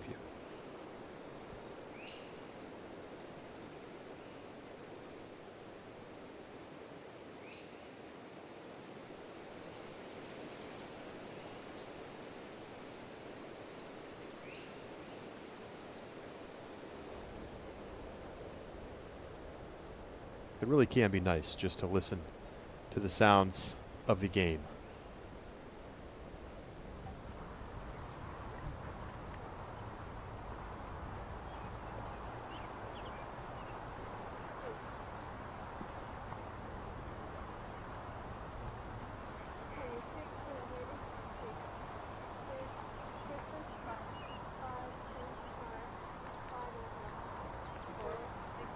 So our feature card heads to the 17th.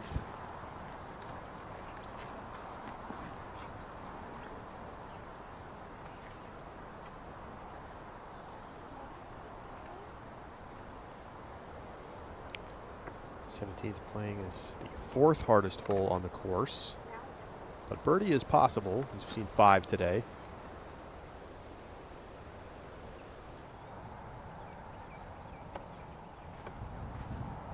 Tee has been moved to the left since last year. It is actually easier to find the landing zone now than it was before.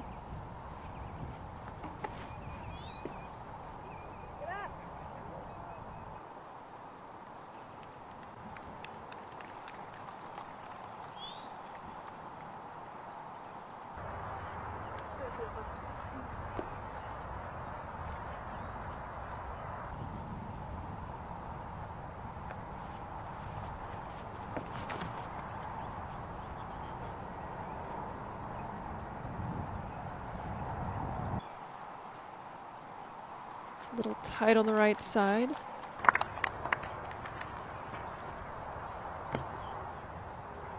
What's the ideal landing spot here? Well, if you're really aggressive and have pinpoint accuracy, you could go through that gap with maximum power, but I don't think you gain that much of an advantage. So just staying on the left-hand side of that gap opens up the next shot nicely.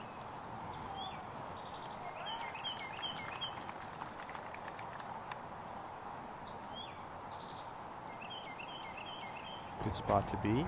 Lina.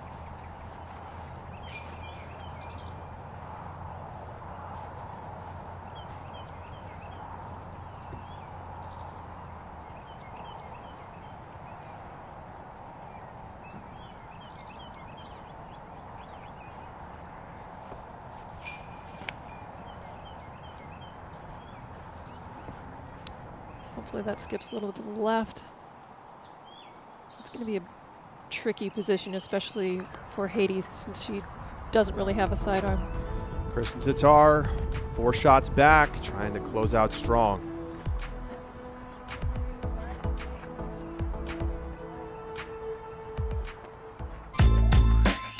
Pound's the best of the best. It's the quality, the craftsmanship, the vision for what a bag could be. Let's start from the beginning. I didn't choose Pound, I chose Levi. I trusted Levi to make the best bag possible. He's always trying to innovate. He wants it to be perfect. And I think he's the kind of guy that nothing's ever perfect. I trust the product. I trust the people behind the product. At this point, I don't think anyone's disputing that it's the best made bag.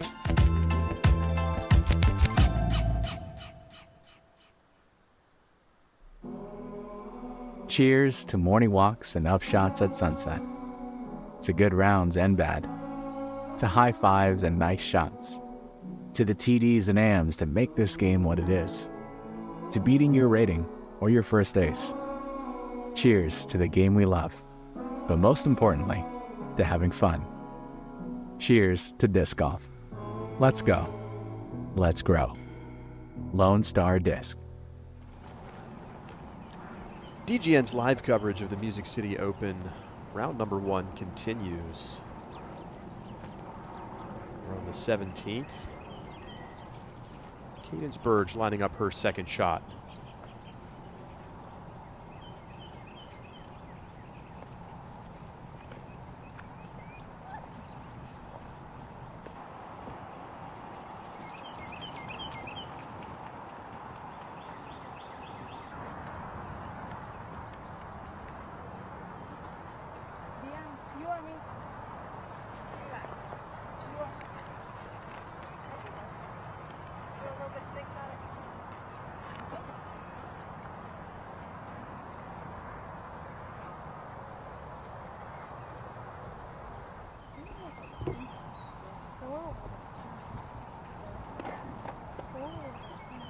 Zach, I want to check in with you one more time here. Just curious for your thoughts on today's round and how the course is playing for FPO. Yeah, so a good chunk of the course, the front nine and to start the back nine, they have designed quite a few, I feel like, left to right moving shots.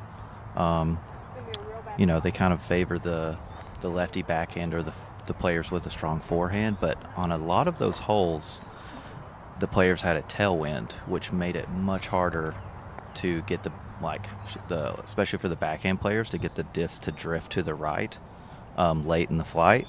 So I think that has made the course play a little more difficult. And then once we made the turn 3 or 4 holes ago, I feel like they've kind of had a headwind pretty much on every throw coming back. So I think that's probably what has made the course play a little more difficult and a little slower. It's great insight, Zach. Lina's shot kind of stalled out and may have found its way into OB.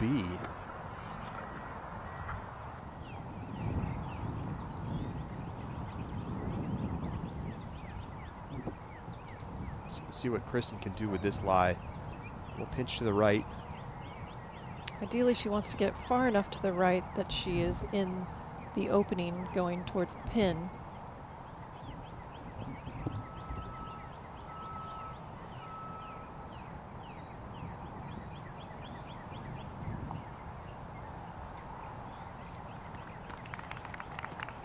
And she's safe, but she did not get far enough to the right that she can throw straight down that alleyway.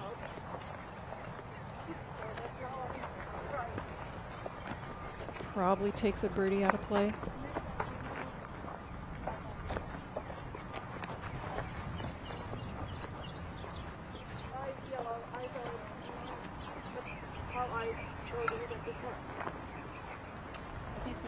Yeah, it's over. So let's take another look at the shot from Lina. It got up in the air.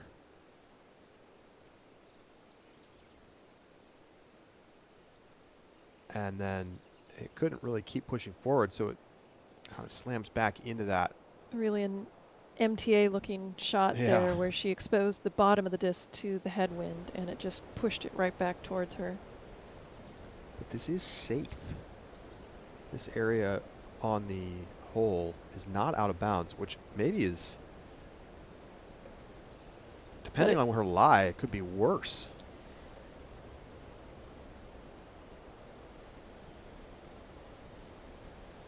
Zach, can you get a sense of how deep she is back in that cluster of bushes?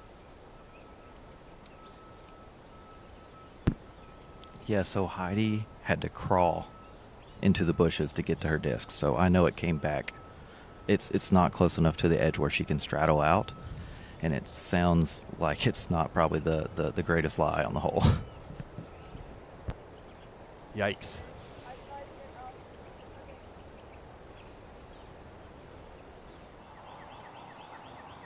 Well, she punched it out. Didn't get much.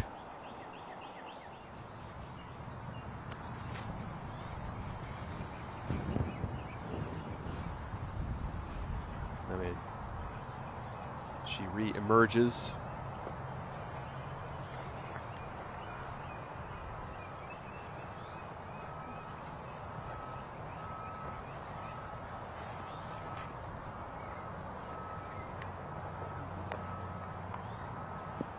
So ultimately, better than there being an OB string there. She'll have a little bit of a better spot to run up.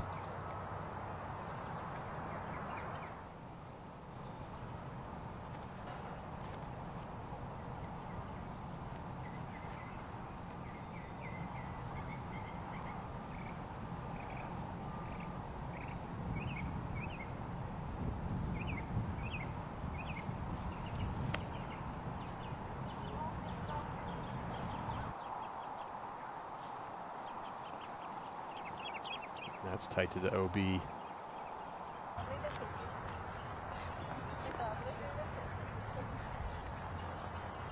Decent looking shot. Just needed to turn just in front of that foliage.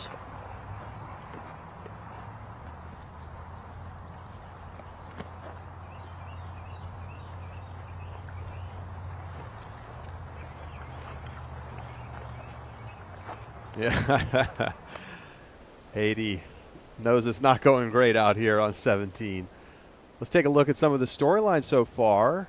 Holland Handley, now unofficially 1031 rated, as she shoots a 7 under, tying the course record. A bunch of players not making the decision to play this weekend, with the Champions Cup, the second major of the year for FPO, looming next weekend in Peoria, Northwood. And how about Silva Saarinen? Coming out with a over 1,000 rated rounds. She hasn't had that many in her career so far. We'll get the pleasure of watching her play tomorrow on the lead card.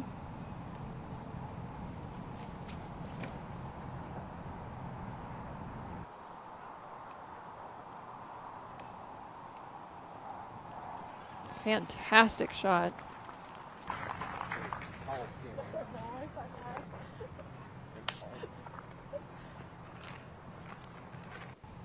Let's take another look.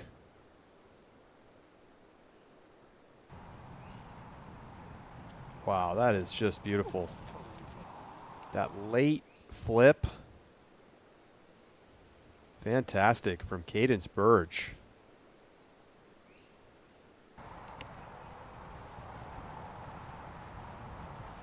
Kristen's third.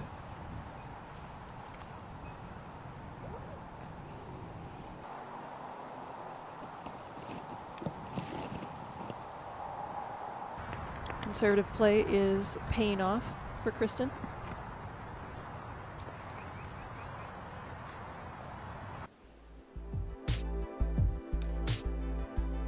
Look at the leaderboard. Silva Saarinen sitting in solo second place, and she is standing by in the clubhouse after her 10-11 rated round. Let's send it down.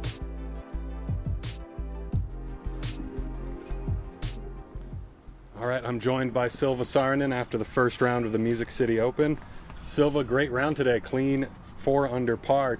Tell us how you're feeling. I'm happy I didn't take big mistake, so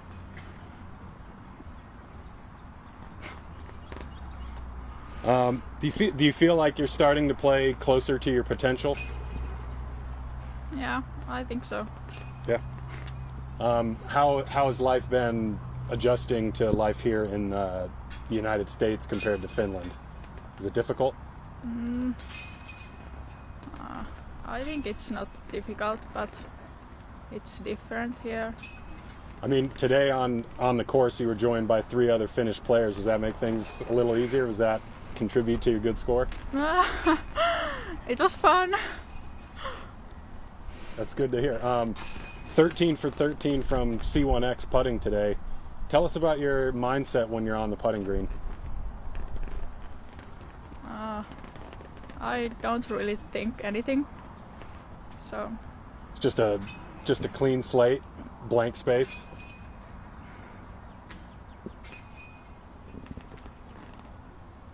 I don't know. Well, Silva, great round today. Thanks for joining us. Best of luck the rest of the way. Thank you. All right, well, you know what?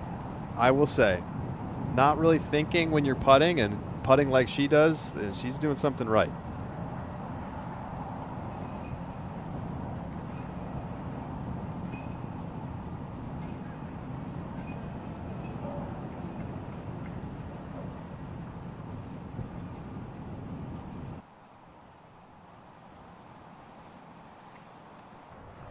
A little high, a little turn, but she'll have an opportunity to make that putt.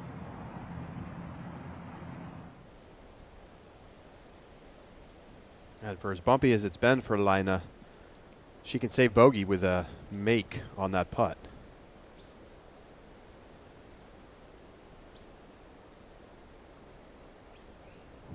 Fourth shot for Kristen.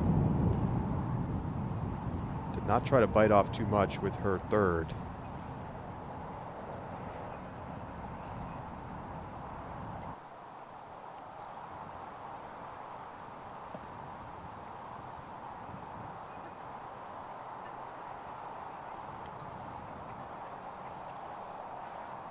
pretty good sized gallery out there. Zach, I mean, we got quite the crowd for a Friday afternoon. Yeah, for a Friday, it's kind of surprising seeing how many people are out here watching. I think it just goes to show that people love disc golf in Tennessee, man. They love some disc golf. It's great to see. Nice putt from Deanne Carey for birdie. Her 4th birdie of the day.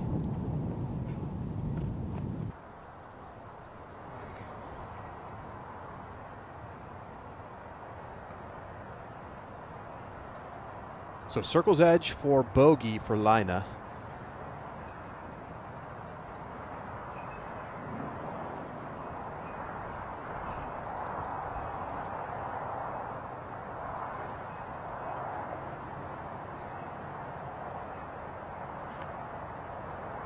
Misses everything.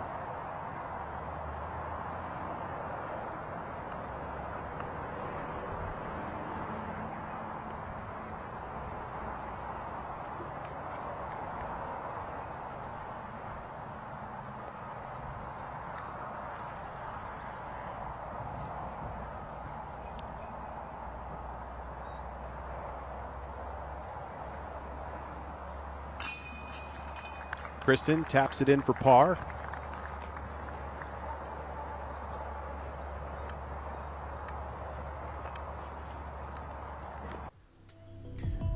And coming up for the feature card and Kristen Tatar, the big downhill 429-foot 18th. Stay with us.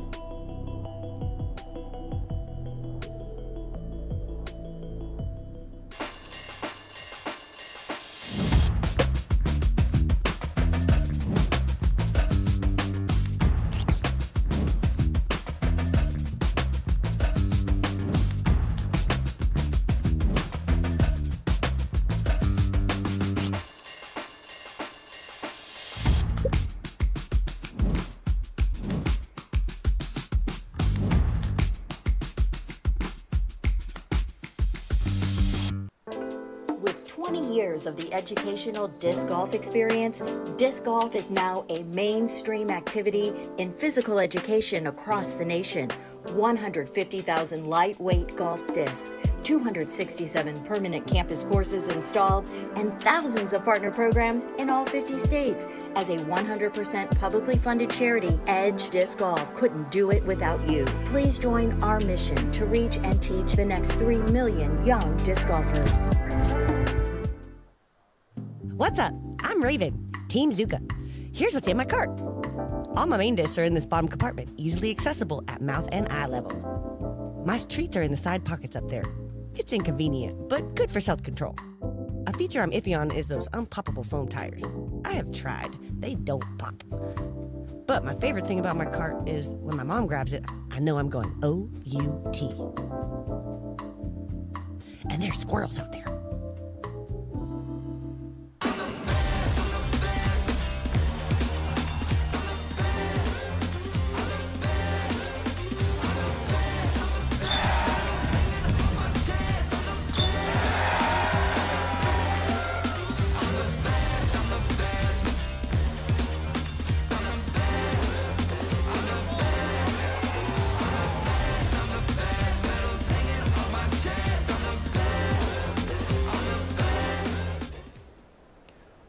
Hole 18 is the only thing left for our featured card.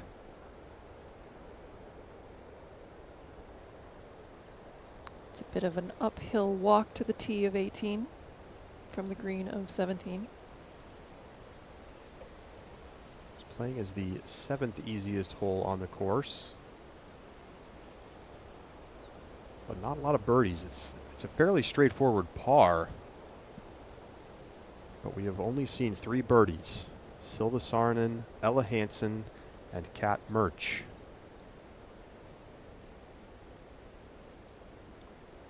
Is it simply the distance of this shot that makes it hard for people to get inside the circle for birdie? Yes, it is just outside of a reasonable expectation for even the long throwers here. It's possible, but it's not likely. And the basket is kind of tucked behind some trees that might take the birdie out of play, but really aren't dense enough to take the par out of play. Zach, how's the wind playing right now?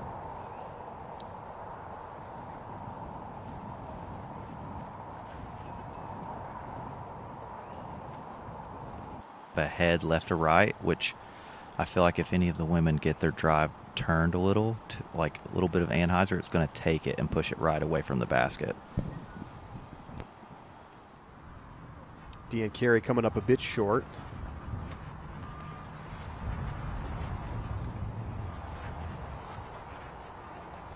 A little bit of artwork on the front of this tee box.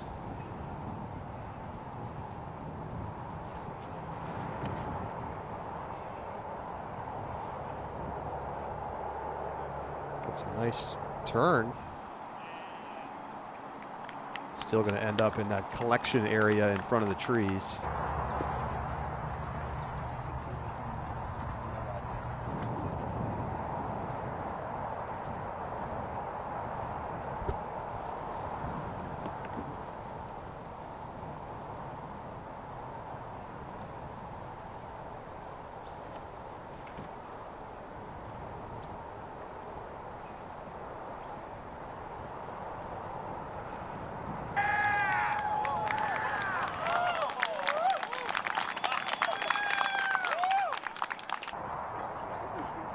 Pin high.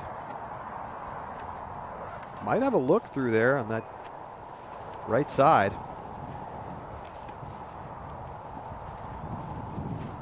Lina's got the power. Let's see if she can get it down there.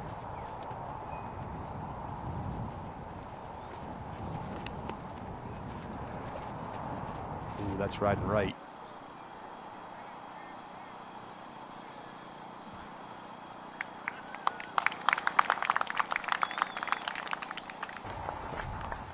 But it fights back inbounds. Circle 2 look for Lina. All right, Zach, well, you're coming down the home stretch here on 18. Hopefully your calves are holding up. How was your first time out on the course with the Disc Golf Network?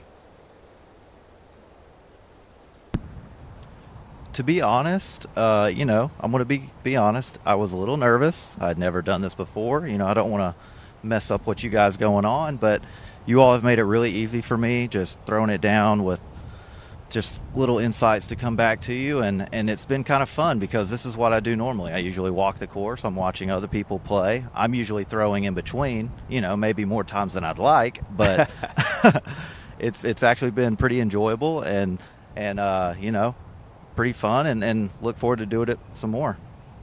Do you find that it's different to be kind of watching the game when you're not competing and kind of thinking about it a little bit more analytically, or does it feel similar to when you're playing around yourself? Yeah, it's a little different because when you're playing, you're so locked into what you're doing.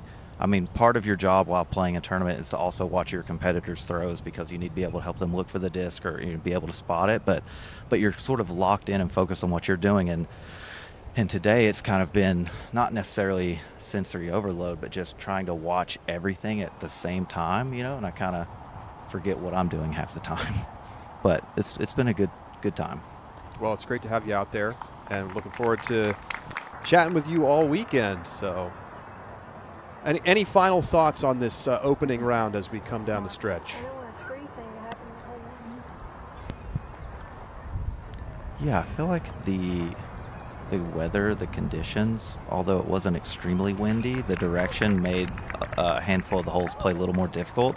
And I truly believe that's why scores are a little lower than we probably thought. But if conditions get a little better or wind direction changes, I think we'll see some hotter scores for sure. But looking forward to watching how it plays out. Great. Well, thank you, Zach, and we'll see you back out there for the MPO round.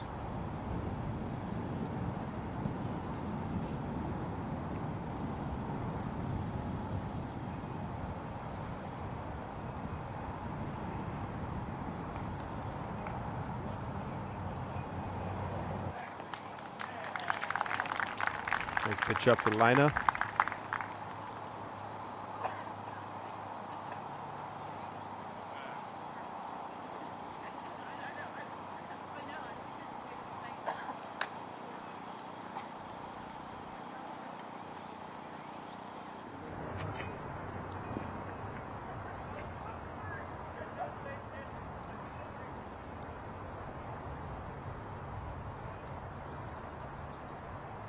So Kristen, edge of the circle, but a low ceiling here, Juliana.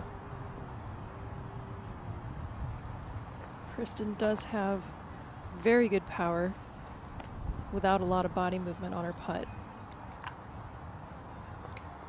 For a share of second place and to be 3 shots back of Holland heading into the second round.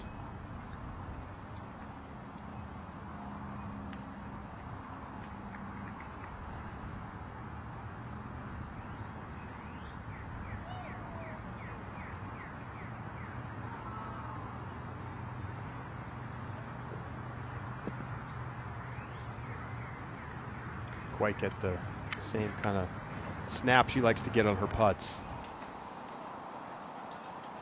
So Kristen will have to settle for a par. She will be on the lead card tomorrow.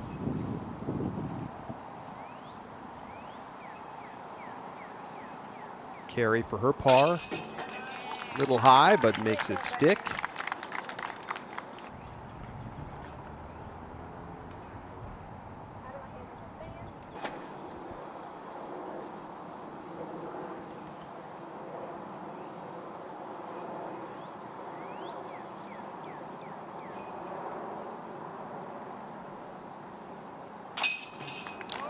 Tatar closes out the day 3 under,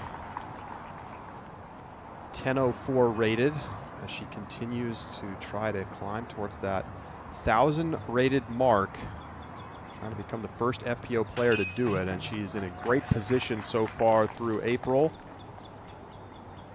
As Lina taps in, Burge taps in, and that finishes up the first round of action here at the Music City Open.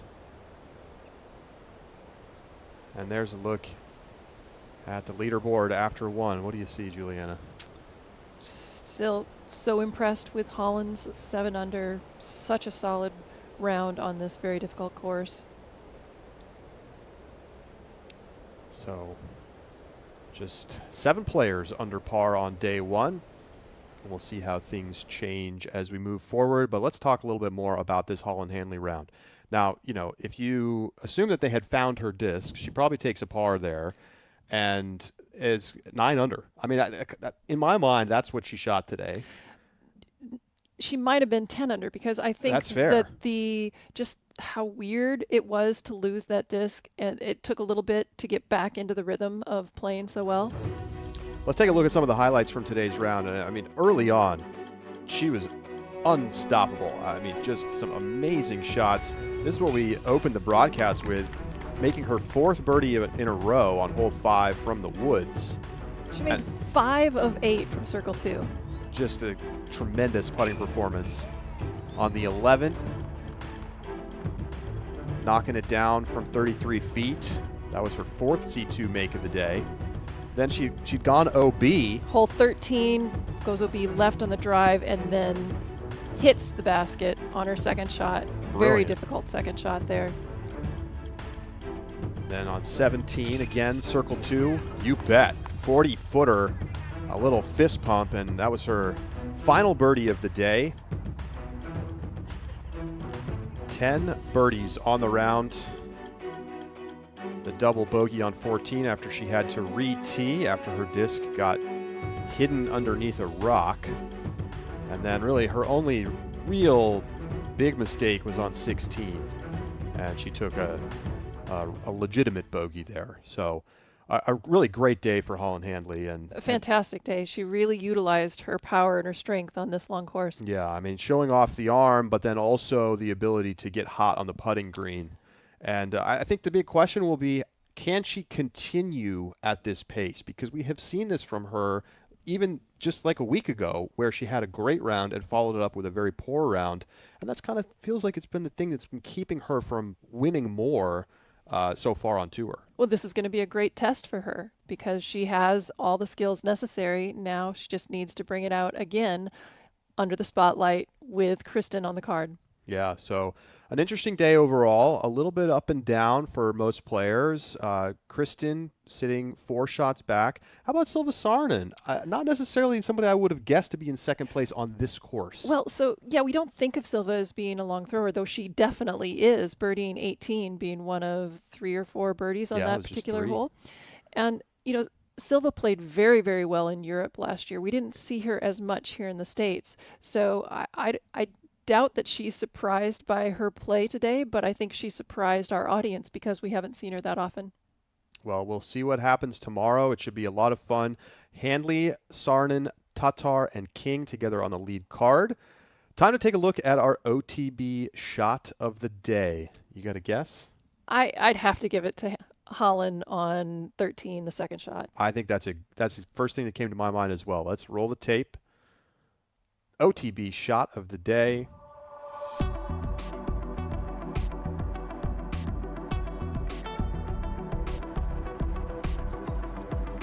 And it's going to be the tee shot on the 9th from Cadence Burge. And this was a fantastic shot. 17-year-old rolling it down underneath the basket for the tap-in birdie.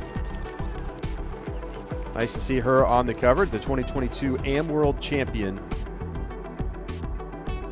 And coverage of round number 2 tomorrow, FPO, begins at 9 a.m. Central Time, 7 a.m. Pacific. But join us later this afternoon, 2:30 p.m. Central Time. MPO coverage gets underway. Tournament Central kicks things off live on the Disc Golf Network.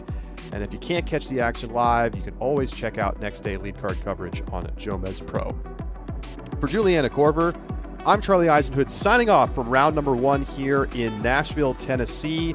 Holland Handley has a 3-shot lead heading into Saturday here at the Music City Open.